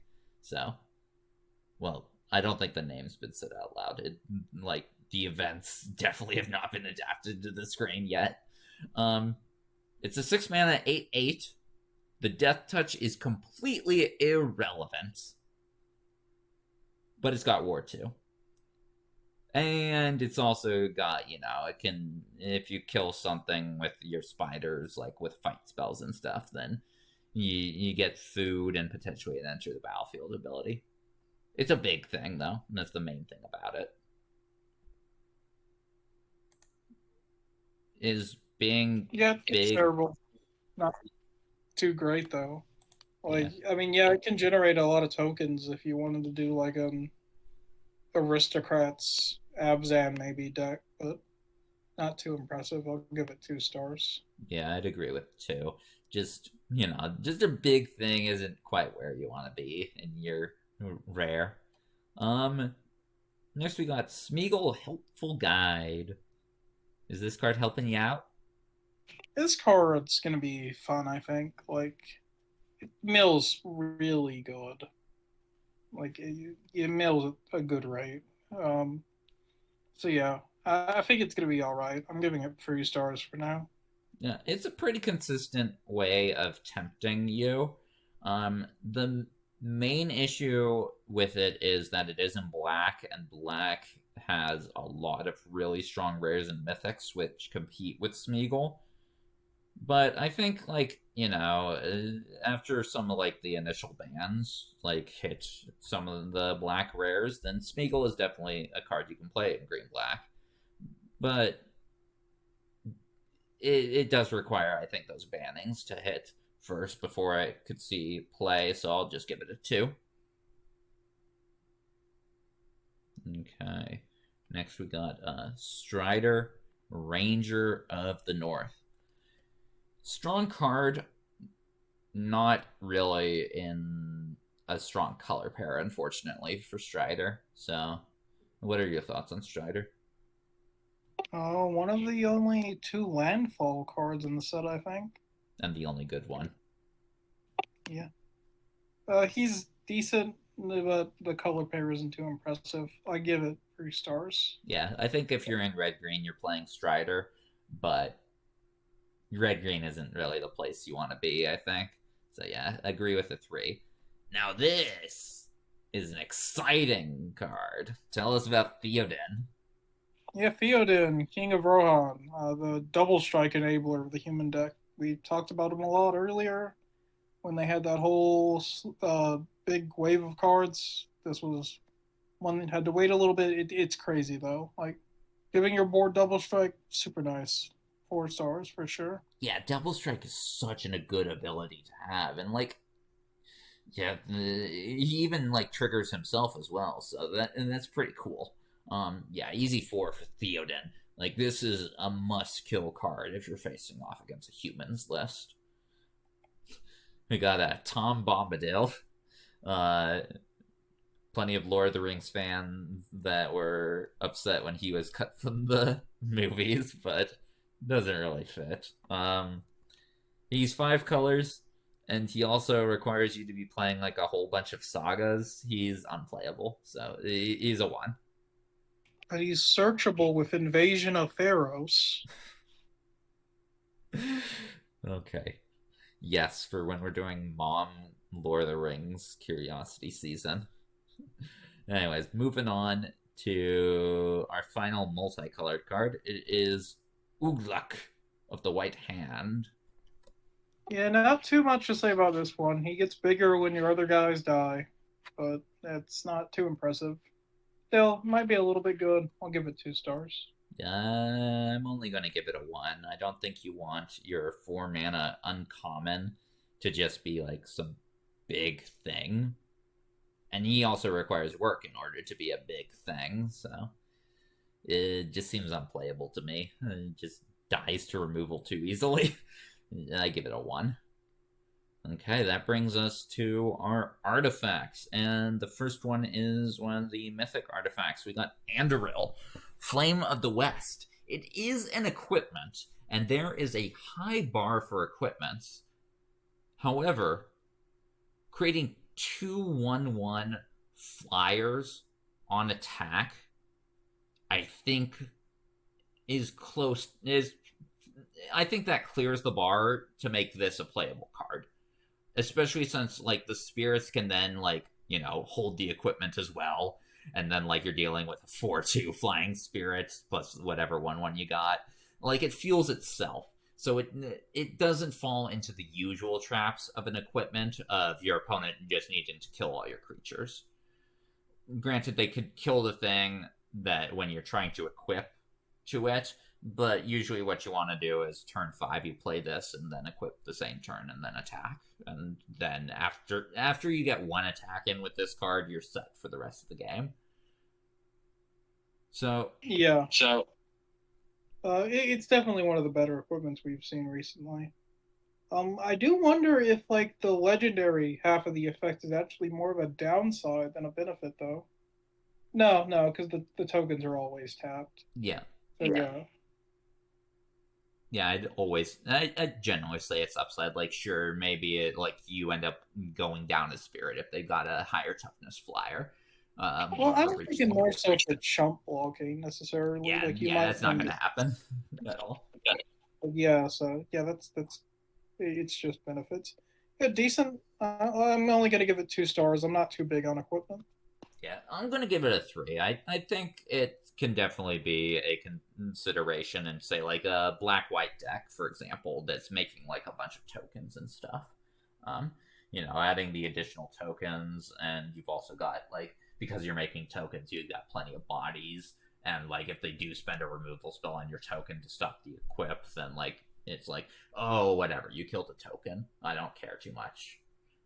So, I like Andorilla at a 3. How about Barrow Blade? Is that a playable equipment? If you're going to go down an equipment's matter package, I think this is an okay one to go with. It's only an uncommon. The boost isn't super relevant. The second line of text is neat, but probably won't come up too much. But it's only got an equip cost of 1. I'm going to give it 2 stars, but I don't think it will see a lot of play. Yeah, if it was common, maybe I would give it 2 stars, but I don't want a short sword at uncommon, so I'll give it a 1. Next we got Draft Basin. You're just putting a 1/1 counter on things a turn, and, like, it only works with small things, really. Like, you don't want to be paying any more than 2 mana for this. So yeah, it's way too slow, it's way too expensive, it's way too restrictive. It's a 1. And now we have Glamdring. I hope I said that right. Yeah, it's kind of like what's it called? Runenchanter's Pike. Yeah, but a little bit worse, I think. Yeah. But yeah, this is, like, okay, not too impressive. I'll give it 2 stars, but honestly, it should probably be 1. Yeah, we saw Runenchanter's Pike be reprinted in Brothers War, and it was completely unplayable. Sure, there's a more dedicated spells archetype this time around, but even then, like, Glamdring just ain't good enough. 3, yeah, and it is worse. Like, the second portion, the whole deal combat damage, cast a spell, it's not going to be too relevant. Like, if you're in the spells list, you're casting cheap spells is what you're doing. You're not casting expensive stuff. And costing 1 more to equip is, like, worse, generally. So I'll just start it off at a 1. Next up, we got a pretty crazy one. Yeah, we got Horn of Gondor. Let's go. We've mentioned in both for, like, blue-white and for red-white that they tend to make a bunch of humans. Like, primarily, like, you got humans, like, as, like, the actual creatures, but also making a bunch of 1/1 human tokens. This card goes off with them. Like, if you've got, like, 2 or 3, like, humans down, and you just keep on doubling them, it's the whole, like, Krenko effect, but on a harder to kill artifact as well. So this card will go off, and it will, like, be insane. Like, picture this with Erkenbrand. Like, you're just, like, making, like, 6 humans and giving all your humans +6 like that's huge. I'm honestly going to give this 5. I think it's very strong. Yeah, this is super good. It makes me like thinking back on it. I probably should have gave whatever that black -1/-1 effect a little bit higher of a score. Yeah. So, are you also on the 5 for it? Yeah, I'm giving it a 5 as well. Okay. Well, the Horn of Gondor was really good. What about the Horn of the Mark? Is that also really good? Who the heck is Mark? Yeah, no, this is That's the Ritter Mark. This is nowhere near as good. 2 more creatures have to attack. That's a lot more situational than paying 5. It's not 5 mana. It's free mana for Horn of Gondor. Yes. You only get to look at the top 5. It's just too much to ask for. I'm giving it 1 star. Yeah, I'd agree. It's not that good. Inherited Envelope is next. As far as like mana lists with upside go, it's up there, but it's still just a mana list with upside, so it's a 1. Yeah. Are you a 1 as well on the envelope? Yeah, 1 as well. Okay, next we got a Lembus. How about this one? Yeah, this one looks neat the first time you look at it, but you cannot infinite loop. Yeah, it does not infinite loop. So, I mean, like, there are some synergies with, like, which one is it? Gandalf the White? Is that the one? But, like, yeah, it's not going to be great. I'm going to give it 2 stars. Yeah, this is far more of a card for, like, draft, because colorless cards tend to be a lot better in draft before you've, like, solidified your colors. We've already solidified our colors. We're playing a constructed format, so Lembus is it's fine. And like scry 1, draw a card, gain 3 life. Yeah, overall that's a fine effect, but it's like a 2, I'd say. Mirror of Galadriel is next. It is way too expensive of an effect. Like, sure, you can probably get this down to, like, paying 3 mana to use it, but, like, that's still a lot of mana to just be scrying 1 and drawing a card. Like, you know, Lembus does it for 2 mana. Yeah, it's too expensive, and it's also really bad if, like, you don't have a board state, so it's a 1. Yeah, very bad card. Okay. Also one of the cards that was printed for the Lord of the Rings Sacred Lair. So, yeah. It was. I don't remember this one. Yeah, like, they didn't even print, like, it was all commons and uncommons, and they didn't even print, like, good commons and uncommons. So, not the Secret Lair. What the Lord of the Rings subreddit has told me is Legolas's baby pajamas. Sorry, what? You're quiet again. Sorry. Now we have what the Lord of the Rings subreddit told me was Legolas's baby pajamas. I don't know how accurate this is. I'm not fact checking it. It's just a theory. It's just a theory. And we are now part of the game theory brand. Legally. Swords, get on that. It's okay. It doesn't do enough to really warrant playing for a rare 1 star. Yeah, like, Darksteel Plate is generally not a card I would play as a rare in, like... Wait, was Darksteel Plate printed in Brothers War? In the retro artifact? One of the Darksteels were. It might have been Plate. Yeah, just not good enough. So, it's a 1. Next we got the One Ring. It's got 1 in the title. It's got to have a 1 in it. It's got to get a 1 score, right? Yeah, so this is what am I saying here? Yeah, no, this card's crazy. Like, if you're watching this video, you've presumably been playing Magic the Gathering for a while. You know what this card's doing to every format in existence. Yes. If you've like if you're gonna spend $40, you can either buy the Terrible Secret Lair or a Lord of the Rings bundle. What are you really gonna do? Easy 5-star card. Yes. It's not quite as good in Curiosity since you can't like chain one rings together to sacrifice them. So the main sacrifice outlet for it is going to be Improvised Club. But like you're drawing so many cards that you're going to get Improvised Club, right? Like unless they're all three of them are at the bottom. But yeah. Yeah, you're find a way to get rid of it. Generally, what do you think you're going to sacrifice it on? 3 maybe 3 or 4 range. Yeah, if you're doing it on 3 bird encounters, you've paid 3 life, you've drawn 6 cards. That's really good, especially because the protection kind of like basically nullifies a good chunk of the life loss at the start, right?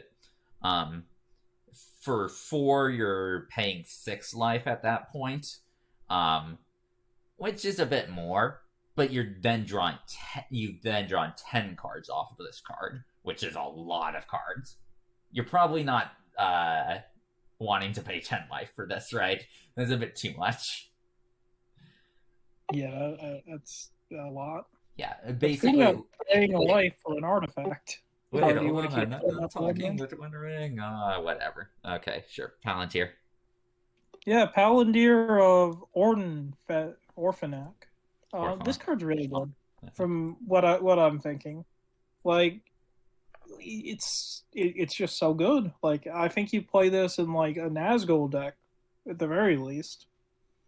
But I'm not sure about Nazgul deck because it's got like all the black rares that are really strong. Yeah, but like your average curve is going to be so high. I'm thinking about playing this in my Nazgul deck.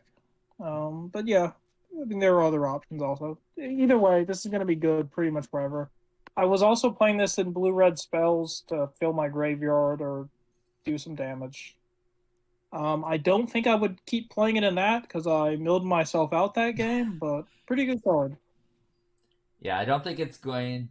Wait, how'd you mill out without you killing it? Like, how'd that work?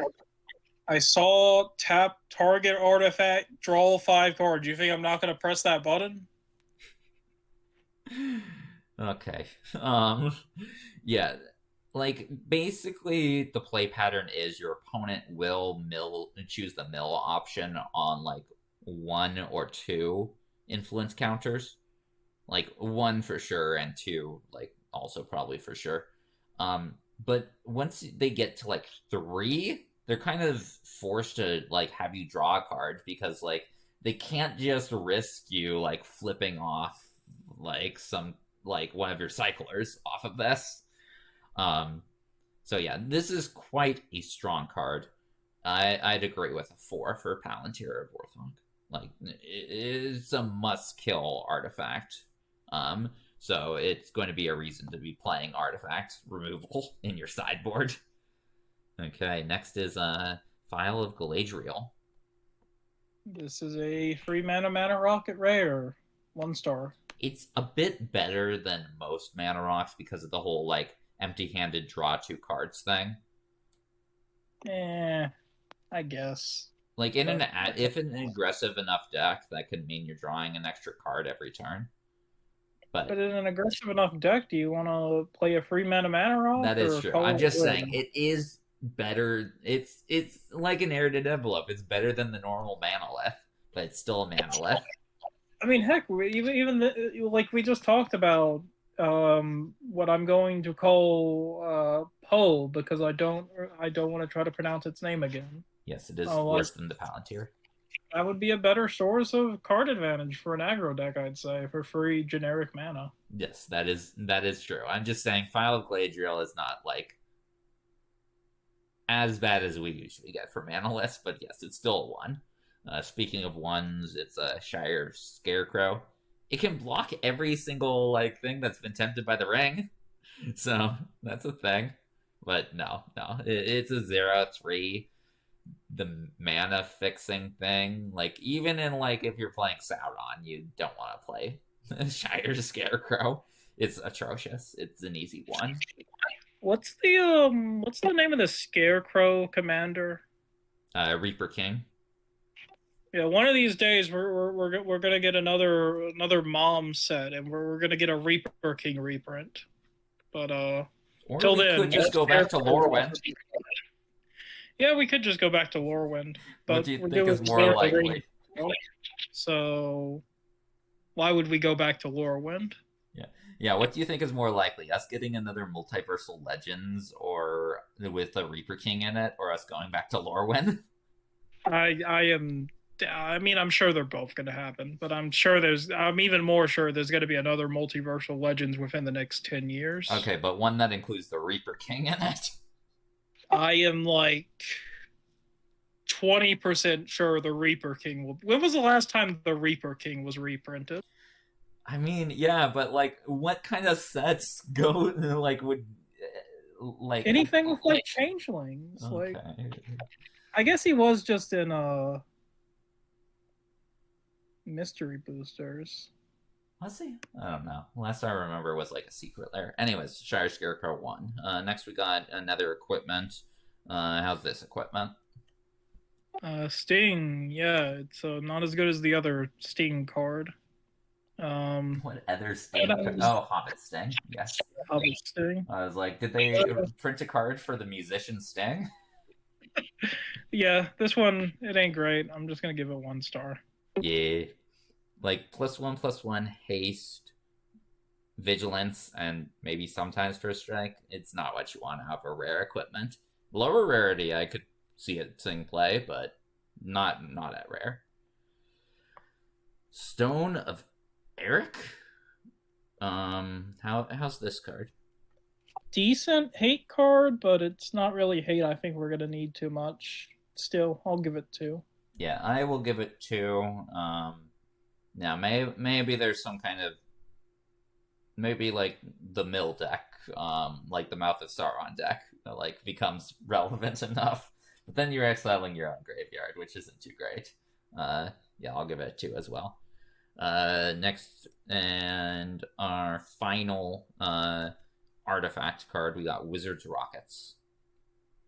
It's an egg. You can play eggs, kind of, terribly. 1 star. Yeah, eggs are more for like limited fixing, not so much constructed fixing. So yeah, there's not any of the true synergies that would make this card good. So yeah, it's a 1.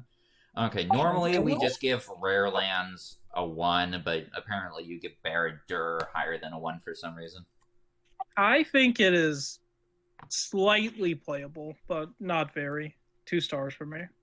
Yeah, I'm going to just say rare lands generally, you basically need a really, really good like man land in order to play a rare land.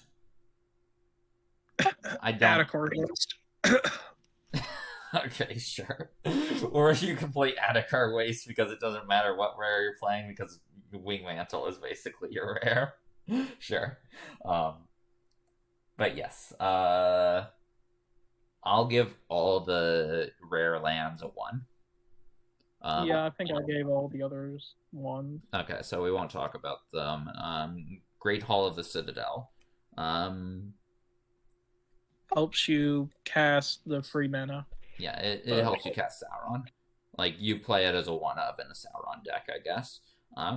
Maybe 2-of, I don't know what the right amount is. And then we end things off with Shire Terrace, which is... Wait, we have Grey Havens, which is uncommon, actually, but it's also a 1 because it's an uncommon land. Also, don't play uncommon lands. Okay. Yeah. So, Shire Terrace, it's Evolving Wilds, but you need to pay 1 mana. Not great. It's not terrible. What it actually is, then, is it's actually a panorama, which tend not to be very good lands.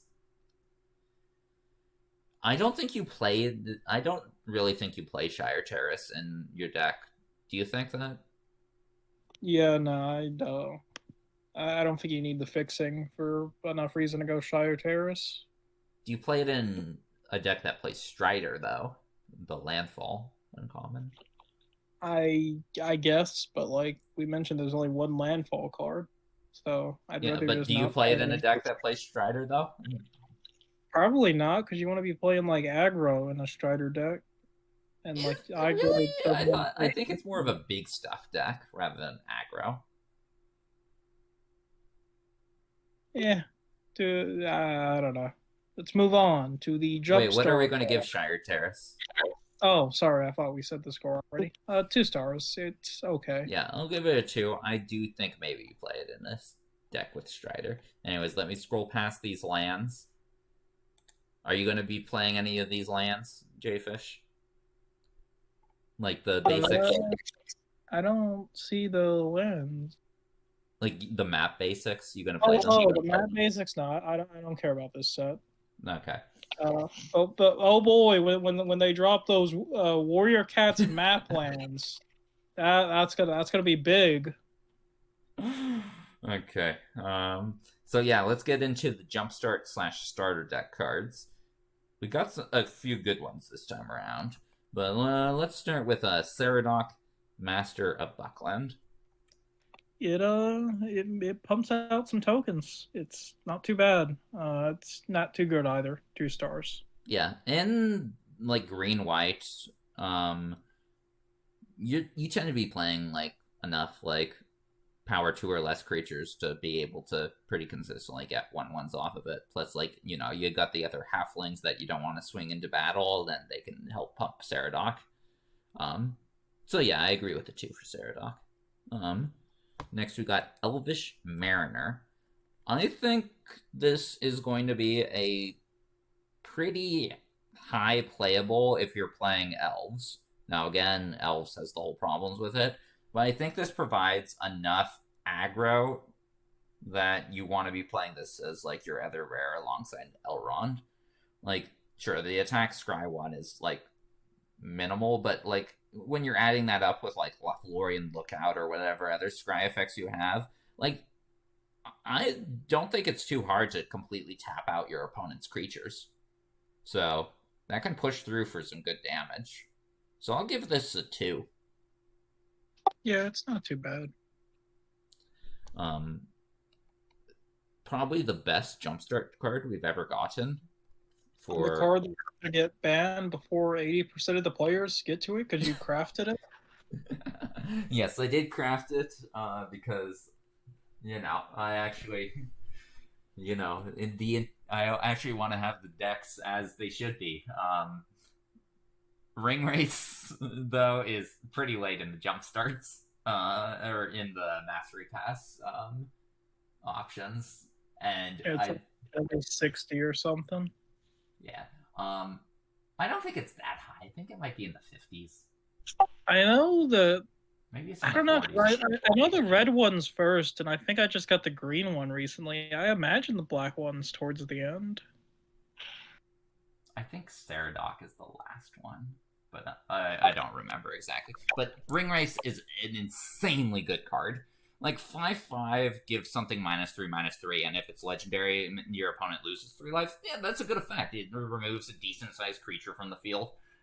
Usually you want to remove a legendary, so you know you're also hitting your opponent for 3. That's pretty good. The main thing though is the whole when the ring tempts you, return it from your graveyard to your hand. This card just does not stay dead. And it also provides card advantage in the early game because you're using your ring temps. You get to level 2, the loot stage. You loot Ring Race, and then, you know, when you just have one of your million ring tempting effects, you just get it back, and then you loot it again until like you can finally cast it.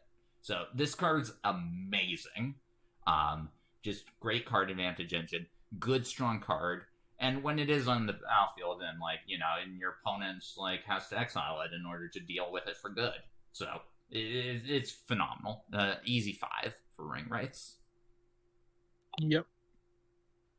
Okay. Next we got Assault on Osgiliath. Yeah, this is a pretty good top end for an Orc Goblin deck. The triple red's going to be a little bit hard to cast sometimes, but not too hard, I think. So I'm going to give it 3. But that might be a little bit high. Yeah, I think it is a bit high. I do think it has potential. I give it a 2. How much are you generally wanting to cast this for? I think it's not how much you're casting this for. I think it's how many goblins and orcs you already have on the battlefield. Okay, but what if like and you don't really have like maybe you just got like one other, but you got like nothing else going on, and like when would you feel happy casting this? Like X equals 3? I mean, like it's so much board reliant, but like I don't think 2 even is that bad. But yeah, 3 is nice. I do question how many orcs and goblins you'll actually have on the battlefield, because a lot of the orcs in the deck are the amass, which go like they don't go wide, they go tall. So that might keep your numbers down from being like insane. Yeah, no real way to give your army trample either, I don't think. Besides like the red cycler. Right, yeah. So yeah, something to consider on that front. I'll go with a 2 for assault. Next we got Eleanor Gardner, Sam's daughter. What's going on here? It's a 4 mana. It's a payoff to sacking food, but the payoff is just ramping more. It's not impressive. 1 star.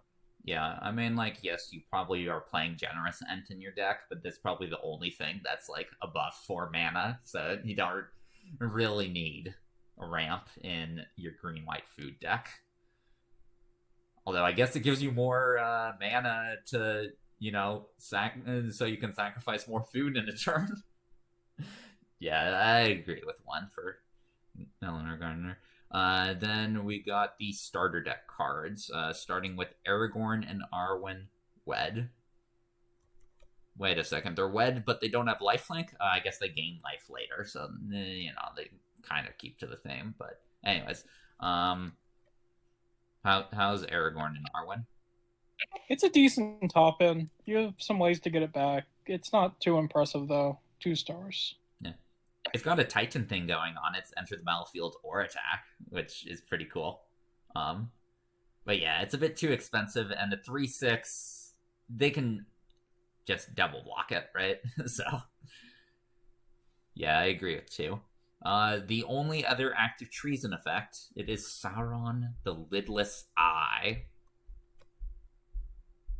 How's Sauron? Yeah, it's active treason, and it's got a pretty nice pump spell, all things considered. It's decent, but I don't think it will see too much play. I'm gonna give it 3 stars just because I'm a bit of an optimist. I'm going to default towards 2, but yeah, the active treason part does interest me. And as you said, like activating that ability twice, giving your entire board +4/+0, and then like making your opponent lose 4 life, that can definitely win games. So I could see it as a top end in black-red. So it's a 2 for me, but I could maybe see it going up to a 3. I cannot see this card seeing play because it's an equipment-based card. It is Frodo Determined Hero. Yeah, it's not good. I mean, I guess on your turn, it prevents all damage dealt to it, but it's only a 2/2. Your opponent won't really care all that much. I'm going to give it 1 star. Yeah, it's an easy one. You're not playing an equipment deck. And even in an equipment deck, it wouldn't be like what you would want. Next one is Gandalf White Rider. I like this one a decent amount because whenever you cast a spell, creatures you control get +1/+0, and then also you get to scry 1. But the main thing is the creatures you control get +1/+0. It's kind of similar to Erkenbrand in that regard. So, like, if you combine it with, like, some kind of, your blue-white or your red-white is a top end. Like, when you're going wide with those decks, like, this card can actually lead to a significant, like, dangerous board presence. Plus, like, the whole, like, when he dies, you may put him into your library 5th from the top. Like, yeah, 5th from the top is a long time, but, like, I'd happily draw Gandalf over, like, pretty much anything else. So, that's a thing. Yeah, this and the Green Legolas seem like they might make a fun combo. Bit magical Christmas landy, but decent. I'm giving it 2 stars. Yeah, I'm going to go up with a 3 for Gandalf White Rider. I think it can definitely have potential in go wide decks. Knight of the Keep, it's a 1. It's starter deck card. It's just a 1. We haven't seen a vanilla creature in like ages. Okay, I guess Yargle and Lutani, but like a common vanilla creature in ages, right? I do not know. I'm sure there was probably one randomly in a set somewhere. I think Strixhaven was the last one we saw. Yeah, Strixhaven had the alligator. I had a couple of just vanilla. I'm sure there's got to have been one past that alligator. I don't think anyway, so. Another golem. Yeah, this one is not very good from like an actual card thing. Because, you know, like, sometimes they'll just guess right and then it did nothing. But it's a cool card because it's Riddles in the Dark, which is, like, the best chapter of The Hobbit. So, yay. 1 star, though. Yep, same for me. The last Witch King got a 5 from me. What about this Witch King? Do you think it's going to get a 5 from me? Yeah, no, not so much. 6 mana, 5/3. Whenever it attacks, defending player sacrifices a creature with the least power among creatures they control. I mean, that's basically they sacrifice a creature, though. Like, that's no different from having them just sacrifice a creature, right? I mean, no, there are way too many tokens running around. They just have a token to sack off, most likely. Yeah, but I'm just saying, like, defending player sacrifices a creature is the same as defending player sacrifices a creature with the least power, because they're going to just sacrifice the least power no matter what the wording would have been. Oh yeah, I guess. I mean, small niche cases where there's like a super strong activated ability on like a 2-powered creature, but yeah, usually you're just going to sacrifice the weakest. Play the other Witch King. This is a 1. What you give it, Jayfish? 1 as well. Okay, next we got Fires a Mount Doom.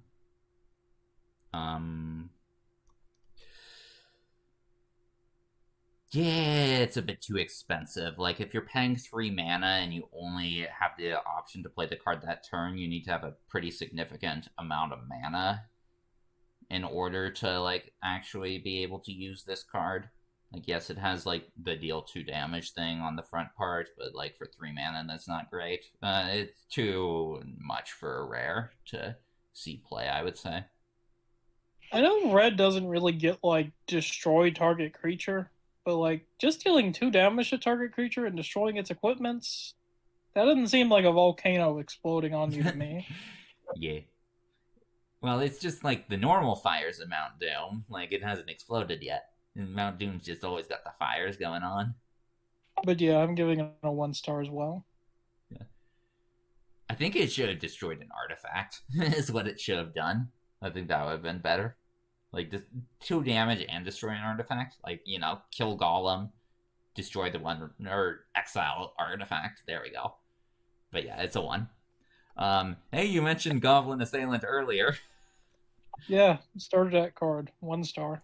Yep, easy 1. 2/2 for 2 is... Yeah, no. Next we got Galadriel Giftgiver.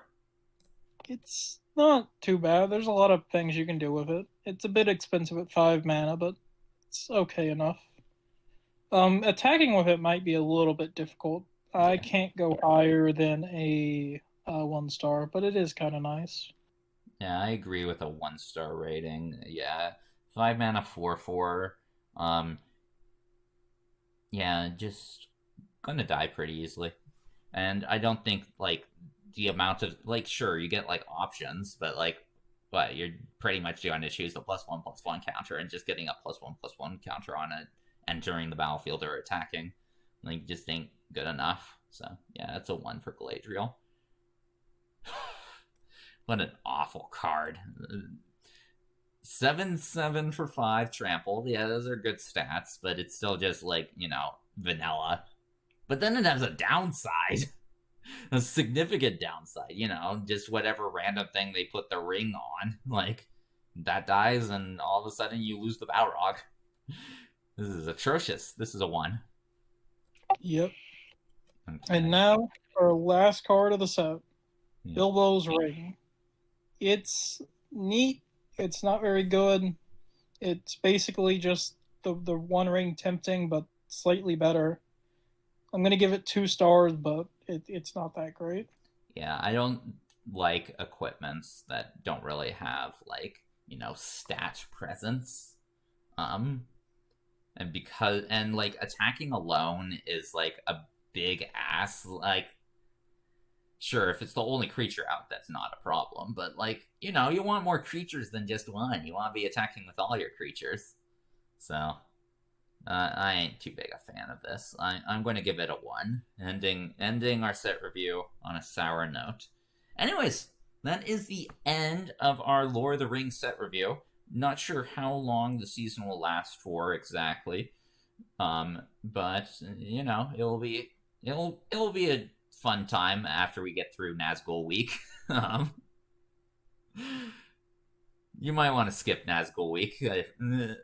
There ain't like much reason to play. It's basically who draws their Nazgul better.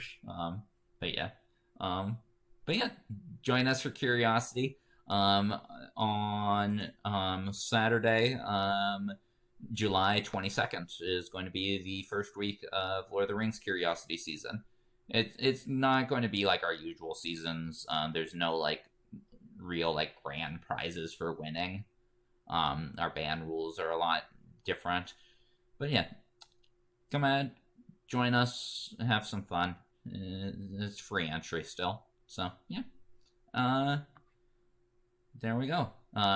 Thanks as always, Jayfish, for joining with us for this set review. You ready to do our outro?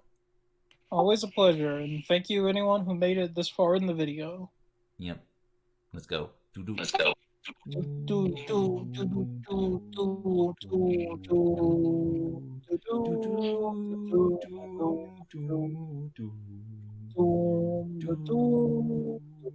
Next week now.